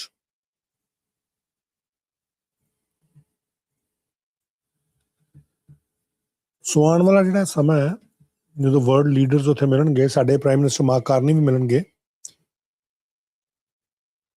ਕਹਿੰਦੇ I'll be going to the G7 in France immediately following what will be the one of the most entertaining nights in American history, the UFC World Championship fight on the south lawn of the White House. Records indicate that whilst fights of a much lower level took place at the White House throughout its long and storied history, nothing even close to this, the greatest fighters in the world, champions all, was even thought of for the People's House, President Donald J. Trump. ਇਹਨਾਂ ਵੱਲੋਂ ਹੁਣ ਤੋਂ ਥੋੜ੍ਹੀ ਦੇਰ ਪਹਿਲਾਂ ਆ ਜਿਹੜਾ message ਹੈ ਉਹ ਇੱਥੇ ਸਾਂਝਾ ਕੀਤਾ ਗਿਆ ਆਪਣੇ ਸੋਸ਼ਲ ਮੀਡੀਆ ਦੇ ਉੱਤੇ, ਆਪਣੇ ਸੋਸ਼ਲ ਮੀਡੀਆ ਉੱਤੇ। ਕਹਿੰਦੇ ਸਾਡਾ ਮੇਨ ਗੋਲ ਹੈ ਕਿ ਅਸੀਂ ਈਰਾਨ ਨੂੰ ਰੋਕਣਾ ਹੈ ਕਿ ਉਹ ਕਿਸੇ ਵੀ ਤਰੀਕੇ ਨਾਲ ਨਿਊਕਲੀਅਰ ਵੈਪਨ ਜਿਹੜਾ ਉਹ ਨਾ ਬਣਾਏ, ਨਿਊਕਲੀਅਰ ਵੈਪਨ ਨਾ ਬਣਾਏ। That's what our goal is. That's what Mr. Donald Trump is claiming. ਲੇਕਿਨ ਉਹਦੇ ਵਿੱਚ ਹੀ ਇਰਾਨੀਅਨ ਸਟੇਟ ਮੀਡੀਆ ਜਿਹੜਾ, ਉਹਨਾਂ ਨੇ ਕੁਝ ਹੋਰ ਵੀਡੀਓਜ਼ ਜਿਹੜੀਆਂ ਉਹ ਦਿਖਾਣੀਆਂ ਸ਼ੁਰੂ ਕਰਤੀਆਂ, ਤਸਵੀਰਾਂ ਜਿਹੜੀਆਂ ਪਾਣੀਆਂ ਸ਼ੁਰੂ ਕਰਤੀਆਂ। ਉਹ ਕਹਿੰਦੇ ਗਲਫ ਆਫ ਓਮਾਨ ਦੇ ਵਿੱਚ ਜਿਹੜੀ ਇਰਾਨੀਅਨ ਨੇਵੀ ਹੈ ਉਹਨੇ ਕੁਝ ਅਟੈਕ ਕੀਤੇ ਆ, ਔਰ ਕਹਿੰਦੇ ਜਿਹੜੇ ਅਟੈਕ ਹੈ ਬਹੁਤ ਸਕਸੈਸਫੁਲ ਰਹੇ ਆ। ਕੀ ਉਹਨਾਂ ਨੇ ਦਿਖਾਇਆ ਉੱਥੇ, ਔਰ ਕਿਹੜੀ ਉਹਨਾਂ ਨੇ ਗੱਲਾਂ ਕਹੀਆਂ, ਬੈਕ ਟੂ ਬੈਕ ਕੁਝ ਜਾਣਕਾਰੀਆਂ ਜਿਹੜੀਆਂ ਪਿਛਲੇ 2 ਘੰਟੇ ਦੇ ਵਿੱਚ ਹੋਈਆਂ। ਅਰਾਗਚੀ ਜਿਹੜੇ ਉੱਥੋਂ ਦੇ ਮਿਨਿਸਟਰ ਨੇ ਫੋਰਨ ਅਫੇਅਰਸ ਦੇ, ਉਹਨਾਂ ਦੇ ਵੱਲੋਂ ਜਿਹੜੀਆਂ ਜਾਣਕਾਰੀਆਂ ਦਿੱਤੀਆਂ ਜਾ ਰਹੀਆਂ। ਫਾਰਸ ਨਿਊਜ਼ ਏਜੰਸੀ ਜਿਹੜੀ ਹੈ ਨਾ ਉਹ ਉੱਥੋਂ ਦੀ ਇਨਫੋਰਮੇਸ਼ਨ ਦੇ ਰਹੀ ਹੈ, IRIB ਜਿਹੜੀ ਆ ਉਹ ਇਨਫੋਰਮੇਸ਼ਨ ਦੇ ਰਹੀ ਹੈ। ਸੋ ਮੈਂ ਉਹਨਾਂ ਦੇ ਉੱਤੇ ਜ਼ਿਆਦਾ, ਤਾਂ ਕਰਕੇ ਜਿਹੜਾ ਮਿਡਲ ਈਸਟ ਤੋਂ ਜਿਹੜੀ ਖਬਰ ਆ ਰਹੀ ਹੈ, ਤਾਂ ਕਰਕੇ ਮੈਂ ਉਹਨਾਂ ਦੇ ਉੱਤੇ ਜ਼ਿਆਦਾ ਥੋੜ੍ਹਾ ਜਿਹਾ ਕੋਸ਼ਿਸ਼ ਕਰਦਾ ਕਿ ਤੁਹਾਨੂੰ ਜਿਹੜੀ ਇਨਫੋਰਮੇਸ਼ਨ ਹੈ ਉੱਥੋਂ ਆਏ, ਤਾਂ ਕਿ ਸਾਨੂੰ ਉਹਨਾਂ ਦਾ ਵੀ ਜਿਹੜਾ ਇੱਕ ਪਤਾ ਲੱਗਣਾ ਸ਼ੁਰੂ ਹੋਏ ਕਿ ਭਾਈ ਉਹ ਕੀ ਸੋਚਦੇ ਆ ਇਸ ਦੇ ਬਾਰੇ, ਜਾਂ ਉਹ ਕਿਸ ਤਰੀਕੇ ਨਾਲ ਲਿਖ ਰਹੇ ਆ। ਤੁਸੀਂ ਇਹ ਦੇਖੋ ਕਿ 2 ਘੰਟੇ ਪਹਿਲਾਂ ਜਿਹੜਾ ਅਰਾਗਚੀ ਹੈ ਉਹਦੇ ਵੱਲੋਂ ਕੀ ਕਿਹਾ ਜਾ ਰਿਹਾ, ਮਤਲਬ ਬੈਕ ਟੂ ਬੈਕ ਚੀਜ਼ਾਂ ਕਹੀਆਂ ਜਾ ਰਹੀਆਂ। ਸਮਟਾਈਮ ਆਈ ਫੀਲ ਸਰਪ੍ਰਾਈਜ਼ ਕਿ ਯਾਰ ਇੰਨੀ ਖਬਰ ਉਹਨੂੰ ਚੈੱਕ ਕਰਨਾ ਹੀ ਬੜਾ ਮੁਸ਼ਕਲ ਲੱਗਦਾ, ਬਹੁਤ ਮੁਸ਼ਕਲ ਲੱਗਦਾ।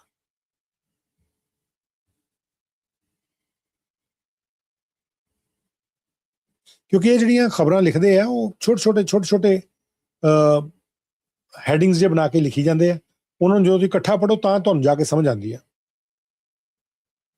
ਜਿਹੜੇ ਉਹਨਾਂ ਦੇ ਫੋਰਨ ਅਫੇਅਰ ਮਿਨਿਸਟਰ ਨੇ ਮਿਸਟਰ ਅਬਾਸ ਅਰਾਗਚੀ, ਉਹਨਾਂ ਦੇ ਵੱਲੋਂ ਕੀ ਕਿਹਾ ਜਾ ਰਿਹਾ, let me just share it with you. Araghchi ਦੇ ਵੱਲੋਂ ਇਹ ਕਿਹਾ ਜਾ ਰਿਹਾ, our military situation is now much better. 2 ਘੰਟੇ ਪਹਿਲਾਂ ਉਹਨਾਂ ਨੇ ਪਾਇਆ, because we have created capabilities that we did not have during the war and our military industries have become remarkably active. ਉਹ ਕਹਿੰਦੇ ਜੇ ਇਜ਼ਰਾਈਲ ਇਨਕਰੋਚ ਕਰੇਗਾ ਬੈਰੂਤ ਤੇ, our armed forces are ready to crush the occupied territories. ਜੇ Israel ਬੈਰੂਤ ਤੇ ਯਾਨੀ ਕਿ Lebanon ਤੇ ਕਰੇਗਾ। and why they are saying this? ਉਹ ਕਹਿੰਦੇ ਕਿ no one can eliminate Hezbollah or ignore it. ਅਰਾਗਚੀ ਨੇ ਇਹ ਗੱਲ ਕੀਤੀ ਹੈ।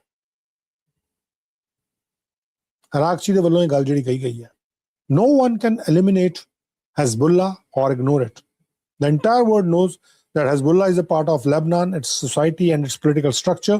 Lebanon's internal issues must be resolved with the participation of all parties with the Lebanese framework.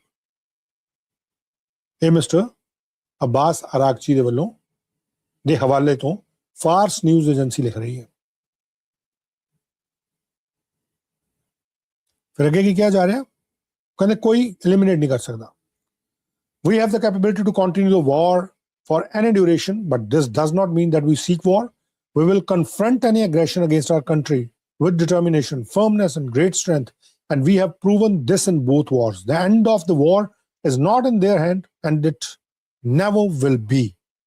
ਪਰ ਸਭ ਤੋਂ ਵੱਡਾ ਬਿਆਨ ਆਹ ਹੈ ਕਿ no one can eliminate Hezbollah or ignore it. ਇਹ ਜਿਹੜੀ ਗੱਲ ਇਹਨਾਂ ਦੇ ਵੱਲੋਂ ਕਹੀ ਗਈ ਹੈ, ਦਿਸ ਇਜ਼ ਰੀਅਲੀ, ਜੇ ਦੇਖੋ ਕਿ ਪ੍ਰਵੋਕ ਕਰਨ ਵਾਲੀ ਵੀ ਹੈ, ਇਹ ਪ੍ਰਵੋਕ ਕਰਨ ਵਾਲੀ ਵੀ ਹੈ।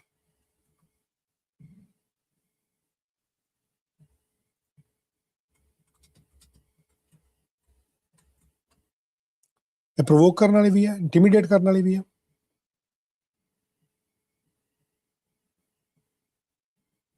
ਇਹ ਫੋਰਨ ਮਿਨਿਸਟਰ ਨੇ ਅਬਾਸ ਅਰਾਗਚੀ।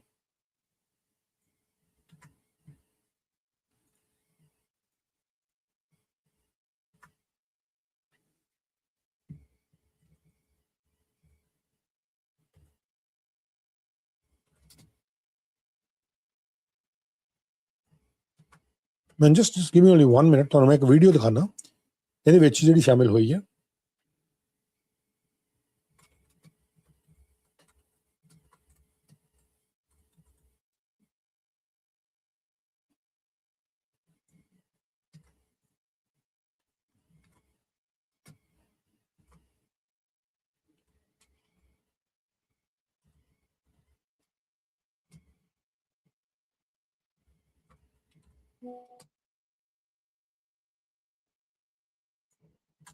ਇਹਦੇ ਵਿੱਚ ਇੱਕ ਵੀਡੀਓ ਜਾਰੀ ਹੋਈ ਹੈ ਜਿਹੜੀ ਮੈਂ all share it with you, just give me only 1 minute so that ਕਿ ਮੈਂ ਇਨਫੋਰਮੇਸ਼ਨ ਜਿਹੜੀ ਤੁਹਾਡੇ ਨਾਲ ਸਾਰੀ ਇਸੇ ਤਰੀਕੇ ਦੇ ਜਿਹੜੇ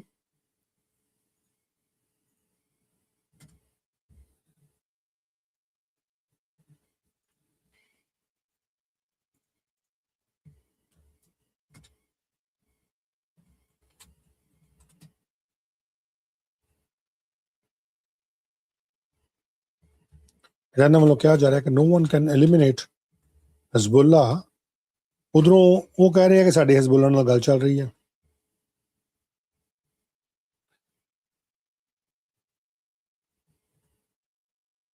ਇਹ ਇਰਾਨ ਦੇ ਫੋਰਨ ਮਿਨਿਸਟਰ ਦਾ ਹਵਾਲਾ ਦਿੱਤਾ ਜਾ ਰਿਹਾ, ਇਰਾਨ ਦੇ ਫੋਰਨ ਮਿਨਿਸਟਰ।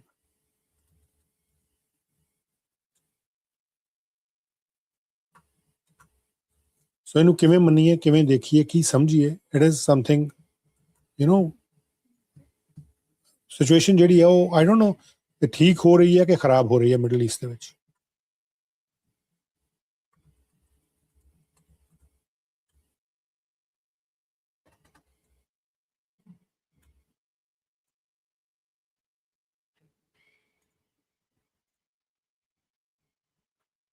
ਅਬਾਸ ਅਰਾਗਚੀ ਦਾ ਇਹ ਬਿਆਨ ਹੈ ਜਿਹਨੂੰ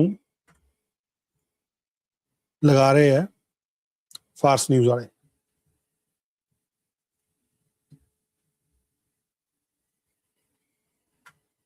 No one can eliminate Hezbollah or ignore it. The entire world knows that Hezbollah is a part of Lebanon, its society and its political structure. And definitely ਇਹਨਾਂ ਦੀ ਸਮਝ ਜਿਹੜੀ ਹੈਗੀ ਉਹ ਇੱਥੇ ਚੱਲ ਰਹੀ ਹੈ। ਉਹ ਕਹਿੰਦੇ we have the capability to continue the war for any duration. We already ਅਸੀਂ ਇਹ ਦੇਖ ਲਿਆ। We will confront any aggression against our country with determination, firmness and great strength, and we have proven this in both wars. The end of the war is not in their hands, and it never will be.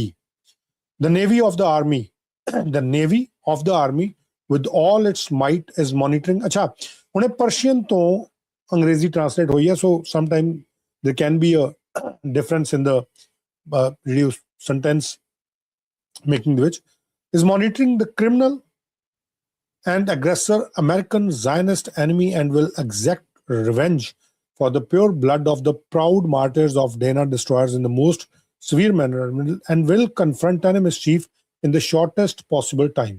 ਆ ਸਾਰੀਆਂ ਜਿਹੜੀਆਂ informations ਨੇ ਉਹ ਨਾਲ ਦੇ ਨਾਲ ਉਹਨਾਂ ਨੇ IRGC ਦੇ ਵੱਲੋਂ, ਉਹਨਾਂ ਦੀ ਨੇਵੀ ਵੱਲੋਂ, ਉਹਨਾਂ ਦੀ ਆਰਮੀ ਦੇ ਵੱਲੋਂ ਇਹ ਲਗਾਈਆਂ ਹੋਈਆਂ। ਫਿਰ ਉਹ ਕਹਿੰਦੇ the navy of the army targeted the command and control centre of American armies malicious act against our country. ਉਹਨਾਂ ਨੇ ਦੱਸਿਆ ਕਿ ਨੇਵੀ ਜਿਹੜੀ ਆਰਮੀ ਦੀ ਨੇਵੀ ਹੈ, ਉਹਨਾਂ ਦਾ ਕਮਾਂਡ ਹੈ, ਉਹਨਾਂ ਨੇ ਅਮਰੀਕਨ ਆਰਮੀ ਦੇ ਉੱਤੇ, ਅਮਰੀਕਨ ਨੇਵੀ ਦੇ ਇੱਕ ਵੈਸਲ ਦੇ ਉੱਤੇ ਹਮਲਾ ਕੀਤਾ ਇਸ ਤਰੀਕੇ ਦੇ ਨਾਲ। ਆ ਜਾਰੀ ਕੀਤੀ ਗਈ ਉਹਨਾਂ ਵੱਲੋਂ ਇੱਕ ਵੀਡੀਓ ਕਿ ਇੱਕ ਟਰੱਕ ਦੇ ਉੱਤੋਂ, ਬਾਕੀ ਸਾਰਾ ਬਲਰ ਕੀਤਾ ਹੋਇਆ, ਸਿਰਫ ਜਿਹੜਾ ਉਹ ਮਿਜ਼ਾਈਲ ਜਾਂ ਰੌਕਟ ਜਿਹੜਾ ਉਹ ਜਾ ਰਿਹਾ ਹੈ, ਰੌਕਟ ਹੈ, ਰੌਕਟ ਲਾਂਚਰ ਲਾਂਚ ਥਰੂ ਉਹਦੇ ਕੀਤਾ ਮੋਬਾਈਲ।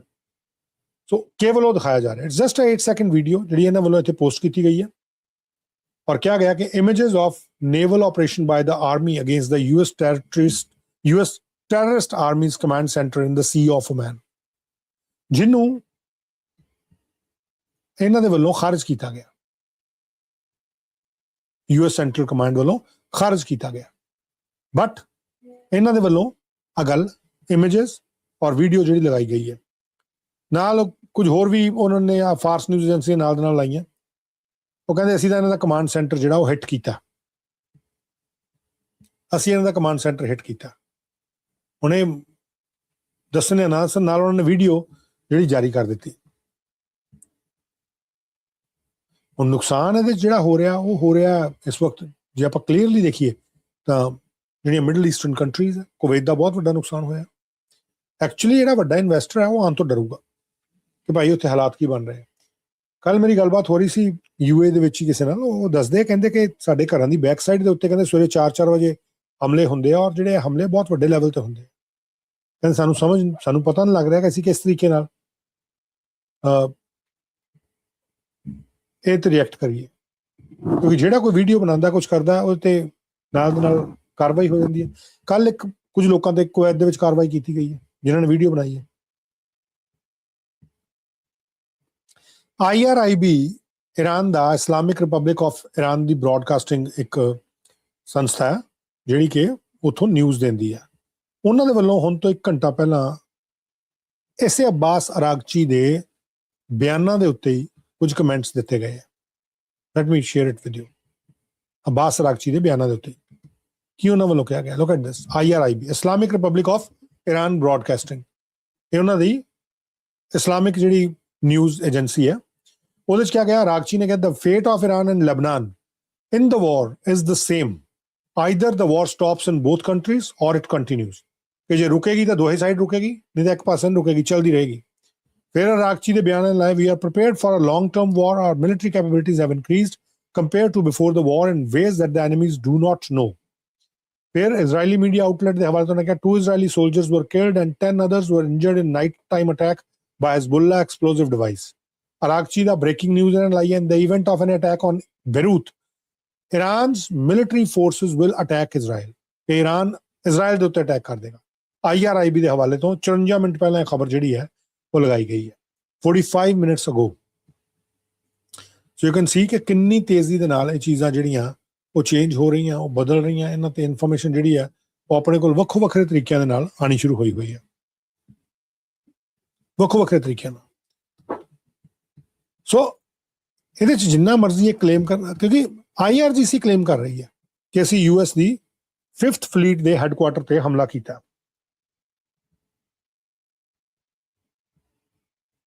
ਲੇਕਿਨ US ਸੈਂਟਰਲ ਕਮਾਂਡ ਉਹਨੂੰ ਕਾਊਂਟਰ ਕਰ ਰਿਹਾ। US ਸੈਂਟਰਲ ਕਮਾਂਡ ਕਹਿੰਦਾ ਕਿਹਾ ਕੀ ਗੱਲ ਹੈ।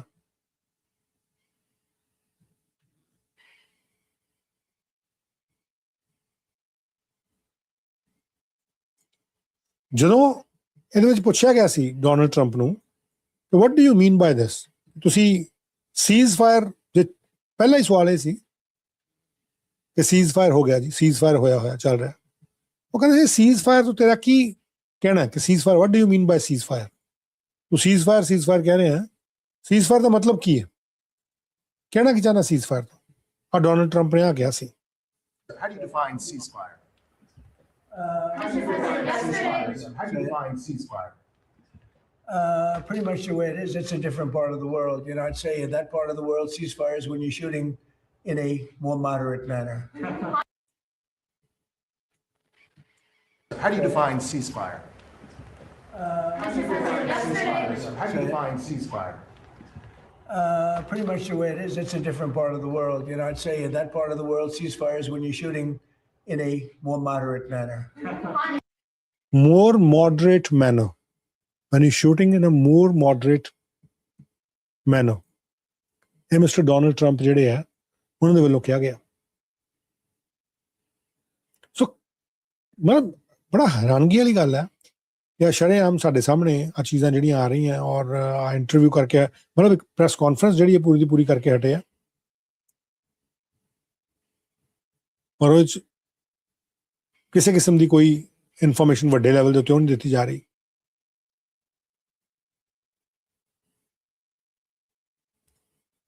ਕਲੇਮ ਜਿਹੜੇ ਆ ਉਹਨਾਂ ਵੱਲੋਂ ਜਿਹੜੇ ਕੀਤੇ ਗਏ ਉਹਨੂੰ ਬਸਟ ਕਰਨ ਦੀ ਕੋਸ਼ਿਸ਼ US ਸੈਂਟਰਲ ਕਮਾਂਡ ਨੇ ਕੀਤੀ ਹੈ, ਪਰ ਜੋ ਇਹਨਾਂ ਵੱਲੋਂ ਕਿਹਾ ਗਿਆ ਡੋਨਲਡ ਟਰੰਪ ਵੱਲੋਂ ਉਹ ਥੋੜਾ ਜਿਹਾ ਹੈਰਾਨੀਜਨਕ ਹੈ, ਤਾਂ ਸਮਝ ਤੋਂ ਬਾਹਰ ਲੱਗ ਰਿਹਾ। ਭਾਈ ਆਖਰਕਾਰ ਇਹ ਗੱਲਬਾਤ ਜਾ ਕਿਸ ਪਾਸੇ ਰਹੀ ਹੈ। IRGC ਇਹ ਕਹਿ ਰਹੀ ਹੈ ਕਿ ਹਾਂਜੀ ਅਸੀਂ, ਜਿਹੜਾ ਉਹਨਾਂ ਦਾ ਇੱਕ ਪ੍ਰੈਸ TV ਹੈ, ਈਰਾਨ ਦਾ ਫਸਟ ਇੰਟਰਨੈਸ਼ਨਲ ਨਿਊਜ਼ ਨੈਟਵਰਕ ਹੈ, ਉਹਨਾਂ ਦੇ ਵੱਲੋਂ ਜਿਹੜੀ ਟੈਲੀਗ੍ਰਾਮ ਦੇ ਉੱਤੇ ਇਹ ਨਿਊਜ਼ ਨੈਟਵਰਕ ਹੈ, ਪਰ ਹੁਣ ਇਹਨਾਂ ਨੇ ਆਪਣਾ ਪਲੇਟਫਾਰਮ ਜਿਹੜਾ ਹੋਰ ਜਗ੍ਹਾ ਤੇ ਵੀ ਬਣਾਇਆ। ਇਹਨਾਂ ਦੇ ਵੱਲੋਂ ਜਿਹੜੀਆਂ ਗੱਲਾਂ ਕਹੀਆਂ ਜਾਂਦੀਆਂ ਉਹਦੇ ਵਿੱਚ ਜਿਵੇਂ ਤੁਹਾਨੂੰ ਦਿਖਾਵਾਂ, ਆਹ ਵੀਡੀਓ ਪ੍ਰੈਸ TV ਦੇ ਹਵਾਲੇ ਤੋਂ ਜਾਰੀ ਹੋਈ ਹੈ। ਆ ਪ੍ਰੈਸ TV ਹੈ, ਈਰਾਨੀ ਚੈਨਲ ਹੈ, ਉਹ ਤੋਂ ਜਾਰੀ ਹੋਈ।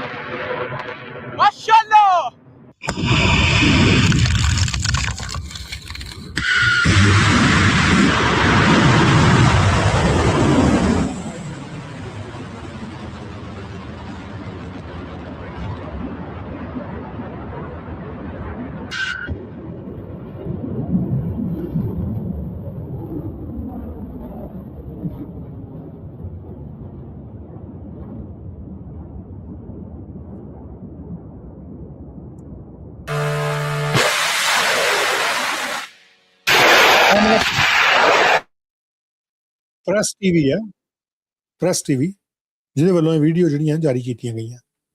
ਹੁਣ ਕਿੰਨਾ ਕੁ ਮੰਨਿਆ ਜਾਏ, ਕਿੰਨਾ ਕੁ ਨਾ ਮੰਨਿਆ ਜਾਏ, ਵੀ ਕਾਂਟ ਸੇ ਭਾਈ, ਉਹ ਆਪਣੇ ਲੱਗੇ ਹੋਏ ਆ, ਉਹ ਆਪਣੀ ਗੱਲ ਕਰਨ ਲੱਗੇ ਹੋਏ, ਜਿਹੜੇ ਇਰਾਨੀ ਮੀਡੀਆ ਵਾਲੇ ਉਹ ਆਪਣੀ ਗੱਲ ਕਰਨ ਲੱਗੇ ਹੋਏ ਆ। ਉਹ ਕਹਿੰਦੇ ਅਸੀਂ ਅਮਰੀਕਨ ਡਿਸਟਰੋਇਰ ਜਿਹੜਾ ਉਹਨੂੰ ਬਹੁਤ ਜ਼ਿਆਦਾ ਹਿੱਟ ਕੀਤਾ। ਇਹ ਪ੍ਰੈਸ ਟੀਵੀ ਦੇ ਵੱਲੋਂ ਇਹ ਗੱਲ ਕਹੀ ਜਾ ਰਹੀ ਹੈ। ਉਹ ਕਹਿੰਦੇ ਸਾਰੀ ਲੇਟੈਸਟ ਖਬਰ ਹੀ ਸਾਡੇ ਕੋਲ ਹੈ, ਜਿੰਨੀ ਖਬਰ ਹੈ ਉਹ ਅਸੀਂ ਦੇ ਰਹੇ ਹਾਂ। ਜਿਹੜੀ 8 ਸੈਕਿੰਡ ਤੁਹਾਨੂੰ ਵੀਡੀਓ ਦਿਖਾਈ ਉਹ ਵੀ ਇਹਨਾਂ ਵੱਲੋਂ ਜਾਰੀ ਕੀਤੀ ਗਈ ਹੈ। ਹੁਣ ਹਾਲਾਤ ਇਹ ਬਣ ਚੁੱਕੇ ਆ ਕਿ ਤੁਸੀਂ ਯਕੀਨ ਕਿਹਦੇ ਤੇ ਕਰੋ, ਕਿਹਦੇ ਤੇ ਨਾ ਕਰੋ, ਕਿਉਂਕਿ ਜਿਹੜੀਆਂ ਇਨਫੋਰਮੇਸ਼ਨ ਆ ਰਹੀਆਂ ਟੁੱਟ ਕੇ ਆ ਰਹੀਆਂ, ਉਹ ਇੱਕ ਥਾਂ ਤੋਂ ਨਹੀਂ ਆ ਰਹੀਆਂ, ਉਹ ਸਕੈਟਰਡ ਹੋ ਕੇ ਆ ਰਹੀਆਂ। ਕਿਉਂਕਿ ਕਿਸੇ ਜਗ੍ਹਾ ਤੋਂ ਤੁਹਾਨੂੰ ਕੁਝ ਇਨਫੋਰਮੇਸ਼ਨ ਮਿਲ ਰਹੀ ਹੈ, ਉਹਦੇ ਕਾਊਂਟਰ 'ਚ ਕਿਸੇ ਜਗ੍ਹਾ ਤੋਂ ਕੁਝ ਮਿਲ ਰਹੀ ਹੈ। ਪਰ ਵੱਡੀ ਗੱਲ ਇਹ ਹੈ ਕਿ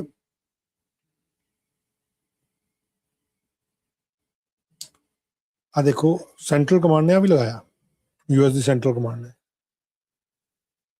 ਜਿਹੜਾ ਫਾਰਸ ਨਿਊਜ਼ ਏਜੰਸੀ ਨੇ ਕਿਹਾ ਸੀ ਕਿ ਭਾਈ ਜਿਹੜਾ ਅਟੈਕ ਹੋਇਆ ਕੁਵੈਤ ਦੇ ਉੱਤੇ, ਉਹ ਤਾਂ ਇਹਨਾਂ ਦਾ ਇੱਕ ਪੈਟਰੀਓਟ ਮਿਜ਼ਾਈਲ ਹੈ ਜਿਹੜਾ ਇੰਟਰਸੈਪਟ ਕਰ ਰਿਹਾ ਸੀ ਤੇ ਉਹ ਆ ਕੇ ਵੱਜਾ।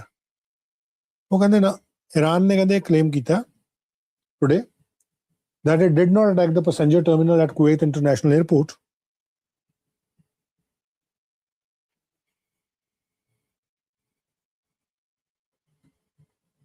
And damage was instead caused by US missile interceptor. Totally false.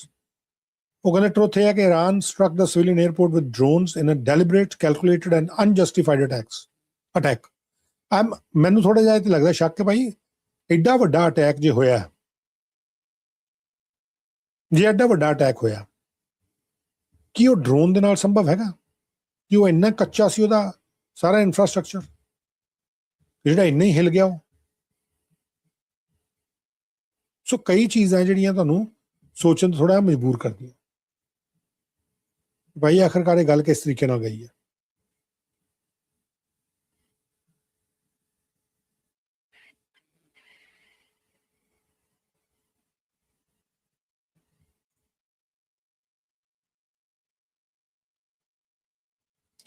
ਸੋ ਬਹੁਤ ਸਾਰੀਆਂ ਵੀਡੀਓਜ਼ ਘੁੰਮ ਰਹੀਆਂ। ਕੈਨੇਡਾ ਦੇ ਜਿਹੜੇ ਅਧਿਕਾਰੀ ਨੇ ਉਹਨਾਂ ਦੇ ਵੱਲੋਂ ਨਿੰਦਾ ਕੀਤੀ ਗਈ ਹੈ ਜਿਹੜਾ ਕੁਵੈਤ ਦੇ ਉੱਤੇ ਹਮਲਾ ਹੋਇਆ। ਕੈਨੇਡਾ ਦੇ ਪ੍ਰਾਈਮ ਮਿਨਿਸਟਰ ਵੱਲੋਂ ਵੀ ਨਿੰਦਾ ਕੀਤੀ ਗਈ ਹੈ।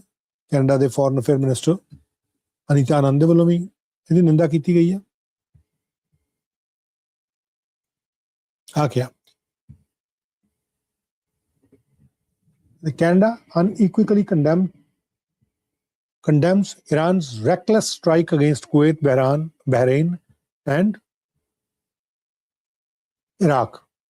These attacks, which killed one person and injured civilians, are a dangerous escalation that threatens regional stability and security. Iran must end its destabilizing actions immediately. Canada stands in full solidarity with our partners and supports all efforts to prevent further escalation and restore security in the region. ਇਹ Canada ਦਾ ਪੱਖ ਹੈ। ਇਹ Canada ਦਾ ਪੱਖ ਹੈ। Canada ਦੀ foreign affair ਦੇ minister ਨੇ। ਸੋ ਜਿਹੜਾ global affair Canada, ਉਹਨਾਂ ਵੱਲੋਂ ਵੀ ਬਿਆਨ ਇਸੇ ਤਰੀਕੇ ਦਾ ਆਇਆ।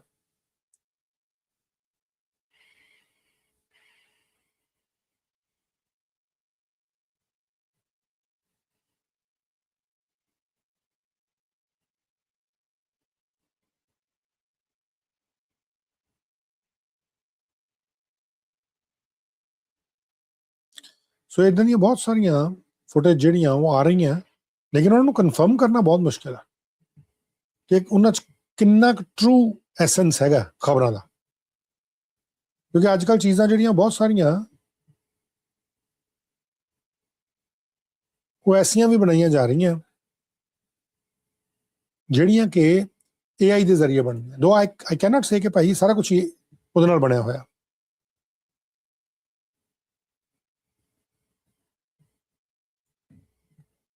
ਲੇਕਿਨ ਜਿੱਦਾਂ ਦੀ ਇਨਫੋਰਮੇਸ਼ਨ ਆ ਰਹੀ ਹੈ ਉਹ ਬੜੀ ਇੰਪੋਰਟੈਂਟ ਹੈ।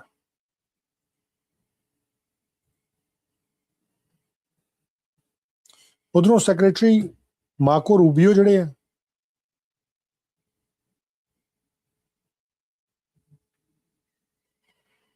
ਉਹਨਾਂ ਦੇ ਨਾਲ ਵਾਹਵਾ ਬਹਿਸ ਬੂਸ ਹੋਈ ਹੈ। ਅੱਜ ਜਿਹੜੀ ਉਹਨਾਂ ਨਾਲ ਬਹਿਸ ਹੋਈ ਹੈ ਉਹ ਬੜੇ ਵੱਡੇ ਲੈਵਲ ਤੇ ਅੱਜ ਚਰਚਾ ਦਾ ਵਿਸ਼ਾ ਬਣੀ ਹੋਈ ਹੈ।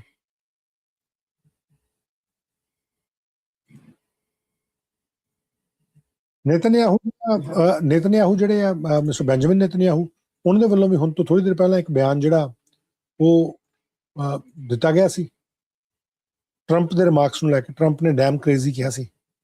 ਉਹ ਉਹਨਾਂ ਨੇ ਇੱਕ ਨਿਊਜ਼ ਦਾ CNBC TV 18 ਉਹਨੂੰ ਇੱਕ ਬਿਆਨ ਦਿੱਤਾ ਸੀ। ਉਹ ਕਹਿੰਦੇ sometimes like the best families, ਮੈਂ ਤੁਹਾਨੂੰ ਸੁਣਾ ਦਿੰਦਾ। let me just post it here, ਥੋੜੀ ਜਿਹੀ ਕਲੈਰਿਟੀ ਹੋਰ ਮਿਲ ਜਾਏਗੀ, ਕਿਉਂਕਿ ईरान ने बहुत क्लियर करता, ईरान ने बहुत ज़्यादा क्लियर करता कि जे जंग रुकेगी तो दो ही जगह रुकेगी, दो ही जगह रुकेगी, नहीं तो चलेगी तो फिर दोनों जगह चलेगी। ये बेंजामिन नेतन्याहू ने, माफ करना, एक टीवी ਨੂੰ CNBC TV 18 ਨੂੰ ਇੰਟਰਵਿਊ ਦੇ ਵਿੱਚ ਕਿਹਾ। So let's talk about the call that you had with him this week, which is getting a lot of attention. The president confirmed that he said you're effing crazy. How did you react to that? What really happened in that call? Well, I'm not going to get into details of our conversations. We've had thousands, well, a lot of them. And if you think this is a crisis, you should be in some other conversations. But we've always found a way. We have so many agreements. We agree on the main things. We want to get Iran, the nuclear program in Iran, finished.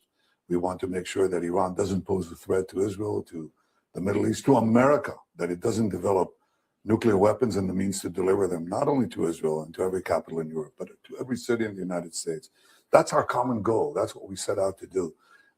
And to expand the circle of peace, as the president and I did in the Abraham Accords together.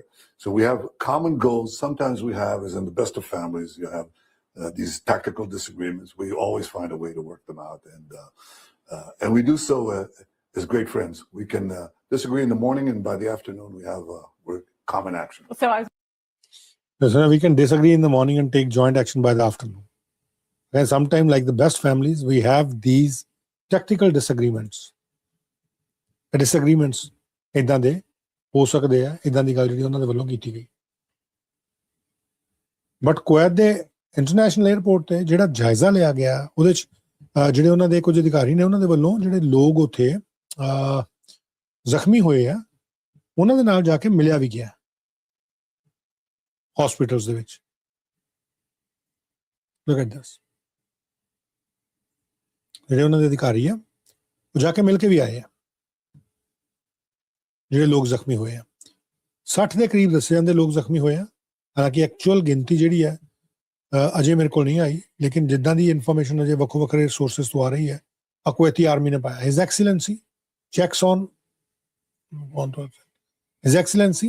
checks on the health condition of the injured.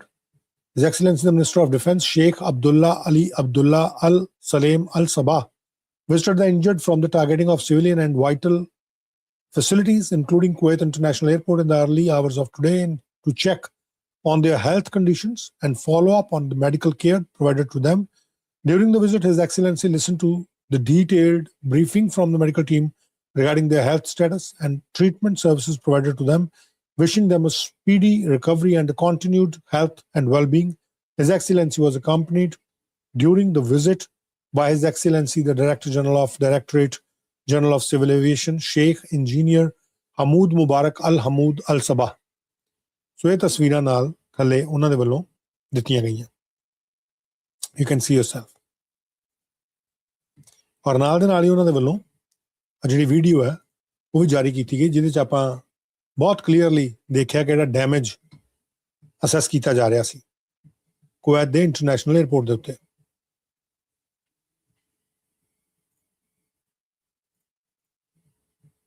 ਆਹ ਵਾਲੀ video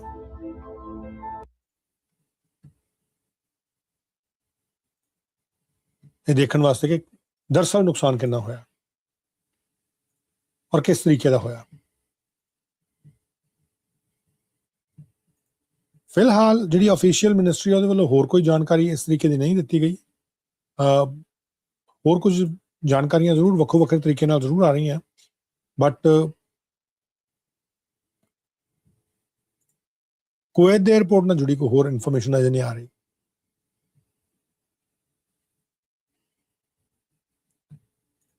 as I said ਕਿ ਚੀਜ਼ਾਂ ਬਹੁਤ ਤੇਜ਼ੀ ਨਾਲ ਬਦਲ ਰਹੀਆਂ, change ਹੁੰਦੀਆਂ ਪਈਆਂ। ਬਹੁਤ ਸਾਰੀਆਂ ਇਨਫੋਰਮੇਸ਼ਨਸ ਆ ਜਿਨ੍ਹਾਂ ਨੂੰ ਮੈਂ ਵੀ ਕੋਸ਼ਿਸ਼ ਕਰ ਰਿਹਾ ਕਿ ਨਾਲ ਦੇ ਨਾਲ ਚੈੱਕ ਹੋ ਸਕਣ। ਚੈਕੋਸਲੋਵਾਕੀਆ ਦੇ ਵੱਲੋਂ ਵੀ, ਚੈੱਕ ਮਿਨਿਸਟਰੀ ਦੇ ਵੱਲੋਂ ਵੀ ਨਿੰਦਾ ਕੀਤੀ ਗਈ ਹੈ ਇਹਨਾਂ ਟੈਕਸ ਦੀ। ਸੋ ਆ ਮੇਨ ਖਬਰਾਂ ਜਿਹੜੀਆਂ ਹੁਣ ਤੱਕ ਦੀਆਂ ਤੁਹਾਡੇ ਨਾਲ ਸਾਂਝੀਆਂ ਕੀਤੀਆਂ। ਆਈ ਹੋਪ ਕਾਫੀ ਇਹਨਾਂ ਚੀਜ਼ਾਂ ਦੀ ਕਲੈਰਿਟੀ ਜਿਹੜੀ ਹੋਈ ਆ ਆਪਾਂ ਨੂੰ। And very thankful to all of you ਕਿ ਤੁਸੀਂ ਪ੍ਰੋਗਰਾਮ ਨੂੰ ਸੁਣਦੇ ਹੋ, ਪ੍ਰੋਗਰਾਮ 'ਚ ਸ਼ਾਮਿਲ ਹੁੰਦੇ ਹੋ। And now I have to take the leave. It's more approximately 6 hours now. ਔਰ ਕੱਲ੍ਹ ਇੱਕ ਵਾਰ ਫਿਰ ਤੁਹਾਡੇ ਤੱਕ ਪ੍ਰੋਗਰਾਮ ਲੈ ਕੇ ਜਿਹੜਾ ਹਾਜ਼ਰ ਹੋਵਾਂਗੇ ਔਰ ਕੁਝ ਹੋਰ ਜਾਣਕਾਰੀਆਂ ਜਿਹੜੀਆਂ ਇਸ ਪ੍ਰੋਗਰਾਮ ਦੇ ਵਿੱਚ ਸ਼ੇਅਰ ਕੀਤੀਆਂ ਜਾਣਗੀਆਂ। And my humble request to all of you to kindly like, share and subscribe. ਔਰ ਆਪਣੇ ਕਮੈਂਟ ਸੈਕਸ਼ਨ ਦੇ ਵਿੱਚ ਤੁਸੀਂ ਐਕਸ ਤੇ ਦੇਖ ਰਹੇ ਹੋ, YouTube ਤੇ ਦੇਖ ਰਹੇ ਹੋ, ਫੇਸਬੁੱਕ, ਇੰਸਟਾਗ੍ਰਾਮ ਤੇ ਦੇਖ ਰਹੇ ਹੋ, ਤੁਸੀਂ ਕਿਰਪਾ ਕਰਕੇ ਆਪਣੇ ਸੁਝਾਅ ਜ਼ਰੂਰ ਨਾਲ ਦੇ ਨਾਲ ਦਿਆ ਕਰੋ ਕਿ ਇਹਨੂੰ ਹੋਰ ਕਿਸ ਤਰੀਕੇ ਨਾਲ ਬਿਹਤਰ ਬਣਾਇਆ ਜਾਏ ਔਰ ਇਹਦੇ 'ਚ ਹੋਰ ਕਿਹੜੇ ਕੰਟੈਂਟ ਜਿਹੜੇ ਸ਼ਾਮਿਲ ਕੀਤੇ ਜਾਣ। ਕੇਵਲ ਜਿਹੜੀਆਂ ਇੰਪੋਰਟੈਂਟ ਇਨਫੋਰਮੇਸ਼ਨਸ ਨੇ ਉਹੀ ਸ਼ੇਅਰ ਕੀਤੀਆਂ ਜਾਂਦੀਆਂ ਜਾਂ ਅਰਜੈਂਟ ਇਨਫੋਰਮੇਸ਼ਨ, ਕਿਉਂਕਿ ਖਬਰਾਂ ਦੁਨੀਆ 'ਚ ਬਹੁਤ ਸਾਰੀਆਂ ਹੈ ਲੇਕਿਨ ਕੁਝ ਚੁਣਿੰਦਾ ਖਬਰਾਂ ਹੀ ਆਪਾਂ ਇਹਦੇ ਵਿੱਚ ਸ਼ੇਅਰ ਕਰਦੇ ਹਾਂ। But I am very thankful to all of you ਕਿ ਤੁਸੀਂ ਬਹੁਤ ਸਾਰੇ ਲੋਕ ਜਿਹੜੇ ਹੌਲੀ ਹੌਲੀ ਚੈਨਲ ਨੂੰ ਲਾਈਕ ਕਰ ਰਹੇ ਹੋ ਤੇ ਇੱਦਾਂ ਹੀ ਤੁਸੀਂ ਆਪਣੀ ਸਪੋਰਟ ਜਿਹੜੀ ਉਹ ਕਰਦੇ ਰਹੋ। Thank you so much. News Derby ਵਾਸਤੇ ਮੈਂ ਹਾਂ ਸਮੀਰ ਕੌਸ਼ਲ।